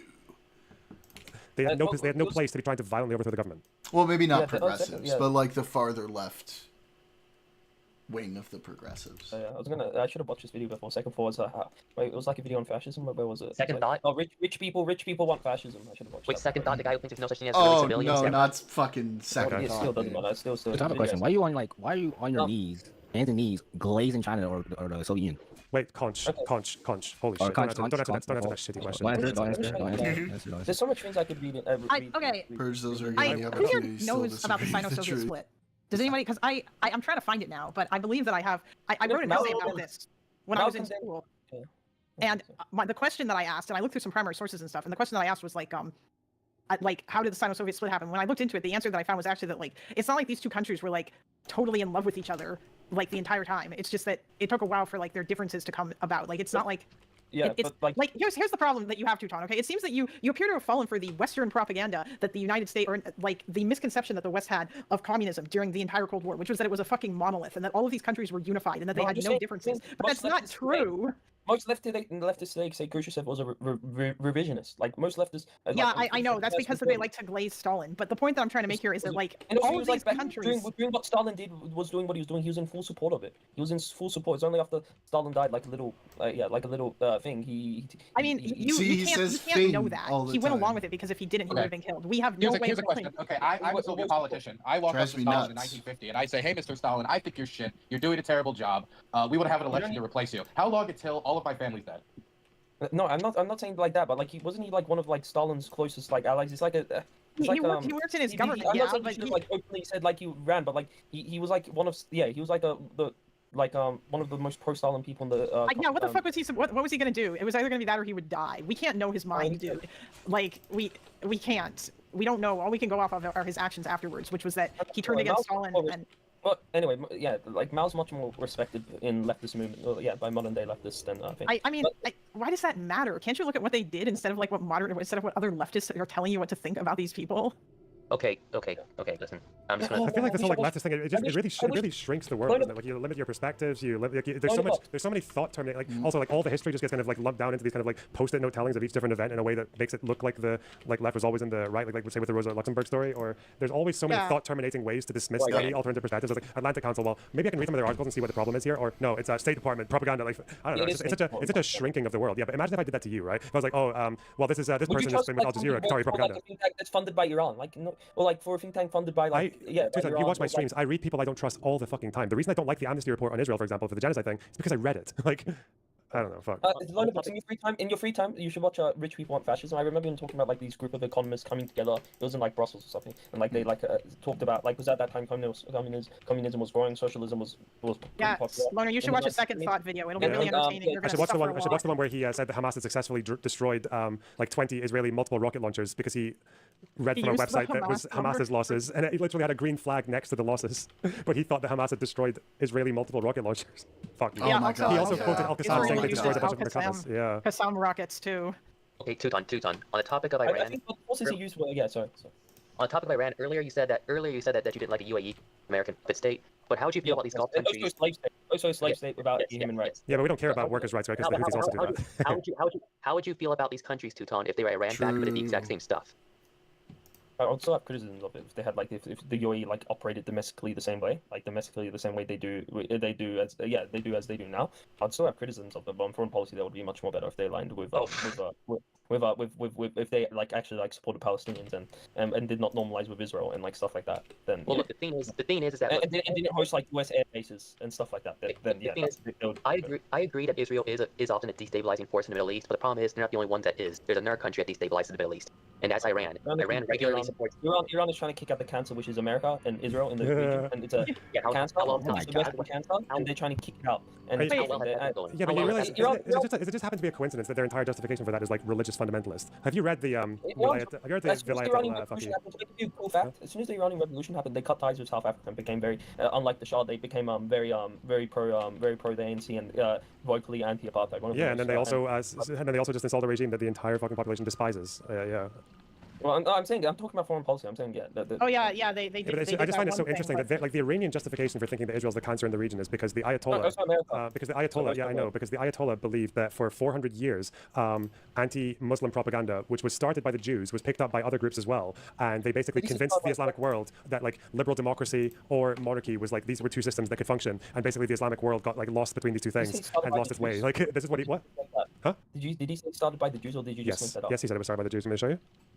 Okay. Well, you said yes. I thought I didn't see any like openly anti-Semitic stuff from him. From the Ayatollah, from Ruhollah Khomeini, from the revolution. No, Khomeini. No, I'm talking about the one from the revolution, the 70s. Oh yeah, the one who was in charge for the first 10 years of the the guy who installed it. I mean, this is still like the document that is kind of like their Bible almost, like it's the basis for the foundations of his like, theory on Islamic government, right? This is still like I think it's also influenced their constitution, right?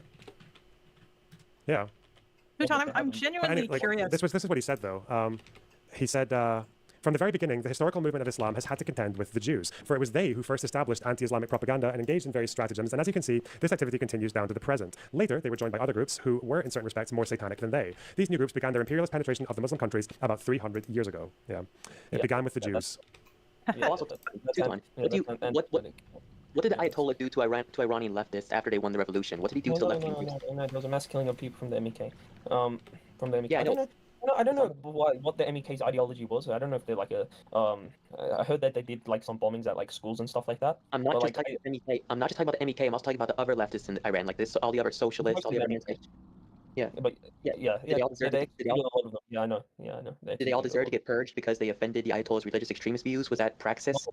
Not all. Yeah, obviously. Yeah, anybody who opposes. Yeah, I'm not defending Iran on domestic politics. They fucking suck.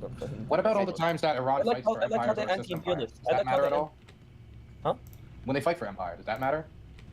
Empire? No, how are they fighting for empire? They're not taking over. I mean, let me look. Right now, I'm in a city where, like, an hour ago, like, Shaheeds were going towards them. Now, where were the Shaheeds designed? Where did the Shaheeds come from? They're an Iranian design. They've assisted the Russians build empire. Oh, so it's okay when they assist empire because Russia's an ally, so you can excuse the building of empire there, and the burning of they've helped kill how many children in Ukraine? I mean, all their proxies like Hezbollah, the Houthis, the Shia groups in Iran, like this is all empire. Like I don't know literally having a state within a state. Like Hezbollah is not the Lebanese government; they're not the Lebanese military. No, it's the local people. It's not like it's the local. Yeah, but it's local people doing something that's imperialist. They're acting on they're beholden and sworn loyalty to a foreign power. How is that not imperialist? They're not doing it through force. The local people especially Hezbollah doesn't do it by force. Hezbollah literally said that the Lebanese government they would cut people's fucking. In southern Lebanon. Oh, so if MAGA formed a breakaway in southern United States that was funded by Russia and had arms. No, again, it's different. It's different. As long as it's not breakaway. So if MAGA had their own fucking army in the south of the United States. No. Again, Lebanon, Hezbollah was formed by an Israeli invasion, and they kicked them out, and they stayed there, and now they're a political party, and they control the areas where they are the most popular group. Okay, they also have a de facto state military in the place where they are the most popular group, right? Yes. And other Shiites who oppose them, they get fucked up as well sometimes, right? Their opponents. They fought with Amal before.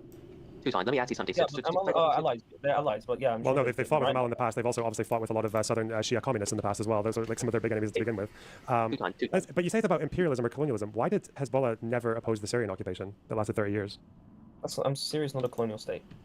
Sorry. Greater Syria is not.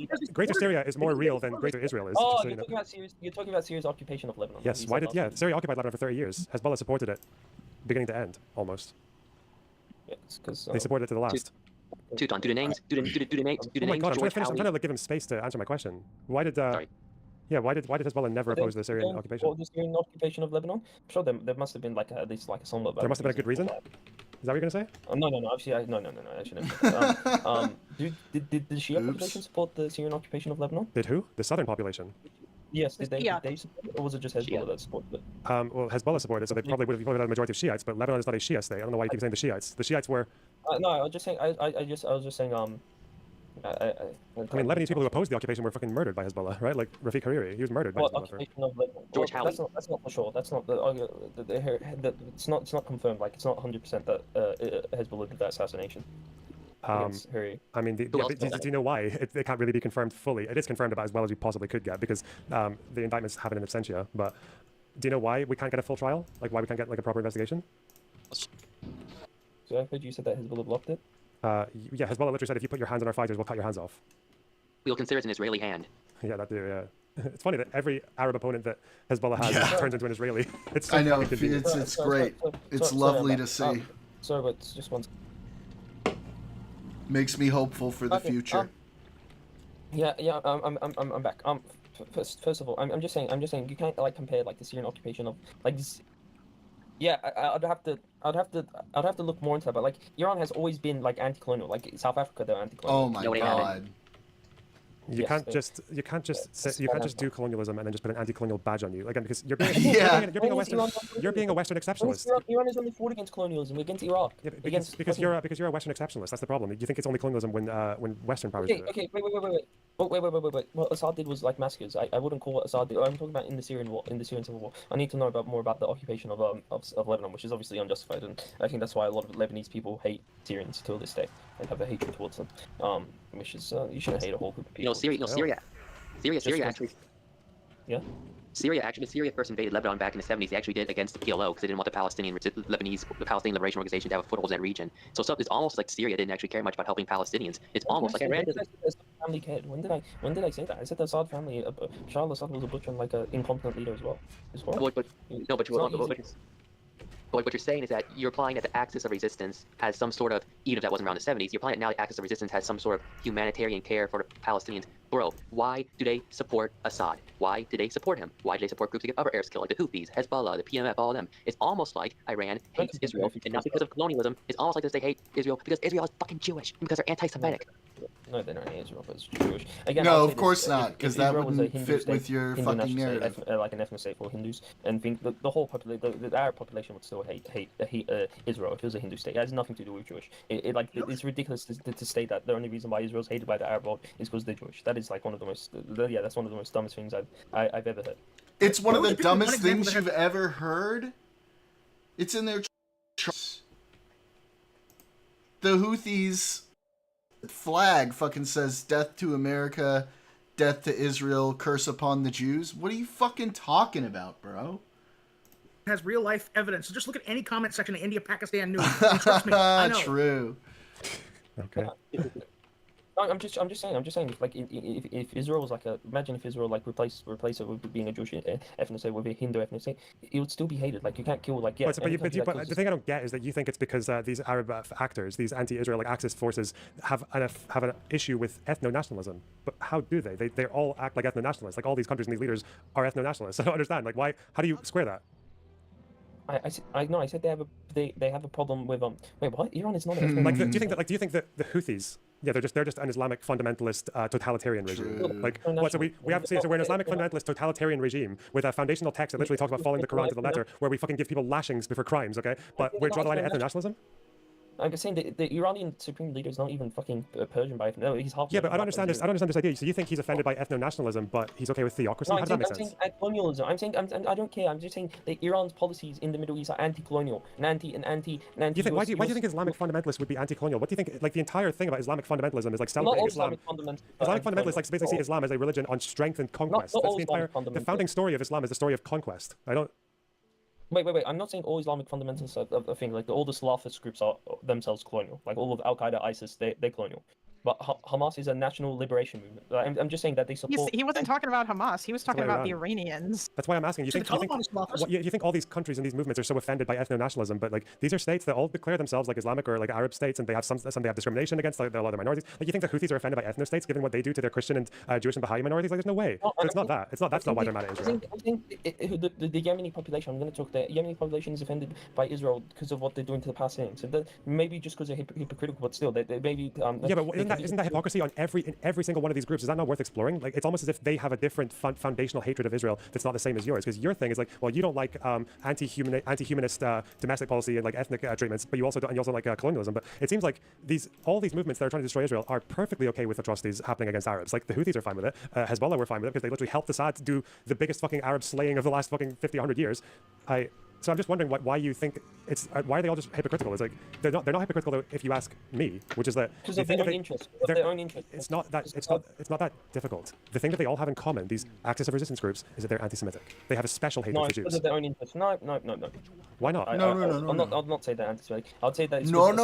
They're not anti-Semitic. That's why they're hypocritical, and that was because of their own. So they were okay to help him murder like 250,000 of his own people so they could get arms. They're okay to sacrifice that many fellow Arabs so they could get arms? Yeah, no, it's wrong. To dent Israel? That's fucking insane. For their own interest. Yeah, the thing is, but that's not anti-Semitic. Yeah, that's for their own interest. I'm not saying it was the right thing to do. What they did. It sounds like all these groups are just fucking morons. Like they said that.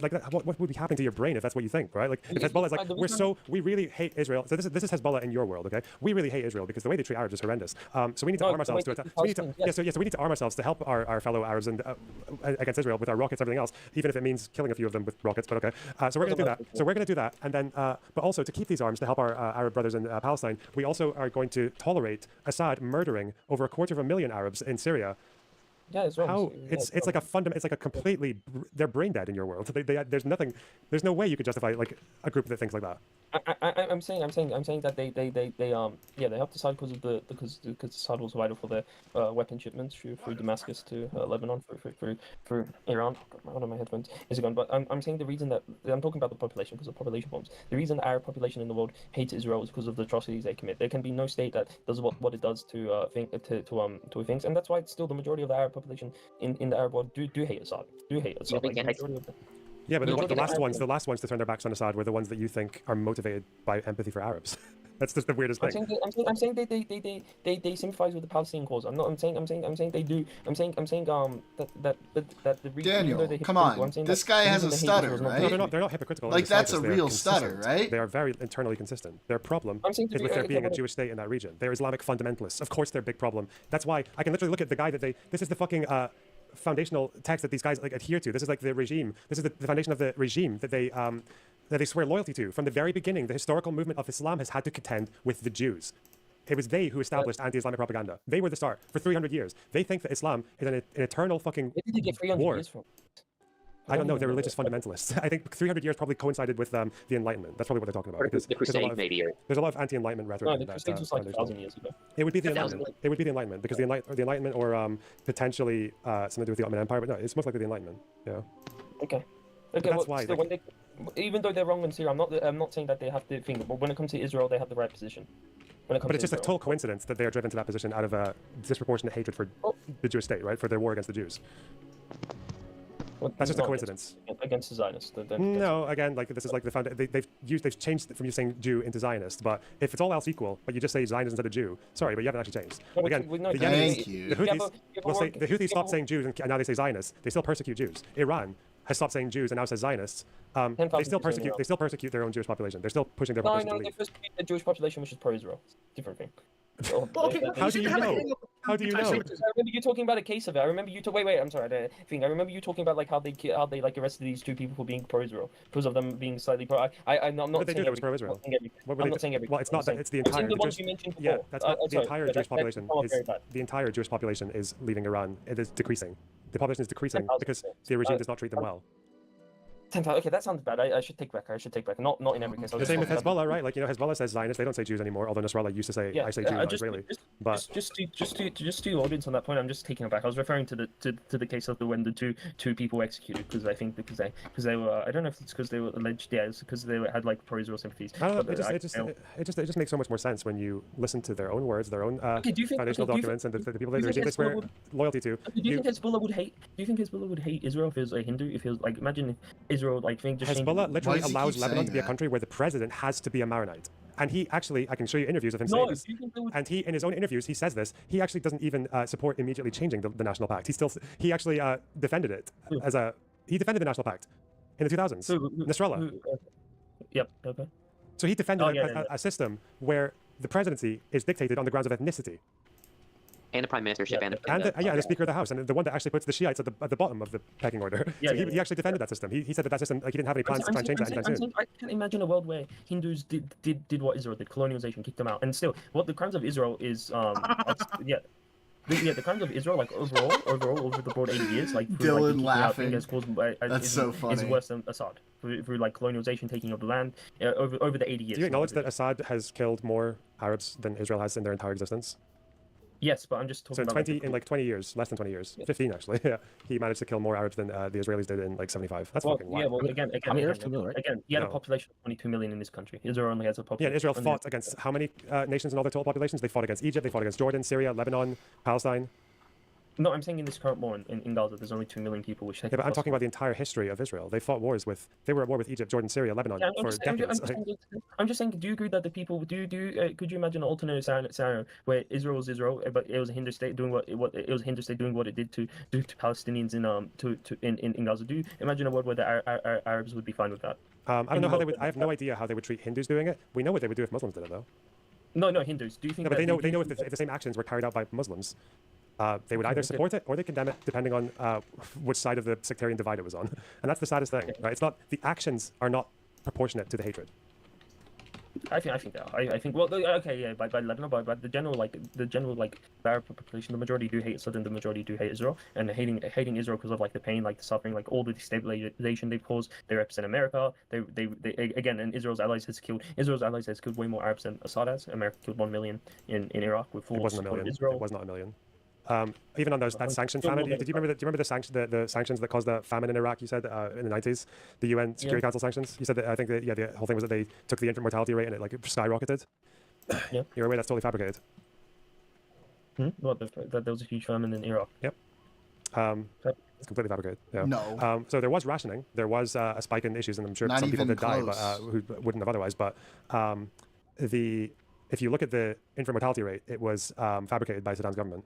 It was exaggerated because when they occupied Iraq and they went through government documents and through the previous reports, there were investigations done on the census data like before and after throughout the regimes, and none of it matched, none of it. And then it turned out that the UNICEF study that found all those deaths and the UNICEF study that found that massive spike in infant and child mortality rate was conducted by field workers who were provided by Saddam's government. So we don't know exactly where the fabrication happened, but it might be that the field workers were just cooking the books. Okay, but still, so how much? So it was slightly fabricated. Still, how much? I don't know how.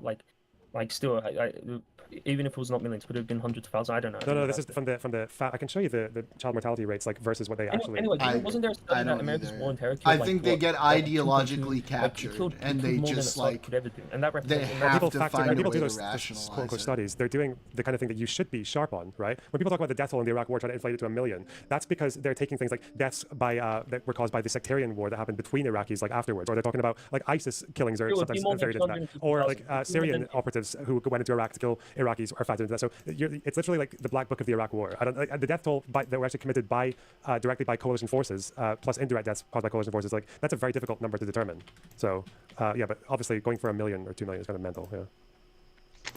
Again, it would be more. It would be more than Assad killed in any universe. America's war on terror and how much Muslims America killed would be way more. Sorry for my sister. Crying in the background, but yeah, it would be way more. But again, U.S. backing doesn't really factor into that either, because there's a reason the Houthis are launching their rockets at Israel and not Saudi, because Saudi has caused a lot more pain to the Houthis than Israel has. Right, let me put my vote. Why are they launching? Wait. First of all, Saudi Arabia. Why they did launch missiles at Saudi Arabia? And why did you say they're not launching missiles at Saudi Arabia right now? Why did I say Yeah, they're not why? Muslim as Saudi Why Arabia right haven't? now? Yeah, why aren't they? Saudi Why Arabia right now haven't is they? not doing a genocide. Right now they're not doing a genocide. They've stopped bombing Yemen. So why would they launch missiles right now at Saudi Arabia? Really? So They did. So if Israel, They so did again, launch so if missiles at Israel Saudi stops, so Arabia. if Israel stops in Gaza, you think the Houthis will just be okay with Israel existing as a country? Not as a country, but But it's interesting that like they still stick to like why after everything they they'll went stop through, launching missiles. after everything they went through with Saudi and the Emirates. Actually, wait, am I wrong? 1 second, let me double check something. Well, you actually again, you can't compare. Again, you can't compare. Like Saudi Arabia is not a settled colonial state. It's just not a settled colonial state. Do you think, That's do you think the a important variable to them is that these people in Israel came from somewhere else? That's the huge difference. It's just the fact that they came yes, from somewhere and else. it just doesn't. And the population views it doesn't belong in that region. That's what it is. Saudi Arabia. That's why they don't want Saudi Arabia destroyed. They view Israel as a colonial state, which they do. The majority of the population do. Again, and that's most why Israeli Jews are from the region. They are from the Middle East and North Africa. They're from the Arab Muslim still, world. it's a colonial state. Doesn't change the fact. It's a colonial state. It's No, a they settled do. colonial state. It's people coming in from. How to know this? Like, a year and a half on, they still don't understand that most Israelis are from the East. Places, it's a settled colonial state. Really? So wait, do you think even if Israel was 100% Mizrahi, that same criticism would still hold? That is again, Israel is formed by white Jews. First of all, white Ashkenazi. Again, we're talking about what it is European now. Jews. We're talking about the country today. The country is mostly Middle Eastern Jews. Yeah, it was still if they came from Morocco and like Algeria, well, they would be kicked out on behalf of Well, theirs. we know that wouldn't be an issue because these countries have no problem with Pakistan. How much of Pakistan's population is made up of Muslims who were kicked out of India? And how much of India's population is made up of Hindus who were kicked out of Pakistan? Again, Pakistan. I am pretty sure. I need to read more like Pakistan, but Pakistan, nobody considers Pakistan a settled colonial state. I'm not saying about settler colonial. Yeah, it was a population exchange, but you're talking about people moving from one place to another. Why is it as soon as it's people moving from one place to another that makes it the problem? Why is that? It was only like how much was it? It was like 2 million out of like what, the 2 million Muslims from India moved in. I don't know how much. There was about 7 million on each side. It was a lot. Yeah, and about 1 million died. Yeah, in the fighting and the attacks. Just watch Gandhi. What do I think about Gandhi? Wait, No, he said just watch Gandhi, the movie. Oh, Gandhi, the movie. Okay. Yeah. I'll need to check its sources because I remember there was this movie about Tibet and it was literally written by like a former. It was directed by like a former neo-Nazi. Like a Okay, person whatever. It doesn't matter. Can I bring us back to Dylan's favorite Can I read subject, the premature Russia? anti-fascist article with you guys? And you can dispute it because the premature is talking about communists and calling them the premature anti-fascists. I don't really care. That sounds like the most boring article I've ever. Dylan, you want to talk? I mean, there's a question or something about Russia somebody wants to ask, sure. Tell Linda wanted to say something about Russia, I think. Yeah. Oh no, I was. I cut you off. Sorry, I cut you off. Go on. Yeah. No, well, no, it wasn't. It is kind of about Russia actually, because I'm genuinely curious. What is the narrative that you've heard about the Sino-Soviet split from your tanky mentors? There was border disputes. Mao condemned Khrushchev's de-Stalinization. Mao thought Khrushchev was a revisionist. Okay, so that's all you've heard. You didn't.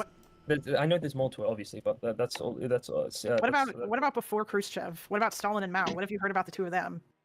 Mao thought Stalin was more good than bad. What about what Stalin thought of Mao? I think Mao said positive things about Stalin said positive things about Mao and held a general positive view. He also said positive about Hitler. No, he did not. Okay. Say positive stuff about Hitler. Why are you just making this stuff up? Stop. No, Mao. Okay, first of all, this is actually really funny. So I found the essay that I wrote when I was at university, where about the Sino-Soviet split. The Soviet Union and China never liked each other. Not really. Like, I feel like, have you been fed this notion that all the communist countries were just unified, like a big old monolith? I never said that they were like fully like on like one-to-one on terms. Obviously, they're two powers. Well, one was like a global superpower, and one was China was an up-and-coming power.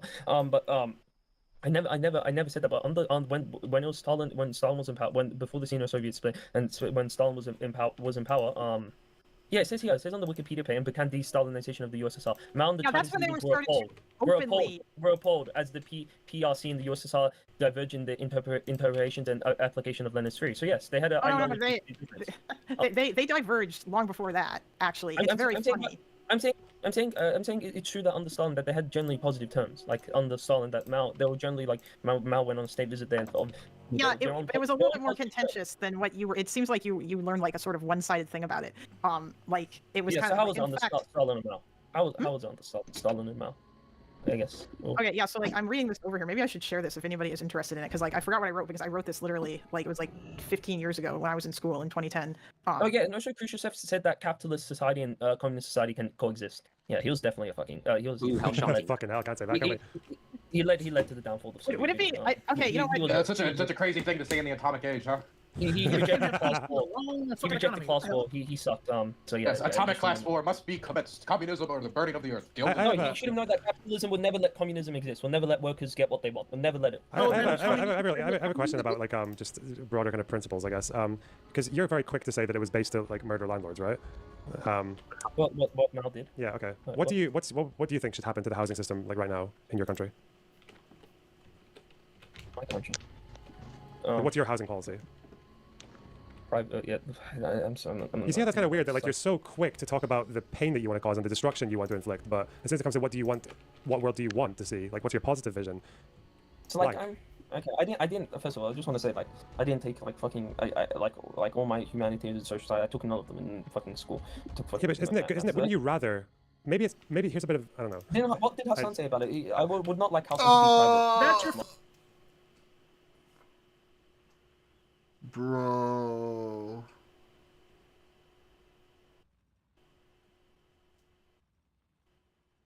Unironically, to actually say that in the middle of a discussion and debate, like to tip your hand that fucking badly. Holy shit. Y'all heard that, right? Y'all fucking heard that, right? Holy shit, dude. Jesus Christ. It wasn't just me, right? You guys heard that shit too. Let me pull it back.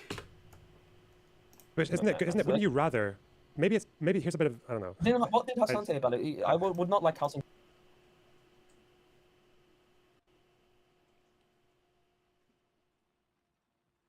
Yikes. Yikes, bro. Yikes. You didn't hear it? All right, one more time. Fucking school. Yeah, but isn't it? Wouldn't you rather? Maybe here's a bit of I don't know. What did Hassan say about it? I would not like housing to be private. That's your fucking problem, bro. What did Hassan say about it? Like he's got to check his Hassan notes to make sure he's on the right track vis-a-vis the Hassan speak. Got to make sure you've got your Hassans in order. Yeah, but I'd rather just as a piece of Austria had a good system. Yeah, but Austria doesn't need to kill anyone to get their system. That's why I'm thinking it's like, no, would it not be social principles? Would it not be Vienna? Would it not be Vienna? Hang on, Austria has not needed to kill anyone to get their housing system, and their housing system exists in a capitalist state. Myanmar? No, Vienna. It was the housing system where they had social housing, and like it was done under the US. The Vienna housing. I forgot what was it. I heard that's what Western countries should aim for. There should be social housing and stuff like that. Especially in my country. My country since the 1980s, the Conservative Party in my country has ruined housing through reducing capital tax and like stuff like that. Right, and like I don't want to go more on it. So that's not what I was getting at though. The Vienna model that you're talking about, this happens in a free market economy, right? They haven't needed to kill any landlords or fucking rob them or anything. I don't know. Have they done that in Vienna? Have they dispossessed landlords to make the system work, to bring it into existence? I don't think they have. No, they made mixed income social housing. That's what they did. Yeah. So do you think it would be a good idea to maybe sit back and think for a little while? And I don't need to do it today, but just to think about what you want to see in the world before you start thinking about killing people. Or celebrating people who got killed. I just think giving land to peasants just sounds like a good thing to me. Like that's what I mean. 300 million Chinese peasants did receive land. So okay, but if you tell those peasants immediately to make like steel furnaces in their backyard instead of concentrating on what they're good at, farming, like okay, what liberation have you given them if you're gonna take over their work jobs and tell them what to do, tell them what to build, and it's shit anyway. The steel was shit. They couldn't use it. Yeah, I heard about the steel stuff. Yeah, no, the Great Leap Forward was a huge mistake. You need to look into it, and I mean not from like some common perspective, just a neutral perspective. The Great Leap Forward was the biggest. Okay. It's not that the Chinese system before didn't need to be shaken up or radically changed. It was extremely unequal. It was extremely bad. That's the truth. That's why the idea that the only way to do that was to baseball birds, make people do steel furnaces in their backyards, have these public humiliation rituals, create a giant cult of personality around Mao, execute this, execute that. Like no, I just don't think that was the way to go. I mean, is it impossible to say that hey, maybe somebody could have made these reformations without being Mao Zedong? Well, you know what I love about like communists is like. You'll ask them one question. It's like, so yeah, what do you think about landlords? Oh yeah, kill them. Take those motherfucking red-blooded capitalist pigs. Take them out of the dirt. And then like, okay, cool, great, the landlords are gone. What housing system do you want? Oh, you know, probably like a Nordic model, probably like a social housing. Like, what the fuck? What is this? That's after, you know, stopping to think about it for a while. It's just very. You should ask Richard Wolff this. Yeah, but if you're not a housing expert, why are you okay with murdering landlords? It just doesn't make any fucking sense. You should ask Richard Wolff. No, Richard Wolff is not a kill all landlords guy either, dude. Yeah, I would like to think, okay, if someone was saying that I think I want to kill people in this particular sphere of the economy, then surely, if I'm ever advocating to kill anyone, I need a good reason for it, okay? I need a good reason, and I need to know what I want to replace whatever they're doing with. I'll speak on that. Yeah, you're right. All right. Yeah, hey, it's like the making progress. Sketch from Not the 9 o'clock news. You know where they're reading Das Kapital, and he's like, Teuton, learning something. Of capitalist society appears as an immense collection of commodities. Its unit being a single commodity. The use value and exchange value. Oh fuck this! Let's go kill someone. You know, it's like. Yeah, but going back on Khrushchev, yeah, I generally think his leadership led to the downfall of the Soviet Union, and a lot of other current day Marxists do. Yeah, he was. I want to be challenged on this because I'm sure that I'm wrong, and maybe Dylan knows more about this, or like you do, Loner, or someone else in this call. But is it bad to say that Khrushchev was based, at least for a Soviet leader, or that he was like the best one? He didn't launch the nuke, did he? I mean, like he's better to have been in that position at the time he was. Like, for example, this guy thinks it's terrible to say he could have existed with capitalism. This was essential for the atomic age. This was essential. I mean, we all saw how, like, during the Vietnam War, there's like domino theory. This type of fear of the intentions of your geopolitical opponent can lead to the escalation of conflict, bloodshed, warfare. Just like you said, like, is it impossible for? It would be impossible for the communist system, the capitalist like communism to survive. I mean, is it not true that there's also communists that did not want to see capitalism survive? And it wasn't like the ones that came after him were all particularly friendly to capitalism either. They supported the Viet Cong. Yeah, capitalism what? Yeah, I don't want capitalism to survive. Just like okay, I mean, eventually, kill the landlords, kill the boy. Positive that the system that we had then was better than the system that the Soviet Union put forward at the time. It's why it failed. Well, and think about the 1960s too. You had the Cuban Missile Crisis. You had all of the issues about tactical nuclear weapons. You had proliferation starting. Chinese were going after nuclear weapons as well. And you're going to sit here and tell me that, oh yeah, no, we needed a guy that was more of a hawk. You do remember that the Chinese and the Soviet Union went to war, do you not, in that time period? Over some island river up in northern China? The capital class would have never let the workers... It's not... The capital class didn't do it. The communists did it. They did it to themselves. Soviet mismanagement. I mean, it's not that, like, capitalism or the United States had nothing to play with it. Big defense bill, you know, you have to respond to that. It was difficult for them. But the Soviets could have had much more success if they concentrated on building a better internal system, but they failed to do that. Kind of like what China's doing now? It's like, for example, right now, America's at the top of it. I mean, 10 years ago, probably more, but America's at the top of its geopolitical game. Immense power, immense wealth, etc. What's undermining it right now? What's undermining it? Is it the great genius of the Russians? No. I mean, you could say China's rising, but the United States' pain, I think, right now is, largely speaking, self-inflicted. Yeah. I want to read this. He changed the line to peaceful coexistence with the capitalist imperialist goal. This is a fundamental revision of Marxist theory. Basically, he shifted the goal from liberating the world from the capitalist subjugation to something that the USSR would try to provide a better quality of life for its people and make the wealthy that it could outcompete the capitalist West. But logically, what a piece of shit! I can't believe he'd do that. Why did he bomb? But logically, that sort of plan can only produce two outcomes: either one, social imperialists, where the USSR exploits weaker nations under its peripheral influence. In order to do you not think the USSR needed to recharge after World War II with all those losses? Do you not think they needed to recharge, rebuild their system, compete with an international proletariat? Because that took money, that took weapons to export, that took resources. You have to rebuild that capacity. Yeah. It was 1953. It was 1953, so they weren't like completely. Obviously, yeah. I mean, you gotta. I'm just saying he was a revisionist. This is just true. That like whether or not what if the revision was good? That's possible, isn't it? I think the best Soviet leader, in my opinion, was the one that most Marxists, at least I have no clue, I haven't read the paper, but the one that most Marxists admire them, Lenin, and then probably right now. I knew you were gonna say Lenin. Oh my God, Lenin. Yeah, fucking no one tell him about the Jesus. Cheka. Hey, we've got hangnails in chat. Yeah, the Cheka, the Red Terror. I remember watching the Overseas. We were talking about that the other day. Years ago, and I remember how much he cried about, like how much emphasis he put on the Tsar's family dying. Like how much like he put on like the Tsar's family dying. Like it was like, I want everybody to take a step back. Linda, why do you like Khrushchev? Wait, what? Oh, hey, listen, I'm actually open to being told that I'm wrong because I don't actually know that much about this. This is from what I remember. I mean, I honestly, like, why I like him isn't even or why I think that he was probably like not too bad. Gorbachev was obviously, you know, not bad or not terrible either because like he opened everything up. Because Khrushchev undid a lot of what Stalin because he knocked down all of Stalin's statues, denounced Stalin as being a cult of personality, and I think that he like loosened up restrictions at least a little bit, like the Soviet Union had on speech and stuff. But he did so. Yes, but to say that he did not make the USSR any closer to a democratic or free society. Oh yeah, no, of course not. Like. That's why I was saying, like, based on, like, Soviet leaders, I guess. But like I said, like, I'm not... the bar is really fucking low. Like, the bar is at Stalin. Hangnails, Conch, Hangnails, is there any chance of you repairing that fucking string and paper cup that you're using for a microphone right now? True. Wait, also, Hangnails, tell me to leak so you can join.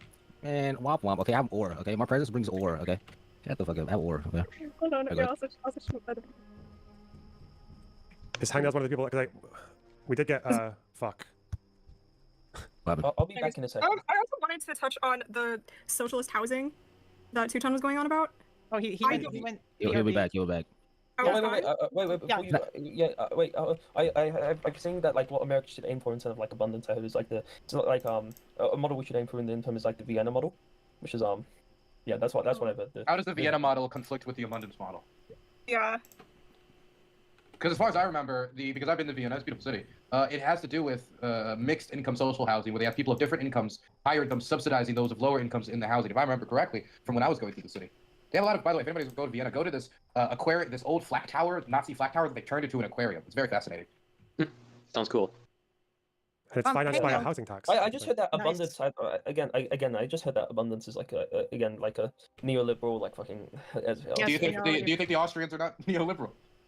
No, when this was developed, when the Vienna model was developed, no. I don't think you can call the Vienna model neoliberal. But okay, sure. I don't know if anybody knows what I don't know if the Vienna model itself is neoliberal, but I'm saying that Austria as a country is certainly neoliberal now. No, but like the housing model was not built during when Austria was neoliberal. Literally, it was during the Cold War. Like, yes, Dylan. By the standards of tankies, yes, Austria is neoliberal. We're all neoliberal. Well, basically, Well, can we just like Hangnails and Teuton talk for a bit? Okay, I'll be back. No, Teuton, I thought you were staying. Oh, fuck's sake. No, because of my AirPod, I need to put them in for like 3 minutes charge. Okay, yeah, that's fine. Okay. I mean, Kalinda, I would recommend looking into some like. Khrushchev is remembered very controversially. He's actually, if you go, granted, like Russians are crazy, so like they'll rank Stalin as the most popular leader, but he's ranked as the least popular, which is which is like he did mess up a lot of things. I personally tend to think that his foreign policy was pretty bad. Oh yeah, probably yeah. I was thinking about what he did socially or domestically in terms of, but like again, like this is all stuff that I remember from like a gazillion years ago, and it's all quite vague. Like I'm assuming, is Russian history your area of study? Yeah. Okay, yeah, so I would defer to you on that because it was not like I took 2 classes when I was at university about it. One of them was about the revolution, and the other, and I mean the professor was cool because he was like, I think he was like this Russian dude, and he like lived through the fall of the Soviet Union. He had all these stories, but I don't he definitely like he didn't like instill in us that Khrushchev was like a great dude or whatever. It just seemed to me that it was obviously like Gorbachev was better at the end because he did the what was it Glasnost and Perestroika. Yeah. Yeah, but I understand that those things were actually done to try to save the Soviet Union. Yeah, they were undertaken in response to like economic stagnation. But yeah, he did too many things at once, and then everybody was like, "Hey, we're going to advocate for our rights." You guys are getting your leaders mixed up. What'd you say? Project? I think you guys are getting your leaders mixed up. I could be wrong. What? But Gorbachev was the guy with he was the '80s guy. Yes, yes, that's correct. Yeah, that was. I thought you were talking about. No, we were talking about Khrushchev before. Obviously, I need to like read more about what he did. It was most probably best remembered for desalinization. Yeah, I think that like that was good, but obviously, like I said, it's a really low bar. Does he get no credit for his deep love of corn? That's true. And Disney World. For bringing corn to the people of Kazakhstan. I also am interested on how much like the modern Crimean context affects Russian perception of a Khrushchev, because he actually was the leader who made the decision that Crimea should be part of Ukraine. And while the Russians say in their propaganda it was a gift to the Ukrainians to pay them back for I don't know, just fucking bullshit propaganda. But if you listen to him at the time, he talks about how it's economically integrated with Ukraine, that it seems to be like basically a part of Ukraine, for like it's vital for their economy, XYZ. So he makes an argument in favor of being part of it. So I think that's something that really pisses off the Russian authorities, because he makes a compelling case for how it benefits Ukraine. Yeah, yes, and didn't Putin call that his mistake? Yes. Yes, he does. That's why I'm referencing it, because he probably getting lambasted for it. This idea that like Crimea is intrinsically Russian land is of course like a colonial argument. Yeah, very colonial. It's Tatar land. Crimean Tatar, but yeah. There are multiple different there's several different types of groups that call themselves Tatar. Well, yeah, there's Jews that live. There's like Crimean Karaites, whatever their name is, or there's Kaimchaks. There's There's even a sauce. Yeah. True. Greeks. The Greeks were in Crimea. Mongols. The Mongols, yes. That's The Russians are still insecure about being fucked by the Mongols. Well, who wouldn't be, to be honest? Who wouldn't be traumatized by that type of assault, though? Yeah, fucking I was horseback gonna say, I heard they archers. have jokes about that. But they brought them. They gave them like a post system. It wasn't all bad. Actually, Hangnails, how would you rank the Soviet leaders, I guess, from like best to worst, understanding that we are judging by a very low bar here? I mean, like, it depends on what you mean by best. My personal favorite is Gorbachev, because I like his vision. But that's my bias. Obviously. As, like, a Westerner. God. Yeah, I know. Well, that was what like, the de-Stalinization shit that I was saying about Khrushchev was also part of my bias as, like, a Westerner. Also, like, I think a lot of interesting, like, my research is about, does a lot with Soviet internationalism. And there was a lot of interesting things that happened with that during the Khrushchev era. So I'm a little biased towards Khrushchev in that regard. So I'm going to put him second. Brezhnev was like a raging alcoholic throughout his entire stint as leader. So he has to, I mean, like, it's all complicated, right? Because you have to give Stalin was bad. I'm not pro-Stalin. But he's not dead last, I don't think. Because at least he wasn't like... Did they invade Afghanistan under Brezhnev, or was that the later guy? Honestly, that was Brezhnev, but I still don't know if I thought that would make Brezhnev below Stalin. I mean, Brezhnev didn't lead over a time of Soviet glory, but I mean, he also didn't kill all of the military leadership. He also didn't purge all these people in advance of an invasion that would completely destroy Russian society. Yeah, he did a great terror. No winter wars. The thing with Stalin is it's really interesting how people talk about people who are like sympathetic to Stalin talk about Stalin in present day. Like they like they'll bring shit up like he built trains and he built these factories without really acknowledging the fact that he did that with slave labor and millions of people died in the process. And also the ways in which he like starved millions of people and... Well, they talk about it in the same way that like a fucking Brit talks about India, you know? Like we built loads of roads and made the place really civilized and all that shit, but it's like, okay, sure, dude. He's treated as a religious icon. Yeah, almost. Oh wait, is Stalin behind Brezhnev then? Or is he in front of Brezhnev in your words? Okay, he's probably... You know what, I'm gonna do Gorbachev, Khrushchev, Lenin, because I am a little bit of a Lenin apologist. Brezhnev, Stalin. But I think Stalin is the most bad just because he did the most racism. Well, hey, no, isn't your family from Russia originally? No. Oh, I thought they were from like around there. Okay, my bad. The offensive voice. You. Weren't there other ones besides the ones that you listed? I could have swore that there were, or did they not matter? There was this dude between like Stalin and yeah. Like the ones that have, I don't care about the ones that have like 2-year stints. Okay, yeah, I seem to recall that being a thing that was mentioned as well, Yeah, in Russian history about how like there was a point where there was like a bunch of guys that got to be what was the title General Secretary of the Soviet Union, but they lasted very short time. Yeah, yeah. I want to say there were people between Stalin and Khrushchev. There were also people. There was. So, like, yeah, and like the guys between Brezhnev and Gorbachev. There was somebody between us. There's somebody between Lenin and Stalin, wasn't there? Or am I misremembering? No, it was Stalin right after Lenin because he. Yeah. Okay, gotcha. It should have been Trotsky.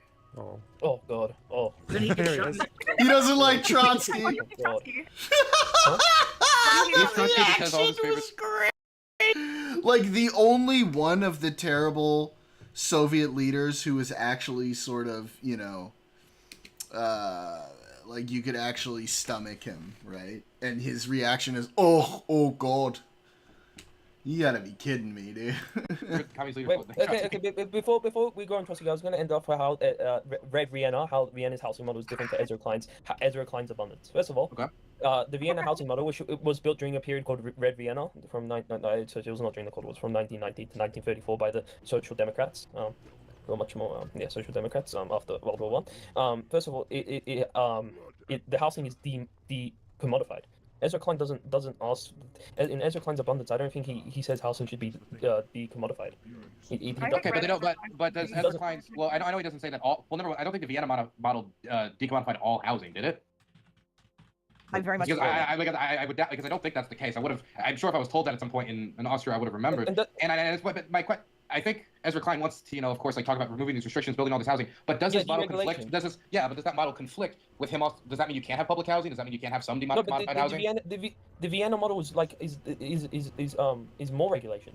It's not the same. Ezra Klein's abundance does not at all line up with the Vienna model, which is a very abundance is not just no regulation. That's not deregulation. Yeah, the regulation isn't it deregulation to unleash supplies? And that his argument. Well, isn't one of his the regulation he talks about is like NIMBY shit, isn't it? So that would be like zoning and eyesores and stuff like that. So someone please correct me if I'm wrong. Not in my I thought when people talk about deregulating the housing market, they're talking more about like reimagining like zoning laws to allow for more. Yeah. They are, Also for Austria, I believe it's 60% of the population lives in these like social housing projects, right? So I guess the other 40 would be private ownership. Yeah, but we're talking about the social housing. Yep. Is that all of Austria or just Vienna? Vienna. I think that's Gotcha. Vienna. Yeah. So yeah, but like the Vienna model says that like housing should be like like a right, like taking it off like the market. I don't think Ezra Klein's saying like you should like make housing abundant. So like this is just like you should like make housing abundant by like okay, but those two things don't contradict allowing each the other. market to build it more faster and like everywhere. So like Those two things don't contradict each other though. Yeah. So there's a big and again, this is not an area of expertise for me, but from what I understand, the big liberal pro-housing argument is that we should build more housing. What do you disagree with that, Tutan? That building more housing would help alleviate the housing crisis? Yeah, but I think the liberal like Ezra Klein still wants housing to like he doesn't want to make housing decommodified, which I think is a main problem. How much Tutan's revulsion is also due to the fact advocating that for housing to Trotsky's be Jewish. Well, no, that's not his main advocacy. True. I thought you were saying that these two things Lev contradict each other, though, Davidovich right? But if you're saying that he's not There you advocating go. for this, then That's okay. a Jewish name I'm there. saying that like they like I'm just saying like Hella the Vienna model, like, Jewish says that name. like you should make housing right. Like Ezra Klein is not advocating for making housing like by taking housing off the market. He's not advocating for that in his. And partially, yeah, he's not asking for the Vienna model of taking part of the market or at least the majority of the market. Yeah, he's not advocating for that. Okay. Yeah, exactly. You wonder why he's not? Okay, but I thought you were saying that he these two doesn't things understand that contradict market forces are the thing that's. Yes, he's a capitalist. Yeah, exactly, and that's the contradiction with the Vienna model. The But Vienna it's not, model. though. Wasn't the Vienna model created by capitalists? Social democrats. So yeah. Are they? Do you view them as capitalists?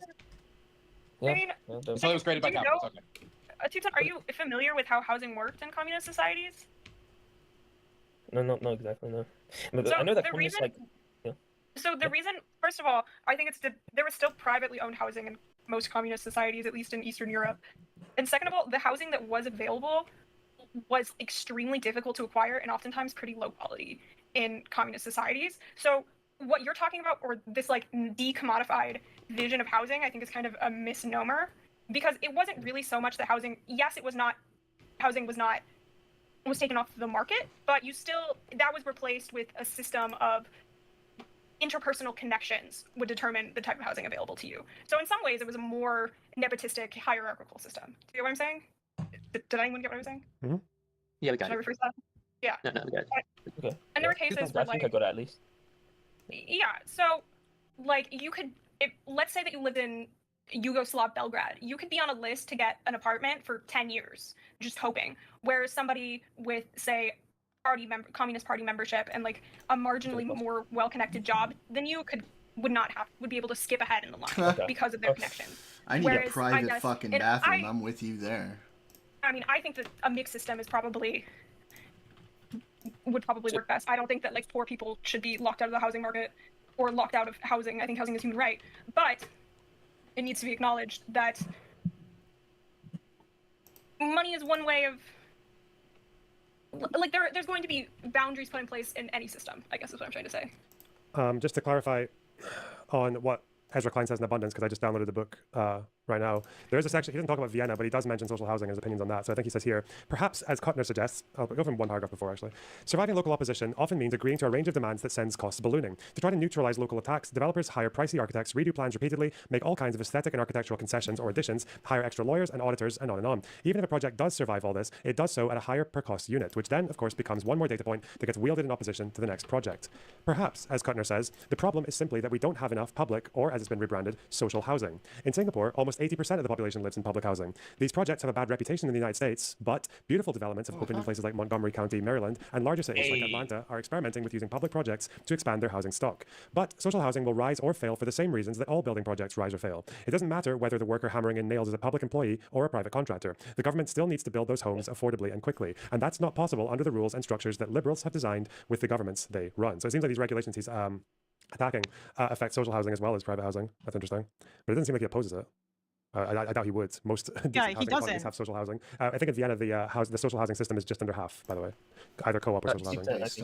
Is that only true of Vienna, or is that true for all of Austria, or is that It's just for Vienna. No, for Vienna. For Vienna, it's like a socialist. Like I'm pretty sure in Switzerland, only like the home ownership rate is like is like around a quarter. They have quite low home ownership. Europeans love their apartments. But obviously in the UK, it's like close to 70% home ownership, right? But I didn't know Singapore. Singapore was 80% of the population lives in public housing. Teuton. For Singapore. Yeah, it's not like deregulation isn't just neoliberal. Like deregulation depends on what you're deregulating. It depends.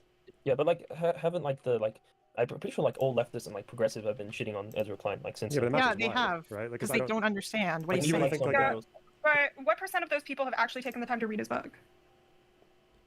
Sam Cedar read his book and debated him on it. So. Yeah, but Sam Cedar was looking up studies on the fly and then realizing Ezra Klein had read it and then dropping the studies. It felt like the entire time. It felt like the entire time, and I wonder if you were not aware of this. The entire time, it seemed like Sam Cedar was intent on making this about him ignoring his one particular issue, which is big money power, in stopping these progressive housing projects from going through. But then I think Ezra Klein kept on pushing back, and I think I'm surprised that lefties didn't think about this. But talking about money and money interest getting in the way of good housing is kind of reductive, because as a Marxist, I feel like you should know that like Marx literally said that that capitalists are not class conscious generally. Capitalists are a band of hostile brothers. And with housing, you have a problem where there are developers who would like to build affordable housing and tower blocks and things like this because they've got these projects right for apartment blocks that could be affordable because they can market it if it's affordable. But the problem is that other moneyed interests, say like homeowners, like middle class homeowners who might have a lot less money than the property developer, don't want to see that in their backyard. So there is actually like something to consider there, and I don't feel like any leftist ever brought this up.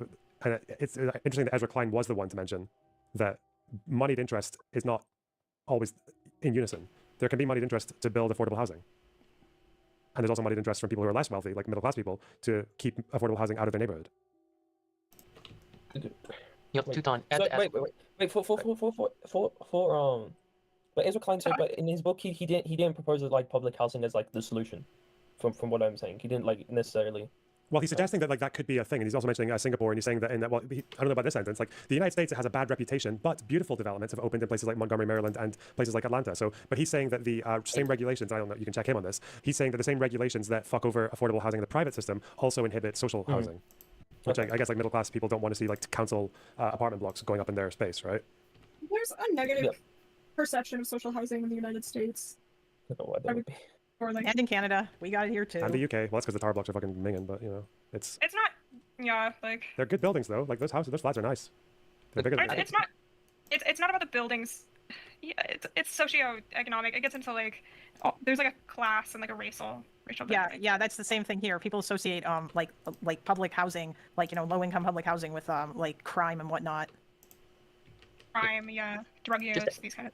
Wait, so Ezra Klein is like argues that the housing market is like over regulated with like zoning and permitting delays. Yeah, so that's he's arguing that's the main factor towards the housing crisis, is that the zoning laws and permitting delays. Am I right on that? Yeah, we need to build more houses. I haven't read it, but it sounds like it, yeah, I haven't read it either, but like from what I have advocating heard, for like deregulation.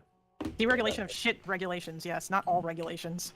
Yeah, I don't think he's opposing regulations to say you have to build a safety standard. Yeah. For the state to so he's not advocating for like the Red Vienna model where like the state comes in and like builds the majority of the housing in the area and subsidizes it, and yeah, he's not advocating. No, but he's not opposed to public housing.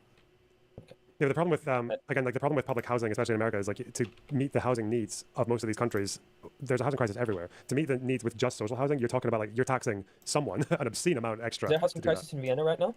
Housing in Vienna. It's like Vienna's one city. It's like $400 to $600. It's the capital of the country. Yeah, but what's the population of Vienna?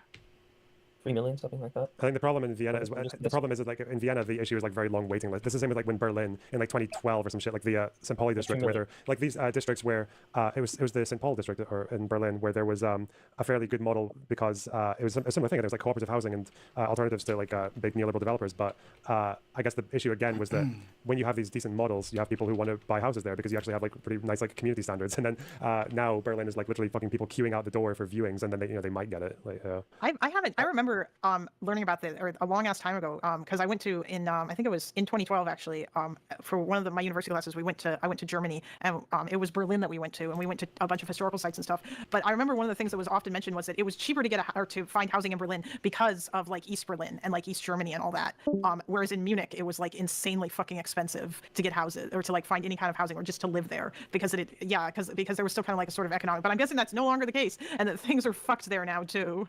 Well, Teuton, can I just ask you something? What is your problem with Trotsky? Oh yeah. That's the last. This is the last question, by the way, because I need to go soon. Yeah, I'm gonna go as well. So have a good night, guys. I have to go feed my cat. He became like a Yeah. okay. So Good like night, Dylan. It was nice talking. See, yeah. I look forward to tomorrow's stream when you talk about the based Ukrainian drone attack on the Russian airfields. It was a glorious day. It was the first good day in a while. I enjoyed it. Beautiful terrorism, the best kind. The beautiful jihad. Beautiful Beautiful Ukrainian jihad. Okay, wait. Do we think the smuggling shipping was at all inspired by the pager attack? Ooh, good point. This attack was no, not this. Were they planning this one for a lot longer? Yeah, they were planning for this at least a year and a half, from what I heard from the SBU. Not saying that I heard it, but from what I heard. A year and a half. Year and a half. How long ago was the pager attack? Less than 1 year. It was in September of last year. That's fine. Whatever. Fuck.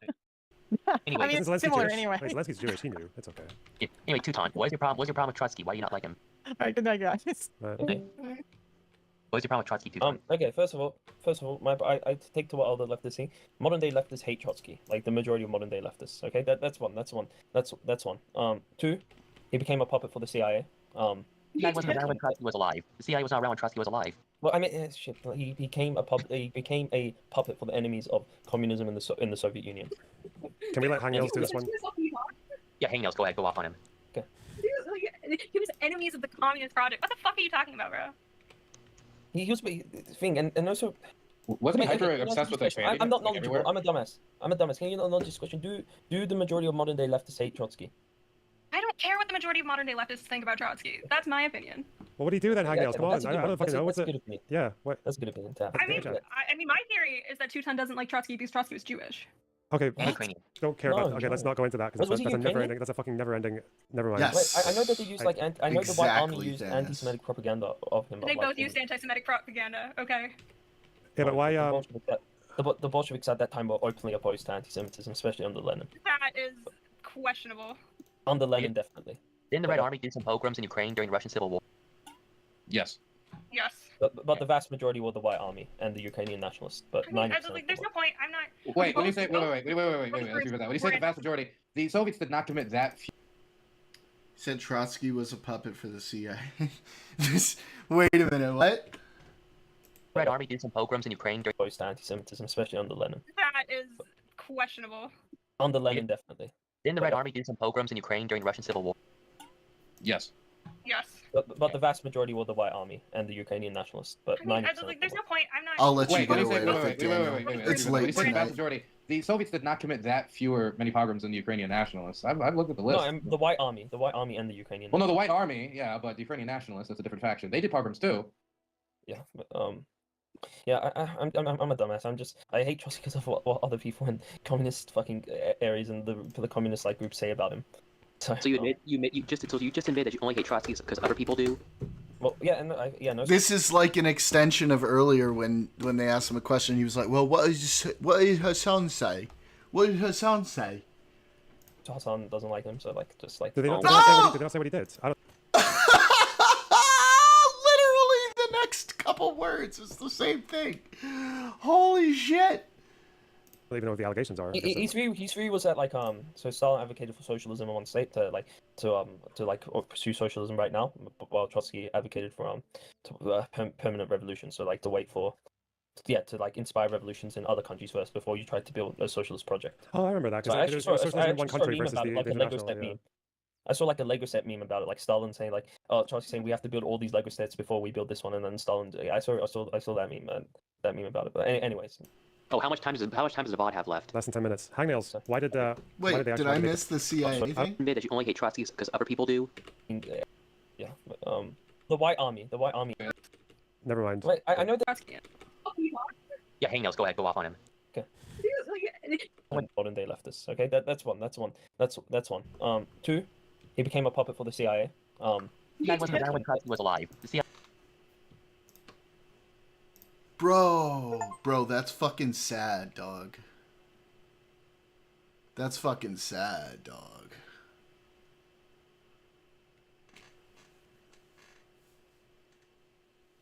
That's fucking sad, dude. Oh my god. CIA was not around when Trotsky was alive. Well, I mean, shit. He became a puppet. He's like, oh shit. Communism in the Soviet Union. Can we let Hangnails do this one? Oh my goodness, bro. He was enemies of the Communist Project. What the fuck are you talking about, bro? he was the thing, and also wasn't he hyper obsessed with? Do you see what I mean? Why does he just say yeah and thing? What does that mean, bro? What does that mean? What is he saying? Yes and thing. Teuton, bro. Oh my goodness. Why does that trigger me so much? It's so stupid. I'm not knowledgeable. I'm a dumbass. Can you not knowledge this question? Do the majority of modern day leftists hate Trotsky? I don't care what the majority of modern day leftists think about Trotsky. That's my opinion. Well, what do you do then, Hagnails? Come on, I don't fucking know. What's it? Yeah, what? That's a good opinion. I mean, my theory is that Teuton doesn't like Trotsky because Trotsky was Jewish. Okay, don't care about. Okay, let's not go into that because that's a never-ending. That's a fucking never-ending. Never mind. Wait, I know that they used I know the White Army used anti-Semitic propaganda of him. They both used anti-Semitic propaganda. Okay. Yeah, but why? The Bolsheviks at that time were openly opposed to anti-Semitism, especially under Lenin. That is questionable. Under Lenin, definitely. Didn't the Red Army do some pogroms in Ukraine during the Russian Civil War? Yes. Yes. But the vast majority were the White Army and the Ukrainian nationalists. But 90%. There's no point. I'm not. Wait. When you say wait. Let's repeat that. When you say the vast majority, the Soviets did not commit that many pogroms than the Ukrainian nationalists. I've looked at the list. No, the White Army and the Ukrainian. Well, no, the White Army, yeah, but the Ukrainian nationalists—that's a different faction. They did pogroms too. Yeah, but yeah, I'm a dumbass. I hate Trotsky because of what other people in communist fucking areas and the communist like groups. Dude, that's a huge step forward for him to actually say that though. Like for him to recognize that that's why he hates Trotsky. That's a step in the right direction. That means there's an opening there and they can get in there and start being like, "Hey, do you think maybe your opinions on a lot of these other things also might have something to do with what all of the other leftists are saying, and that maybe some of these views aren't actually what you think they are and might be wrong?" You just admit that you only hate Trotsky because other people do. Well, yeah, and also Hassan doesn't like him, so like just like. Did they not say what he did? At least he's honest, bro. Like, there's a lot of people who will just double down and argue like a retard when they're wrong, and like I've seen Teuton do that before, but like this time he's actually like realizing that maybe he's just listening to people because they're on his side and he might not know what he's talking about. So Stalin advocated for socialism in one state to pursue socialism right now, while Trotsky advocated for permanent revolution. So like to wait for to like inspire revolutions in other countries first before you try to build a socialist project. Oh, I remember that because there's one country versus the international. Yeah. I saw like a Lego set meme about it, like Stalin saying like, "Oh, Trotsky saying we have to build all these Lego sets before we build this one," and then Stalin. I saw that meme about it. But anyways. Oh, how much time does the bot have left? Less than 10 minutes. Hagnails. Why did they kill Trotsky? Why do they like him? Well, I'm gonna be honest. I am not super well bred on this specific issue, so I don't want to. But like, also, he was the ultimate answer. The simplest answer is that he was opposition to Stalin's power, right? Like Lenin had written letters talking about how he wanted Trotsky to, how at certain points he had wanted Trotsky to be his successor over Stalin, this kind of thing. So like. It's not so like I wouldn't chalk. I think. Well, it sounds like he's been totally bought in by like the full-on lefty propaganda, and it's like he's super ideologically captured. He doesn't really understand like the potential damages of some of the things that he believes in, like the actual benefits that come from liberalism. Yeah, like he just needs to be shown reality in a sense because he's been ideologically captured by like people like Hassan and all of those groups, and they've led him to believe like, yeah, communism is the answer to everything, leftism is the answer to everything, without taking a more like reasonable and balanced look at stuff, you know, which is important. Like we can talk about what Trotsky did or didn't believe, but like the simplest answer is that like Trotsky being alive posed a threat to Stalin's monopoly on power. Okay. Right. Yeah. Lenin's main criticism of Stalin was that he was mean to his wife. Wasn't that like in the letter he wrote? Like, that he was mean to his wife? It was also like he didn't feel like Stalin I'd have to go through it's been a while since I read these correspondences. Is it true? Is it true Stalin was a pedophile? No. What the fuck? He doesn't get Beria. Okay. Oh, Beria. Okay.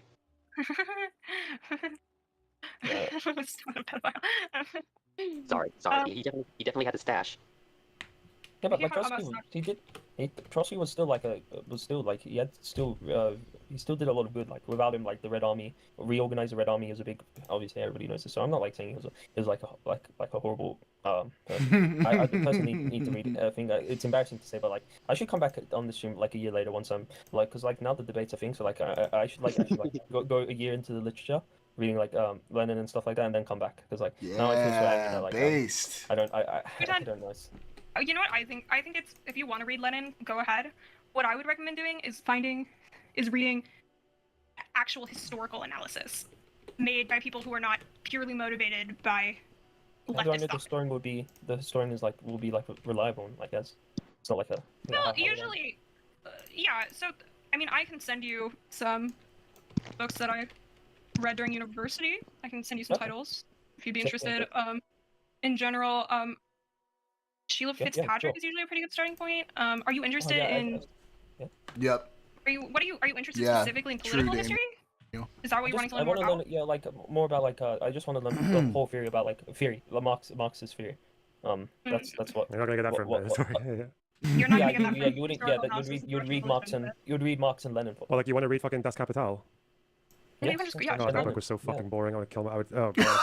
Like only a 30-minute read. Yeah, the manifesto is nothing, but it's also that's not going to teach you anything about economics. That's just about like what the political party said at the time, right? It's just like, and even in the one of the prefaces where they say that like, yeah, this is these. Welp, that was good. That was a good watch. Even though we had to listen to a fucking Teuton. You know, 1.5 was pretty good for that. 1.5 speed was good for listening to Teuton. At regular speed, that would have been pretty rough. But 1.5 speed? That's alright. And he deserves it. Yeah, but you know what, man? Let's give him props where props are due. Like, towards the end there, he started to seem like he was able and willing to like learn and grow a little bit and recognize that he actually didn't know what he was talking about. Let's give him that. I think that's fair.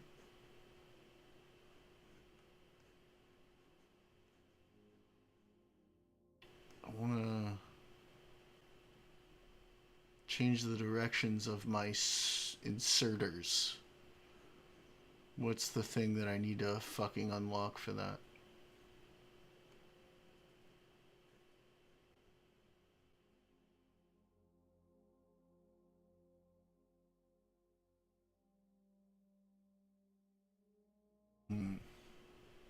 No way. It can't be this far down, right? That would be dumb. It's something you should be able to unlock early.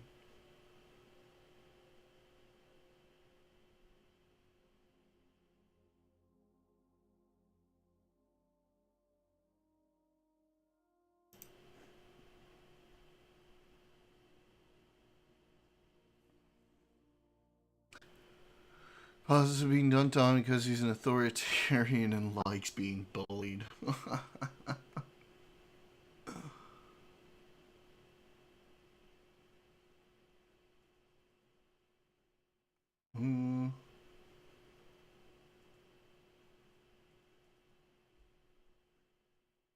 It's not this, is it?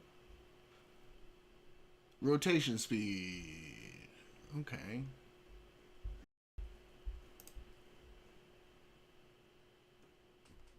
Can these guys not rotate? No, rotation speed isn't helping me here.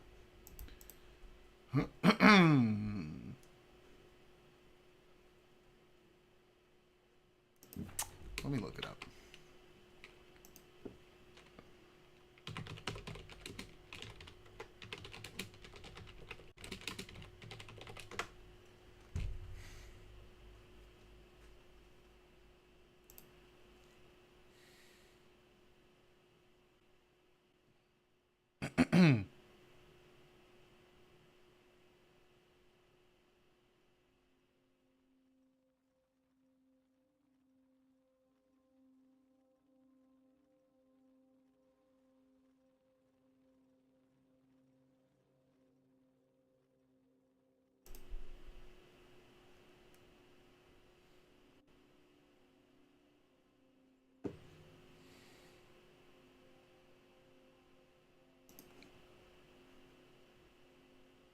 Wait, can you not change the inserter direction?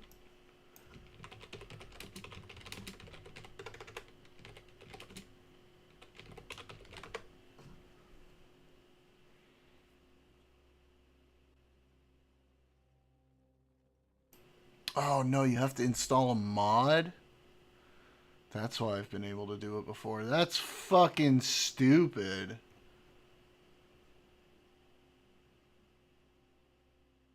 Oh, that's so annoying. So the same time, everything. It says the same thing each time he debates loner. Then when he leaves his leftist handlers press his factory reset button. Yeah, I've encountered that before. It's like even in this debate, he tried to come back with stuff that was debunked in the previous debate and thinks he can get away with it. So I haven't followed the Teuton debates that much, so I wouldn't know. That's good to know. Daniel, you know I have dealt with that before. All right.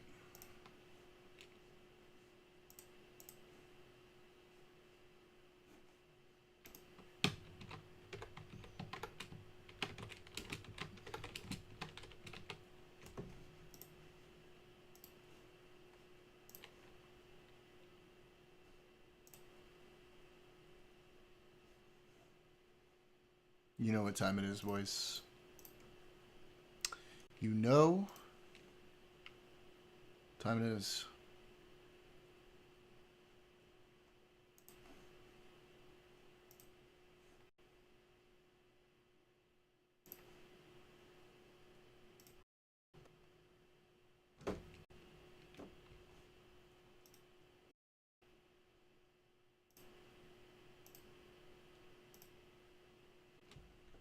Mika.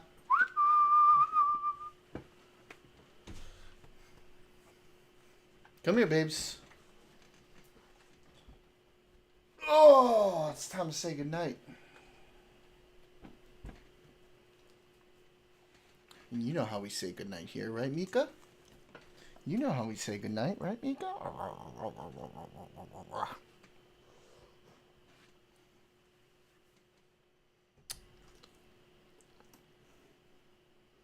Also, guys, I might hang out in the Discord for a little bit afterwards to chat off stream. So if any of y'all want to keep chatting, we'll jump on over to the Discord.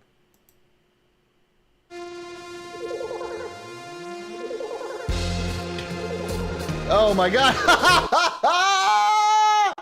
When you forget to take off the faster play.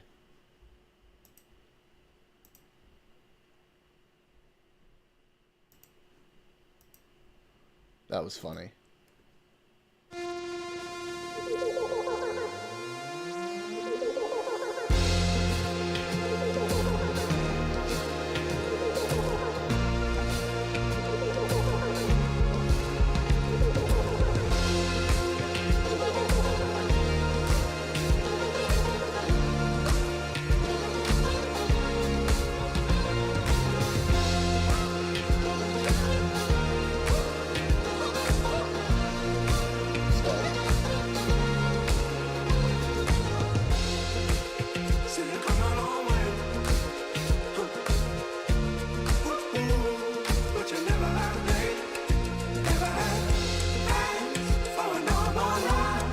Oh, no, wait, that's not what I wanted to do. First of all, I did not turn off YouTube, so YouTube's going to freak out about this. Bye, YouTube. Gonna have to